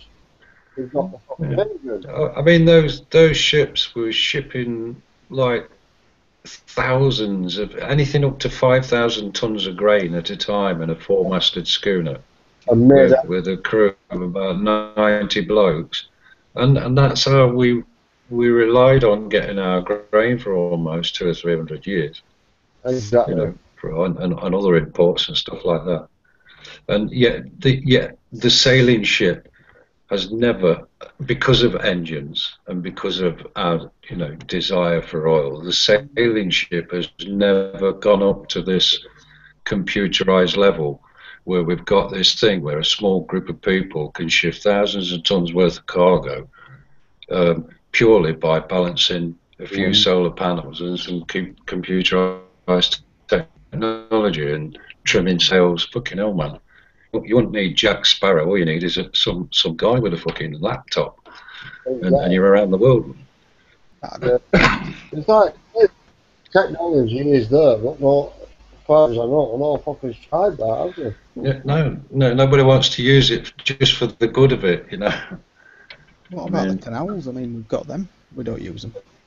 Look at the people that do want to use it for good. Gets black shelf and killed off. Yeah. Well, here they're actually opening up the canals again because they want to use them again. So. Yeah. Makes sense, man. You've got I was thinking the other day we should use the rivers as well. Why you've got all these natural arteries that never need maintaining. I don't see why we don't use a lot of them. They do to a certain extent, don't they? I mean, yourself with man-made. I'll tell you why, because it's not conducive to a collectivist society. Yeah. I mean, you look back at it, you've all been going on about steam and internal combustion or turbine engine. Let's go back. Let's go back past that. Water, which has already been pointed out is the most abundant thing in the world, unless it's controlled like it is at the moment. You look at it that way. We want air powered off water. Depend on what water you can use. I mean, they directed it. They used it to their advantage, didn't they? You know what I mean? Cleanest energy in the world, man. It bloody worked. Nothing. And well, that's basically just using solar power again in a roundabout way, isn't it? Because it's solar power that drives the weather systems. Exactly. I mean, it's like it's proved. But yeah, it's apart from blocking off main rivers and making massive dams to control that water. I mean, what's wrong with going back to water power and things like that? If the sails of such a ship were made from some kind of photo, I mean, there's all sorts of things that react to light, and I'm not, I'm not saying it's going to be the most super efficient ship on the world, but it's going to be getting that way. But if its energy is drawn from its sails in terms of the light source hitting the sails, converting that to electricity, storing the batteries up, and then there's times when it becomes becalmed where like ordinary technology could be brought into play, and it could have that energy could be used to source a propeller of some kind. Yeah, well, I think it's still too cheap. Our oil is still too cheap.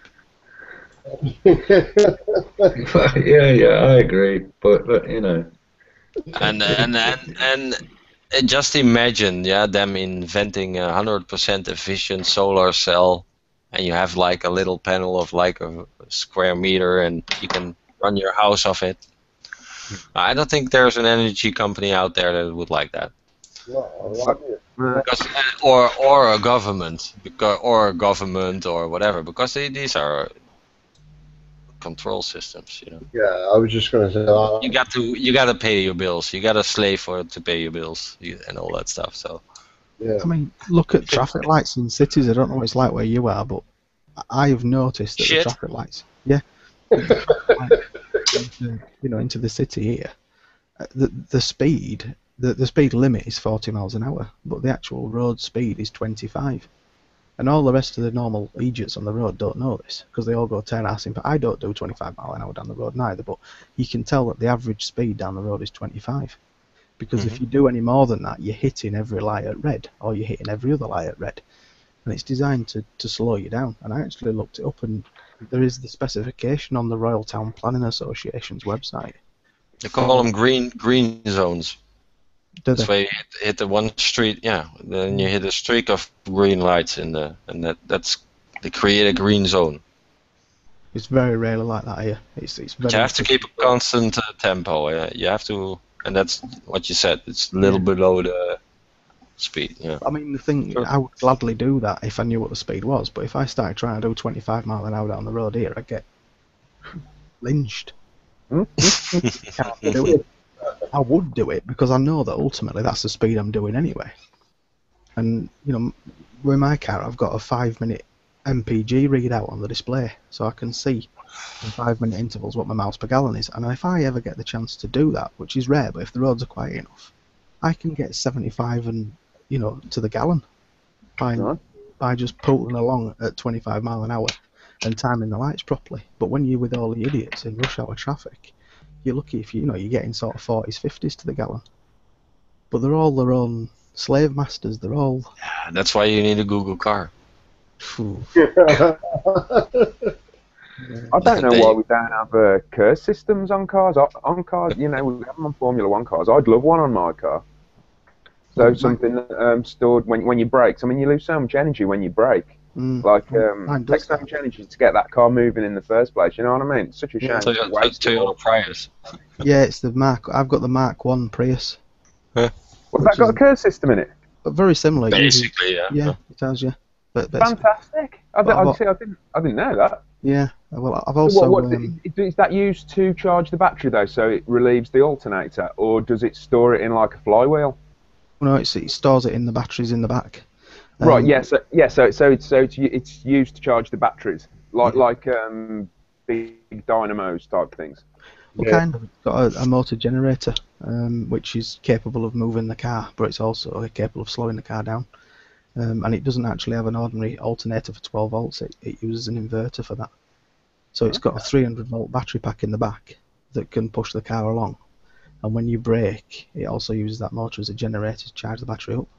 Have you seen the flywheels that the Formula One cars use? That's what I want, man. Something that stores the energy like kinetically, and then you can use it to pull away again or to relieve the motor when you're accelerating.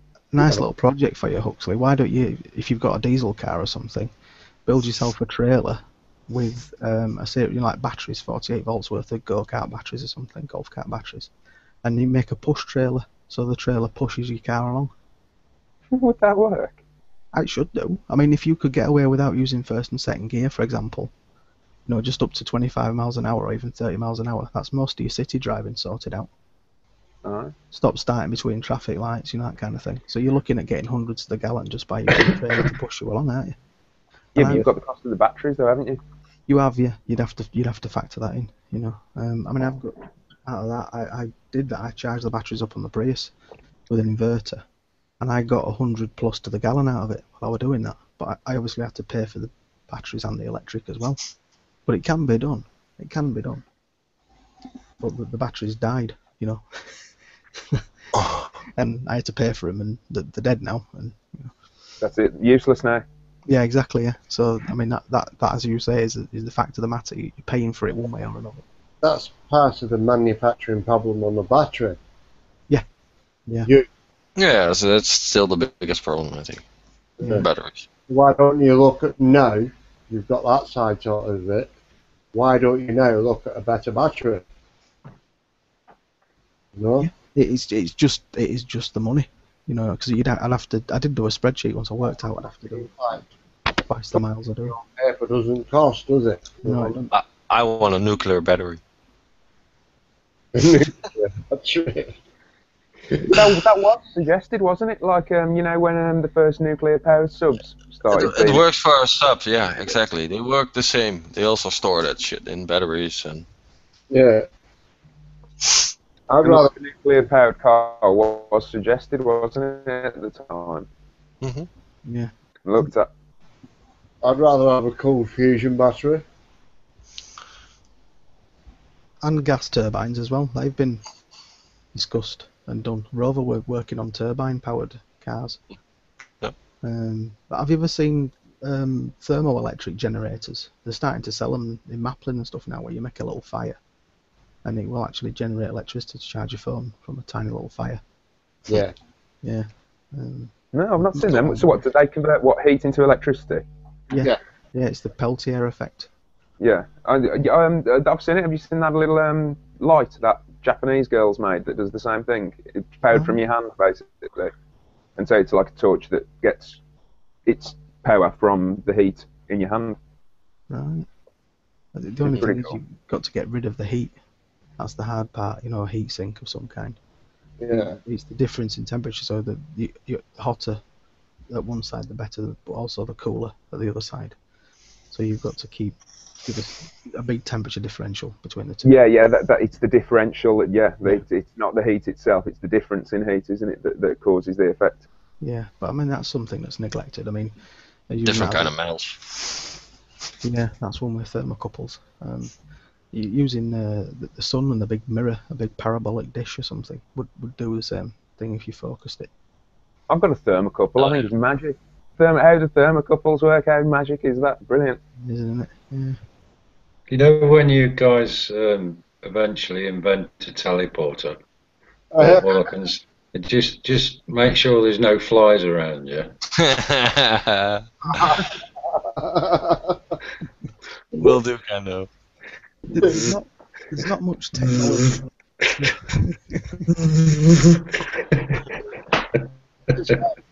Or unicorns. I'm just getting carried away with the conversation here. It's like I was lost in about the third sentence, and you need a C421 converter for that, mate. And if you don't use the right gudgeon pin to fit it in, it don't work. You know, and I'm getting lost on all this techno stuff, and I'm just drifting away into a fantasy, and I can see this fly sitting on the wall where you're just about to press the button to teleport, and that gives Jeff Goldblum another job to do. I don't know I'm doing it, sorry. It's not intentional. It sounds brilliant, lads. You know, I used to listen to people like you at work at one time. You know, no, you need a 5/8 Whitworth for that machine, young man. All right, yeah, and it needs a 3/8 drill. You won't get an 11 mil in that one. What? Whitworth's old, man. I know. Yeah. The machines that I used to fucking mess about with were that old, man. I got taught in old money. You know, I think there should be more solution-y stuff.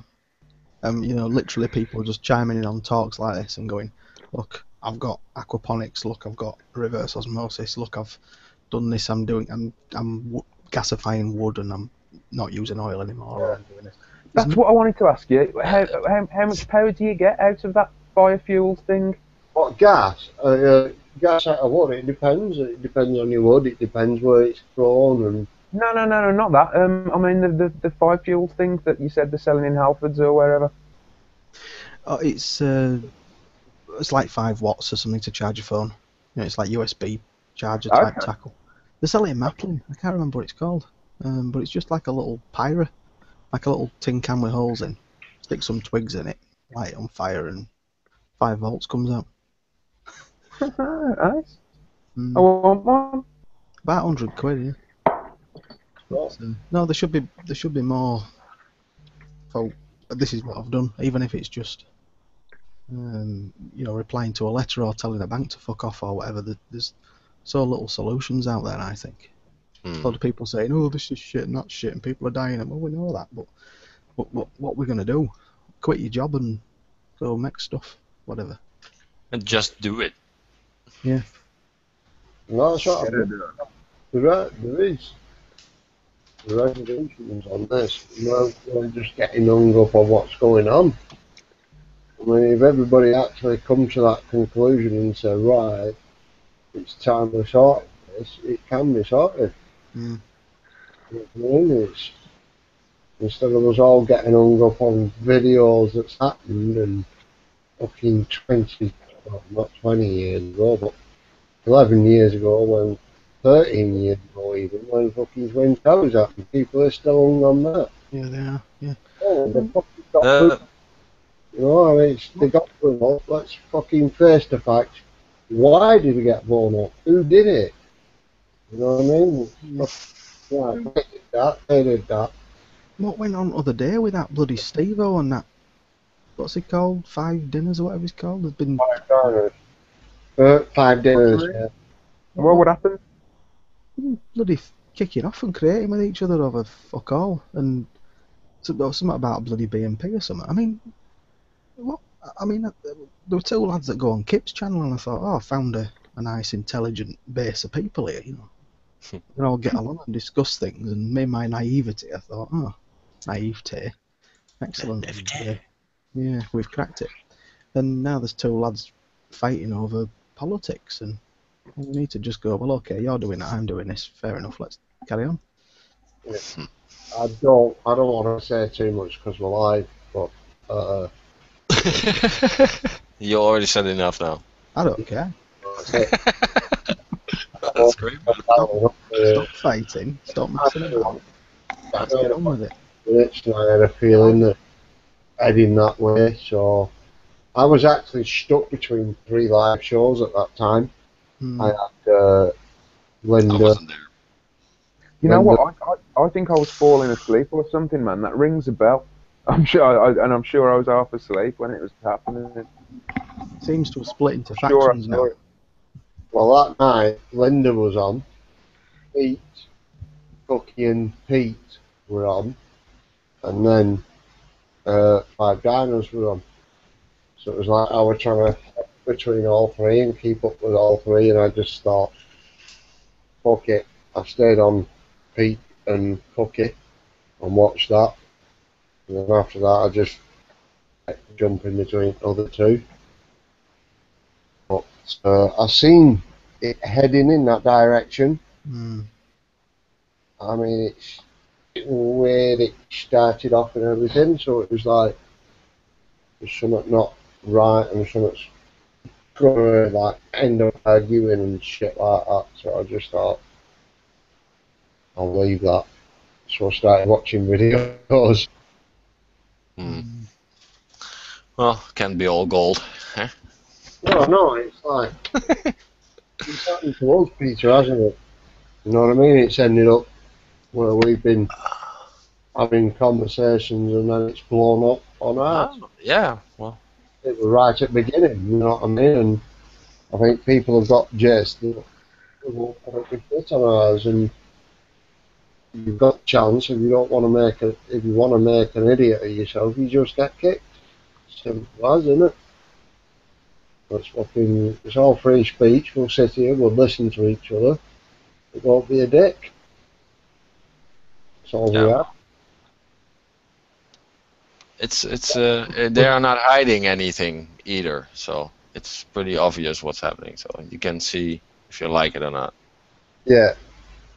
That's it. And just fucking jump out if you don't like it. I say you don't like it. That's it. But I think you had some wonderful points there. And I think bringing up all these ideas and stuff that's out there, that's the stuff that should wake people up, just to get rid of the corporations and the corporate dependence of fucking energy and all that stuff, because it's not needed. There are ideas plenty, you can do it yourself. Yeah. Exactly. I mean, this it's the dream, isn't it? This is what should be reality shows and not the fucking shite they put on. Yeah, not everything has to be a business. Why does everything has to be turned into a business? Why do stuff of necessity have to be turned to business? I don't. You got me wrong. I don't mean turn it into a business. No. But that's the way we think now. Yeah. And we rely on fucking corporations to bring us the fucking water. We rely on fucking corporations to bring us the power. Why? I mean, we should find a way of fucking jumping the airwaves and putting shit like this live. Yeah, and talking about these solutions and the ideas that are out there makes people aware that there are alternatives even out there, because a lot of people are not even aware that it's that easy. Caught in traps as well, that like if someone invented a flint axe now and everybody found out about it and no one were making money out of it, it'd be called open source. So we've got the trap of, this is the open source project, it's all open source. It's not open source, it's just an idea. It's just an idea that's spread, that's successful. Calling it open source insinuates that there's another side to it, like there's a closed source. Surely there is, though, isn't there, man? There is. That's one of the things that I fucking hate. Is like, if you've got a good idea, the only way that you're told you can fucking do anything with it is by giving it to the government and paying a fucking fee so they can look at it and then rubber stamp it and give it a patent. Yeah. The other way to do it is just to give it away. Put it on the internet. Yeah. Yeah. And then if people can't be asked building it themselves, they will, I'll build it for you. Yeah. And I'll cost you this much. And that's fair enough. Everybody knows how it works. Everybody knows how to repair it. Everybody knows its pitfalls. They know what they're buying. Jobs are good. It completely solves the whole situation, and it becomes obvious in terms of patent. So nobody can patent it because it's obvious in inverted commas. Can I just interject there while when you were on about something about manufacturing with regards to the fact that there's a conference coming up with the British Constitution Group on November, but one of the topics in this conference is the fact that sometime during the next 7 years we've got to find a way of fighting bugs without using pharmaceuticals or expecting that antibiotics are going to be able to fight them for us if we believe what they're saying. So you technically minded lads out there, it wouldn't do yourselves any harm if you looked into how to create and what equipment is needed to create colloidal silver. You know, because colloidal silver is one thing that will help protect people from nasty, nasty bugs. Colloid. You can. You can. It might be some. Do you know? I'm seriously thinking about setting up a YouTube channel and just talking about nothing other than stuff. You know, solutions, just solutions to problems, because it just ain't there. Well, if you want to buy colloidal silver, it's about I think half a litre is about 18 or 20 odd quid on the net somewhere. It could even be more expensive than that. Where, you know, people like me and my missus would benefit from colloidal silver. If we'd got a little gadget where we could, you know, I'd nip to the silversmith, make sure I've got the right kind of silver, fit it into the kit, create the colloidal silver, and then it's doing us all a world of good, because A, somebody made the kit, I don't mind paying a few quid for it, and B, it's helping our health. You know. What you do is that's the point, though, isn't it? You if you want to make colloidal silver, you need silver. Yeah. So it's going to cost. Well, it's possible to get it. It's not that expensive. The amount you need to produce the amount of colloidal silver you need to last you a few months. And I'm taking this some sort of chemical reaction that you're going to put with the silver to get the colloidal silver out of it. yeah, I think you use 2 silver rods, and you run a charge through them at a certain hertz or whatever, and you get this battery kind of action, but you have to use distilled water, and you get the molecules of silver at a molecular level dropping off into the water. What you've got is the water, when you start off being distilled, is a very high resistance, so current flowing, so as a consequence you don't get any electrolytic action. So you need to pass a high voltage through it initially. It's a constant current circuit, basically. You pass a high voltage through it, and then as it starts to draw current, you then drop the voltage. So it's a constant current with a sort of 30 volts or so across a jam jar would do it. And then as the current increases, you then drop the voltage down, and eventually you end up with a cloudy substance, and that's water. But what you don't want to do is you want to alternate the currents, Kendo insinuated, because you don't want to transfer material from one side to another. You want Don't get me wrong, Ivan. I can tell you what colour to paint it, but as to manufacturing the actual piece, that's gone. It's over my head, mate. But you tell me what colour you want it. I'll go and fetch the paint. You've done electronics, you Ivan? What's that? You done electronics? I'm an electronics engineer, yeah. There you go. Yeah. That's the kind of man we want. I've done a couple of electronics courses. We've got guys with lathes in their back rooms, look, you know, bragging off about I've got a CP43 Mark III, and these guys are the guys who can manufacture these little gizmos for us people, so that we can tell people like Boots to fuck off. I think we should. They will hang out based on that sort of stuff. I don't know. And I will add that to say that, like, I'm not going to mention any names at all, but a doctor has told me that the way the NHS is going, sometime in the next few months, everyone is going to be affected by this mass sell-off bullshit, and only those who've got a regular income are going to be able to see doctors, or because they're going to have to start charging. And I was told that by a doctor, who's a friend of mine, who's a GP. Fuckers, man, we already pay for the NHS. We've already paid for it, mate. My grandfather, my old man, every bit of money that they chipped into it from when it was started has paid for it. Yep. We paid for everything, but they've, you know, from somewhere conjured up a mandate to sell it all off from under our feet, so that it's not part of our infrastructure anymore. It's part of the corporate infrastructure. It's the corporatisation of the planet, isn't it? It's just more. It just never fucking ends, man. No, exactly. Well, it won't do. It won't do, because, like I've said to you, it's collectivism. Collectivism has only got one aim, and that is to collectivise everything.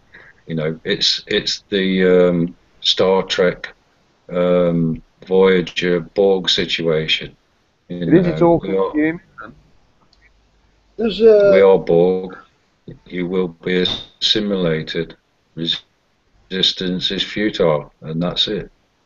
Has anybody heard of this? There is actually two places where you can, if you go sovereignty or freemen, there is actually another place where you can actually get your taxes paid, where the government can't touch it. I don't know. Unless you had a trust fund. I don't know. Yeah. You'd have to have your own trust fund and let that and make out that's No. You know. I can't remember the name of the place, but it's just it's sort of like a country tax bank account sort of thing. That's put it in layman terms. There's no other words for it. But apparently the government can't touch this. It's just there's a girl. I've not seen any of the videos for ages because she's on Facebook and I don't want it anymore. Sounds like offshore banking, but I don't know. It's similar, but it's still here. Obviously, I don't know whether it applies to you, Peter, but in UK, it's still in the UK. It's a UK an account sort of thing, tax account, where they can't touch it. You got Guernsey, don't you? Yeah. We have places like that, yeah. But no, this is still actually within the country. She's actually called Hannah with a H. I'm sure it's Hannah Rose on Facebook. She's just gone Freeman of land, and she's done all documentation with Queen and all that shit. Got it all back. It's got all fucking royal stamps, all that shit on it. Yeah, she approached work. She's still working, and she's approached work with this other account where the taxes go, and now her taxes get paid to that account. And I'd never heard of it until she'd actually said it. And I haven't actually looked into it, I just took it in. I don't understand why anyone would renounce the person. I mean, it's just a tool. There's nothing to get upset about. It's just an interface between you and the corporate world. Yeah. I don't see it as a big deal. Without it, you can't operate. You can't trade. You can't enter into business. You lose a facet of dealing with this corrupt system. But nonetheless, you just lose the ability to interact with it. That's it. It's not, if you don't play their rules, you're fucked, aren't you? So it gives you the freedom to interact who you want to interact with without having the fear of being dominated by any one of these. It's like I'm coming to the stage where I'm about to change my vehicle. If the PPI check had already up. I want to change my vehicle, and I'll be looking at reinsuring it. And if I get this new vehicle, somebody's been advising me to register it as though I'm a trust. Then if you get picked up by speed cameras or ticketed as parking, you know, you aren't the trust, but you are part of the trust. So in actual fact, you are, but you aren't. So if you get a ticket, you know, sorry, it's part of a trust. What do you want me to do? I'm not the trust. Yeah, you can do that, mate. It's like a defence, isn't it? You've got like a barrier there.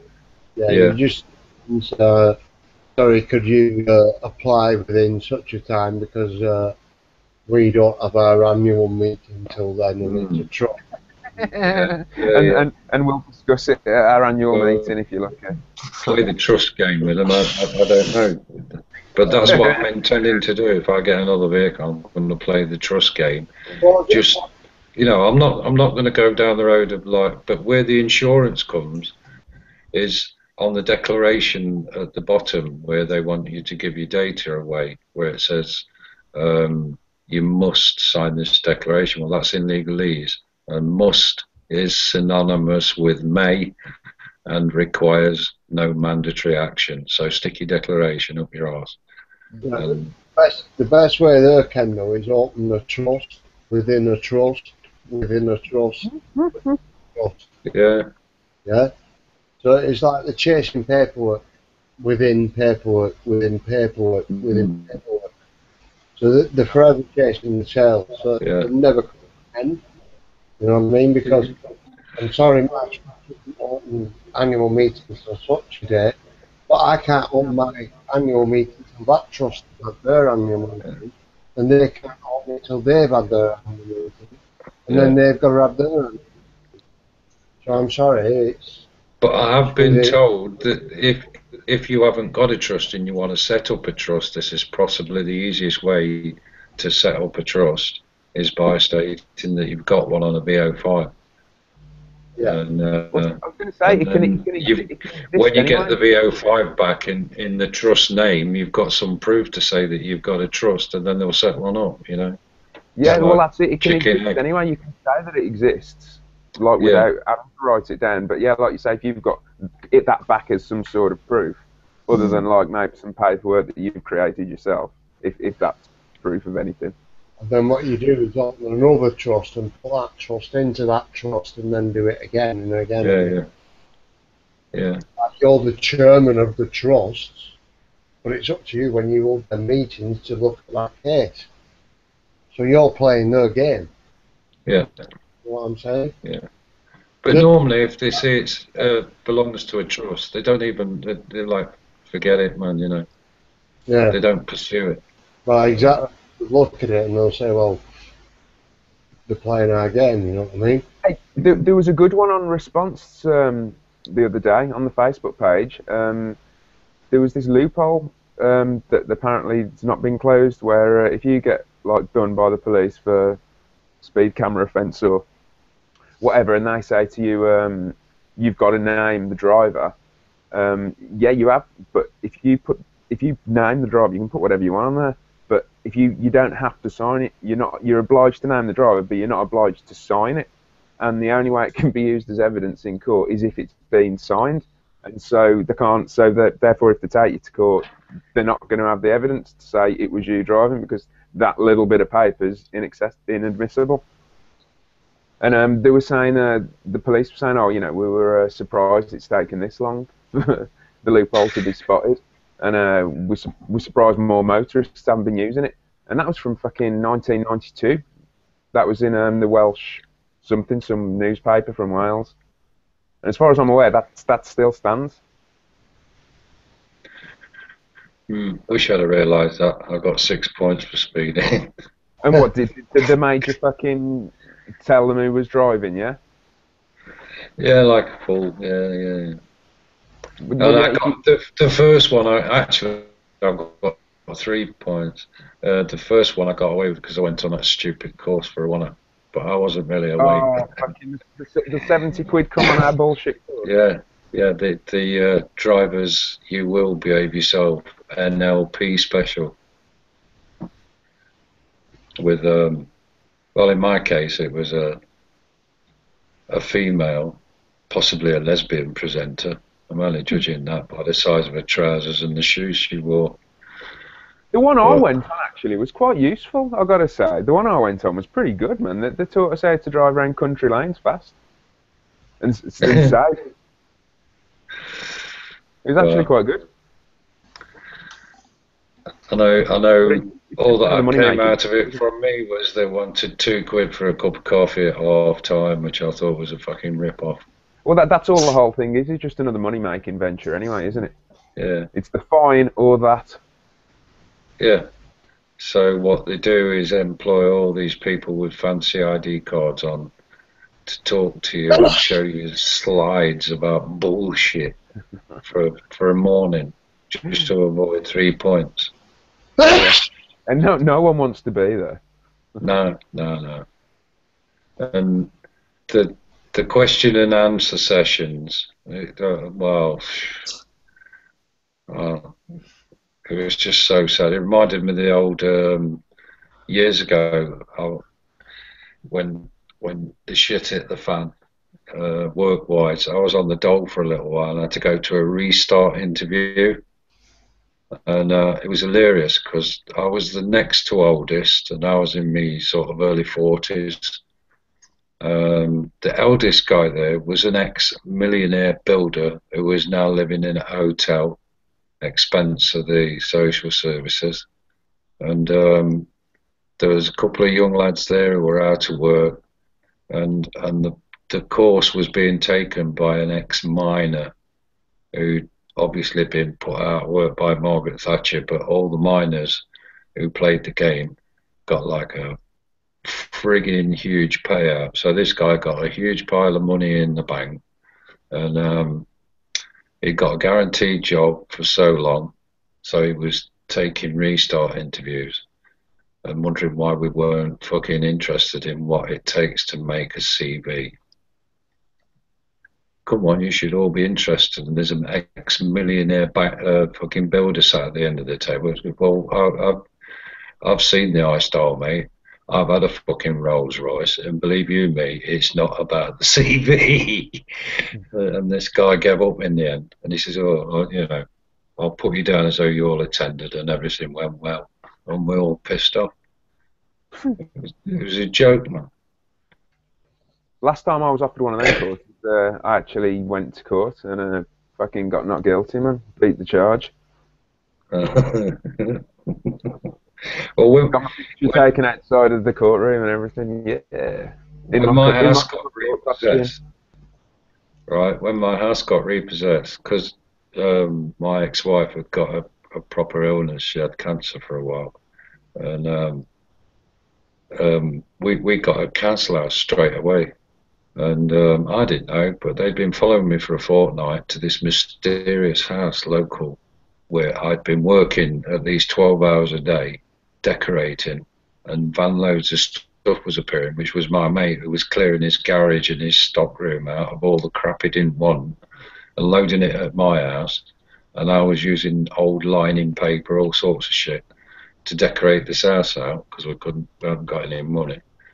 And then I got arrested by social services for working on the side. And you joking? How did the fucking know? No, it was a brilliant interview, and I kept my mouth shut, and I was thinking, I'm going to bury these bastards in there, and I'm thinking, fucking, I ain't done no work on the side. What have they been doing? And what they've been doing is clocking me go to this council house that we got, and so I wrote the interview.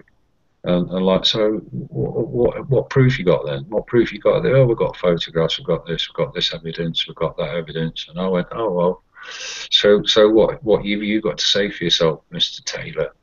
So I just got the fucking rent agreement out. I was like, that lot, right at the end of the interview. And they went, oh, does this mean you live in there then? I went, well, what does it say on that fucking rental agreement? And they went, oh, and then they all disappeared out of the room, and they all come back in, and well, that's it. That's the end of the interview, Mr. Taylor. And I said, well, meaning what then? And well, that's the end of it. So after all this, then you've proved that you're all a bunch of twats, and that you're chasing shadows. So, no, that's the end of the interview, Mr. Taylor. So I'm like, all right. So I went. But they'd followed me for a fortnight, and I was decorating the place that the council had given us to move into. And arrested me for it. Fucking wankers. Man. Yeah. I mean, this was like 1991. But yeah, bunch of arseholes. So it's got to be worse now. Some shit's coming down, boys. I had another fucking G4S idiot coming around the house today here to read the meters.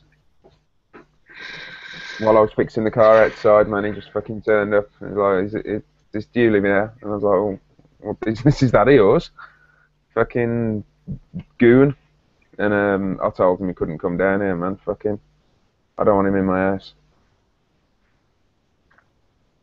Said the cellar's full of shit. So I said, unless you want to move all my shit, then you're not going to be able to read the meters. And he fucked off. Oh, we've got boxes on the front of the house, so bastards. One's got a window in it, so you just look through the little window. And Double bastards! They don't even have to open it. It's all right. It's all right. I own the boxes, and I've let them know. Well, I've let British Gas know that because I own the boxes, you can have my permission to read the meter, but you can't have my permission to open the box to replace it with a fucking smart meter. So, and if you try and push a smart meter on me, I will remove your implied right of access because they are my boxes. It's mine. You know, I'm only letting you put your meters in there. And if you make a fucking fuss, we'll terminate the contract and I'll get a contract with someone else and I'll quote my own terms and conditions. You know, fuck 'em. But we don't, you know, British Gas don't want to make any fuss about smart meters at all at the moment. So. It's my dream to be fucking cut away from them and be self-sufficient. I'd love to be able to fucking generate my own power, man, or even produce my own gas. Yeah, that's what I mean. People like you, I mean, I don't know. It just depends how you feel, but there's got to be a way that there should be every house should be allowed a piece of kit about the size of a green dustbin to be parked outside the back or wherever's the best place to put it, and that generates the energy for the house, you know, and bugger the electricity and the gas, isn't it? Yeah. And why that can't happen is, you know, like even with these solar panels on people's roofs, the law says that you're not allowed to take off yours first. It's got to go into the national grid, and then you can take yours. Yeah, it's bollocks, isn't it? Yeah. And apparently they, in the main, produce a fucking surplus of energy. So they give more back than the house actually uses. So there's no reason why we couldn't all... The big argument now... The big argument now is who supplies the gas, because in actual fact you might be paying British Gas, but they aren't supplying the gas. Who's pumping the gas down the pipeline? I'll pay them the bill, unless you can prove otherwise. Don't send me a bill, you know. And that's beginning to be the new thing with the energy providers. You know, I'll pay the company that sent the gas down the pipe is the one I'll pay, and because there's 6 of them, they can't work out who's actually pumping the gas down the pipe. So who do you pay? Nobody. Is nobody the answer? In an ideal Can we world. pay nobody? You've actually just said what were in my head there, Tom. Yeah. So, exactly, if you've got competent, if you want to stay in the law and stay within the bracket, if you've got a competent person to come in and remove that meter and put in one that you buy off eBay, which are very easy to get, on eBay, old meters, whatever type of meter. If he comes in and changes that meter, you have removed all right of that electric company to come into your property. They have no longer got anything of their property on your property, which removes their right of entrance. The only way they can get entrance on your property is because they have the equipment on your property. I'm sure I've seen somewhere this afternoon or sometime during the course of today, I've seen someone offer his own terms and conditions, and because he replaced the meter, he said he'll allow the electricity board to take readings from it, provided they agree to rent it from him at £1 a week. And they've told him to fuck off, basically. Exactly. That is it. If you go back to the old meters, Ivan, I think you'll possibly either correct me or back me up on this. If you go back to the old meters where they had the aluminium wheel in them, magnetised, most of your power was actually generated within the meter, what was distributed around your house. That's what our electric meter is, the wheel. Yeah. Well, most of the power is actually generated within your wheel, your aluminium wheel. Well, the current comes in to the house. It goes through a big coil, generates a magnetic field based upon how much current you're pulling, how strong the field is, and then eddy currents in the aluminium force the wheel around. So it's the eddy current, the magnetic eddies that repel against the coil that push the disc round, and that then turns the mechanical wheels around with the numbers on. I swear sometimes there are times if you could put a vinyl and a stylus on it, it'd be going round quick enough for you to play a 78 record. That's why you can put an opposing field in and stop the thing. Yeah. I was just about to fucking say that, right? Yeah. You've got the opposing field that you put on it, right? It's got to alternate, hasn't it? Though at the same rate as what the eddy currents would do inside there. Is that right? Yeah, you basically stick a pulse back up the mains that's out of phase with it. Yeah. And what that does is it causes a braking effect on the disc, so the disc basically stops. But you still get the current flowing. Yeah. Or an even easier way is just take the face off it, and there's two wheels inside. Just turn them down. It's got a plus and minus on it. Just turn it down to minus, and it slows your wheel down. It just means that you've got to tamper with the thing. Yeah, you break the seal then, don't you? Yeah. But if you can do it with a transformer, you can basically use a transformer to out of phase with the mains and stick it back in. Okay, how would I do that, Ivan? Generation magnetic current at the side of it. Can you draw a diagram? I think you'll find some stuff on the net about it. Not going to get into live. The Murphy box, is that it? I don't know. Have a look.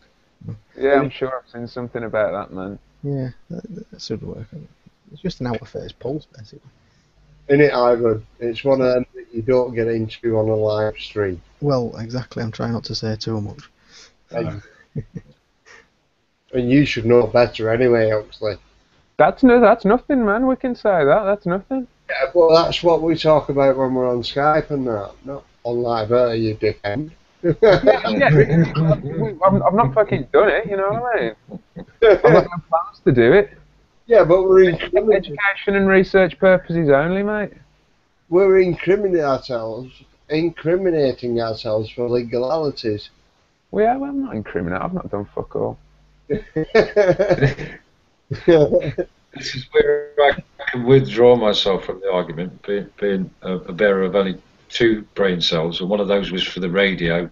I can only determine what it looks like, I'm afraid. If it's got to be brown, pink, purple, green, orange, or blue, I am your man. But as to what happens inside the box, no, what colour is it? What brush shall I use? Shall I spray it?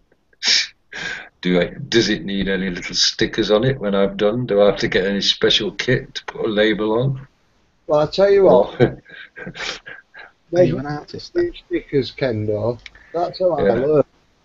When I took shit apart, I put a sticker on it. More than worth it, put it back, you know what I mean? Yeah. I just learned myself by taking things apart. And lately now, while I'm building shit, if I haven't got much of an inkling on what I'm doing, I'll type it into Google. Me too. Yeah. Google explains everything for you. Yeah. It's like me and Hux were speaking. Like, was it last night, Hux, on Skype? We were speaking. It was. Not before last night. It might have been last night. I don't know. Before. Maybe. Or it was like you kept coming up. Yeah, it was actually, wasn't it? You kept coming up with little things that you were doing, and I come up with solution. Everything you said. You know what I mean? It's I just go through phases like that. Where it's like shit he's doing. I understand that stuff. You know, it's like he's doing lock tools at the moment. And different tensions and strengths of steel. And he was going through stuff that he wants, and I said, well, try this. Which is very light. It is titanium, which is a very light, strong steel. It's like, it feels and looks like aluminium. Have you ever machined titanium, Ivan? No, nothing like that. Just mild brass, bronze, aluminium, that kind of shit. I mean, that stuff on Turner, it's easy. It's similar to wood, really, isn't it? Your brass, your copper, and stuff like that. It's Aluminium's a bit of a faff because you've got to get your machine going like Joe Buggery. Really get your machine licking and going, you know, and just rip at it. When you're going into your harder steels, it's going into the tungsten bit, things like that. It starts getting harder. There's some stuff that my mates used, and it's got a, how can I put it? It's like it's almost got bits of harder material in it. They use it for valves. Oh, I know what that shit is. What the?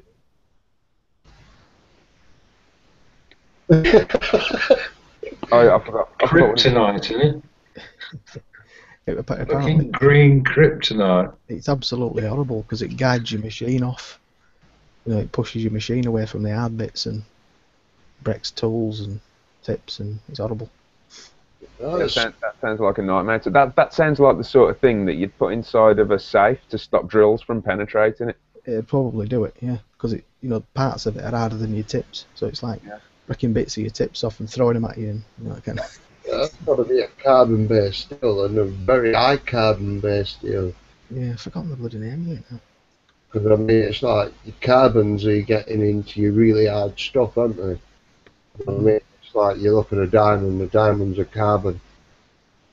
Yeah. And some plastics can be horrible because they grab hold of your, you know, your bit. Yeah, they gunk it up, don't they? Yeah, grab hold of your bit and chew themselves up. And, acetyl's all right. If you rip at that, that's not too bad. It's got to be a lot of it's got to be full of carbon. That much stuff harder than like your tungsten, rod, steel.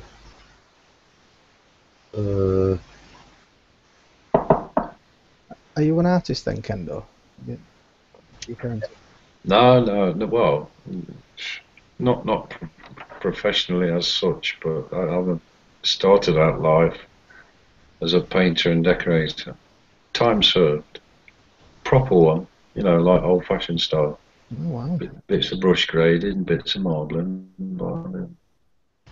So more like a decorative artist. Hmm. And then, you know, you get asked to do things in life as you go along. But yeah, So everything you've just been describing about using a lathe and you're getting metal with hard bits in, to me, all the time you're talking, all I can think of is like what a bastard it is to paint a heavy pebble dash wall. You know? 'Cause it's like a similar emotion that you're describing is to the one that I feel when you fucking, it's really, do you know what I mean, Dean? Really heavy duty pebble dash with that, you know, it's not pea gravel, man. This is the proper bollocks, and it's like you can't use a roll on it. All you can use is a semi-worn out 4-inch brush, and it's the only thing that you can jab the bristles in and fucking get it done, man. And that's what your lathing technique sounds to me like when you're doing tungsten and this other stuff. I did a pub. It was I did all the paint, all the glossing, and the frames and the doors and the actual walls of the pub was very, very, very, very deep pebble dash. And the guy, he was an ex-copper, and oh no, he did me. I think I know where you're going with this one. Go on, man. It did me like a wall roller, everyday internal wall roller. Do this. And I said, "What the fuck's that?" I said, "That's just not good. I'm not a painter, Ken. No, I put my hands up. I'm not a painter. But I'll take pride in work, you know what I mean?" And the thing to use on Pebble Dash these days, take a tip from me, boys, is go to a local paint supplier and spend a few bob, get yourself a 9-inch roller frame and a Purdy sleeve for Pebble Dash. It's about the best one going if you could put it. It weighs a fucking ton. You'll have armpits like Popeye by the time you've done. There's not much chance of me putting Pebble Dash on the house, mate, I promise you. Do you know that? There's no chance of you painting the fucking either, thank God. Kendall, do you know that? A 6-inch. Say again. I used a 6-inch fucking wallpaper paste brush, and I tell you what, it went on a dream. Honestly, it went on a dream. I was just like one stroke and you were covering it. You know what I mean? I'm like, just cracked on me. We used to use 4-inch Hamilton, what do they call it? Cornish brushes. You know, they're like a 12-ounce wallet brush, but a Cornish brush, 4-inch, the same design. And we used to wait till we'd taken the newness off it and it had gone round a bit. And if you use one of them on Pebble Dash, sometimes you get away with one coat, man, if you point it on straight from the tin. And you know, sometimes when you're up a chimney stack, one coat means a big fucking thing if you haven't got to go up there twice, twatting about on the roof. Were they also? Say again. Brush? Was they an also brush? Hogger.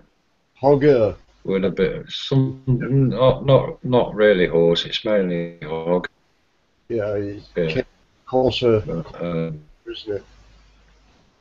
It's a lot thicker.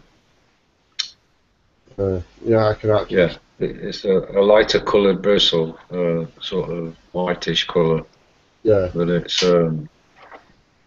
we always found for Pebble Dash that was the baby. You know, if it was coming straight, if you're on a chimney stack and you only wanted to go up there once, you know, take it straight from the tin, you use that brush and whap a good coat on it, and it usually stood up. But you know, I mean, to this day, I drive past a pub in Nottingham, and when we did that job, they only gave the chimney stack one coat, man, and to this day, you can tell it only had one coat, and it was like, I can't remember who did it, but like, he fucking didn't do it right.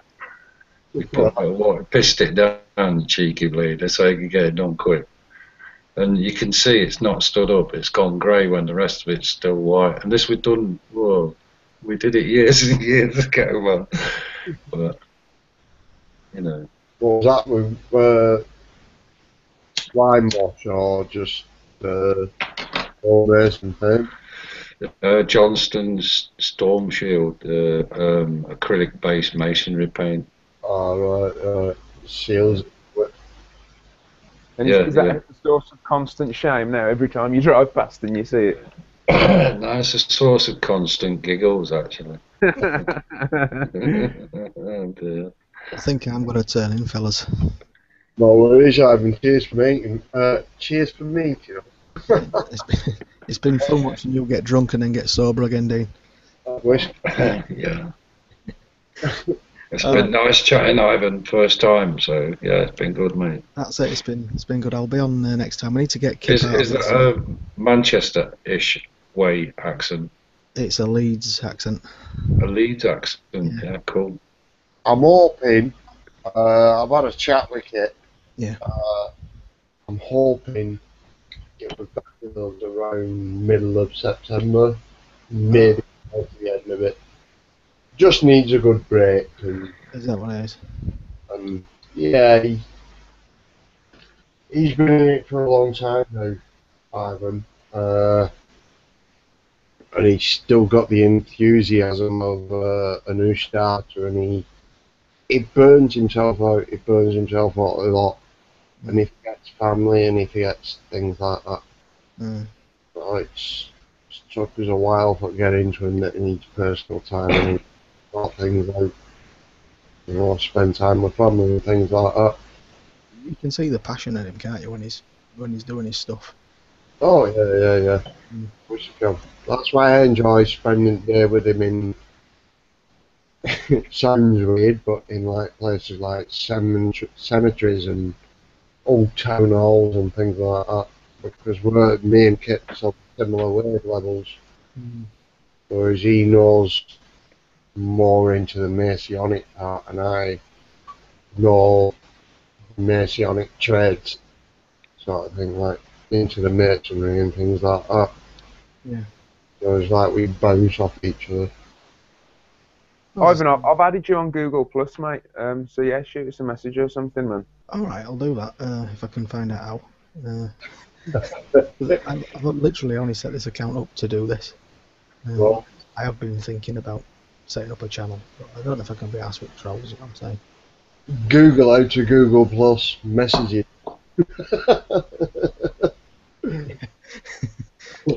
I'll find it, Huxley, and we'll sort something out. We'll Yeah, hang out and just discuss technical stuff and whatever. Alright, cool. You rivet counters, you. Yeah. We need to count rivets secretly behind everyone's back so we can talk in our own language, you see. I don't use rivets anymore, mate. Oh, no, it comes from...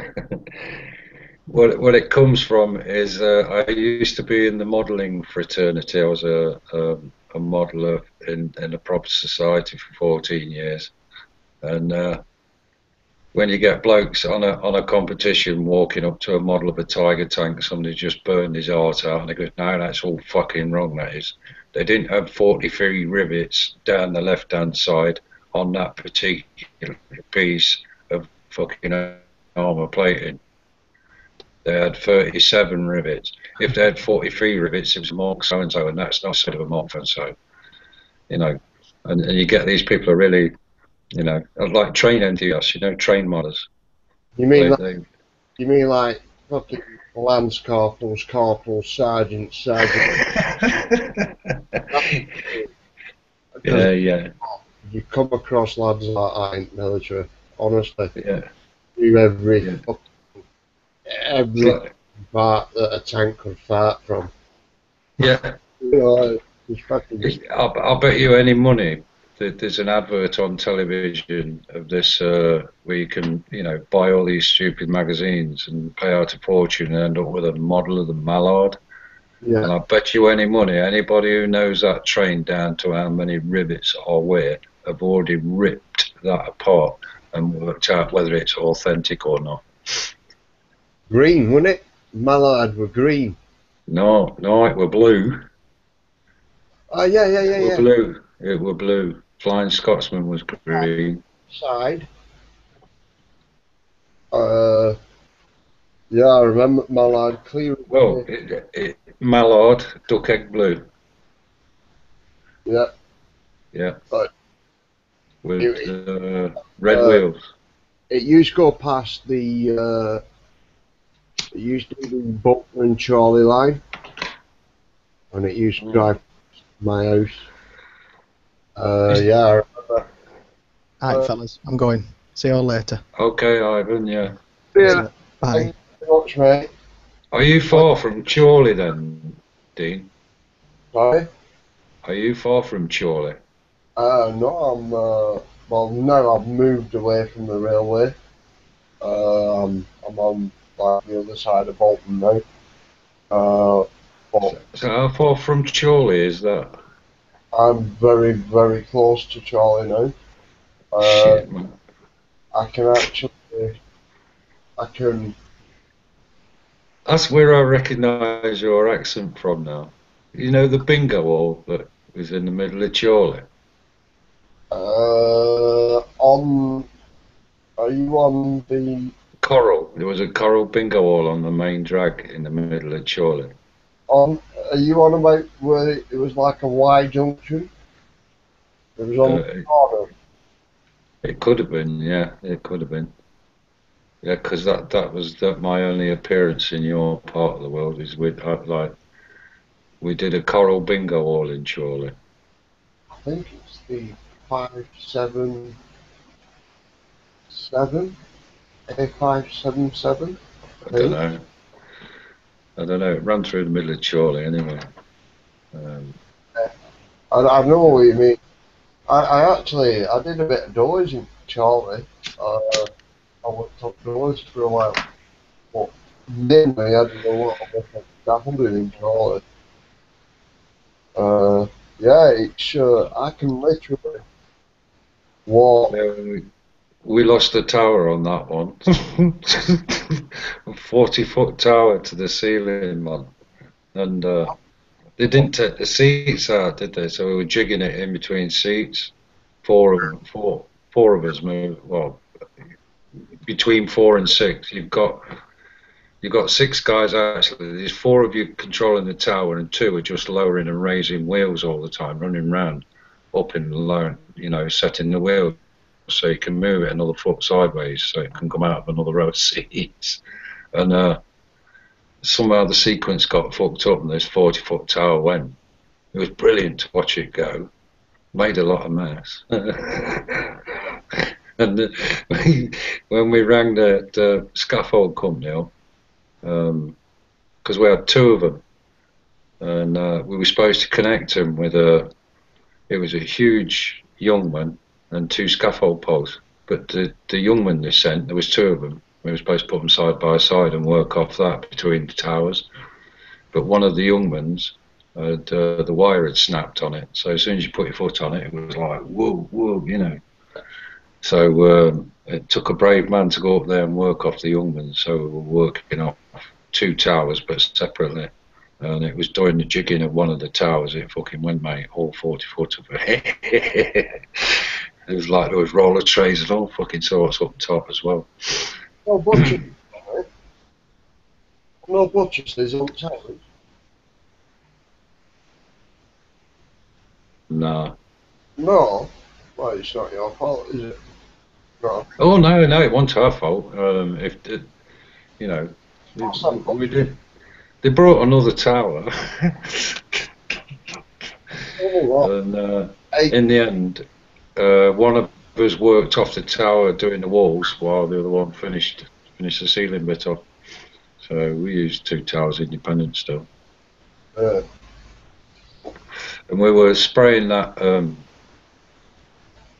What was it called? Powder flake. Metal. It wasn't a metal flake. It was a powder flake, and you paint the wall with this white shit, and then before it goes off, you've got these bags of powder. You use a special spray gun and spray flakes of paint at it, about 4 or 5 different colours in the flakes. Yeah. You get this flaky effect on the wall. I remember seeing when it first came out in primary school.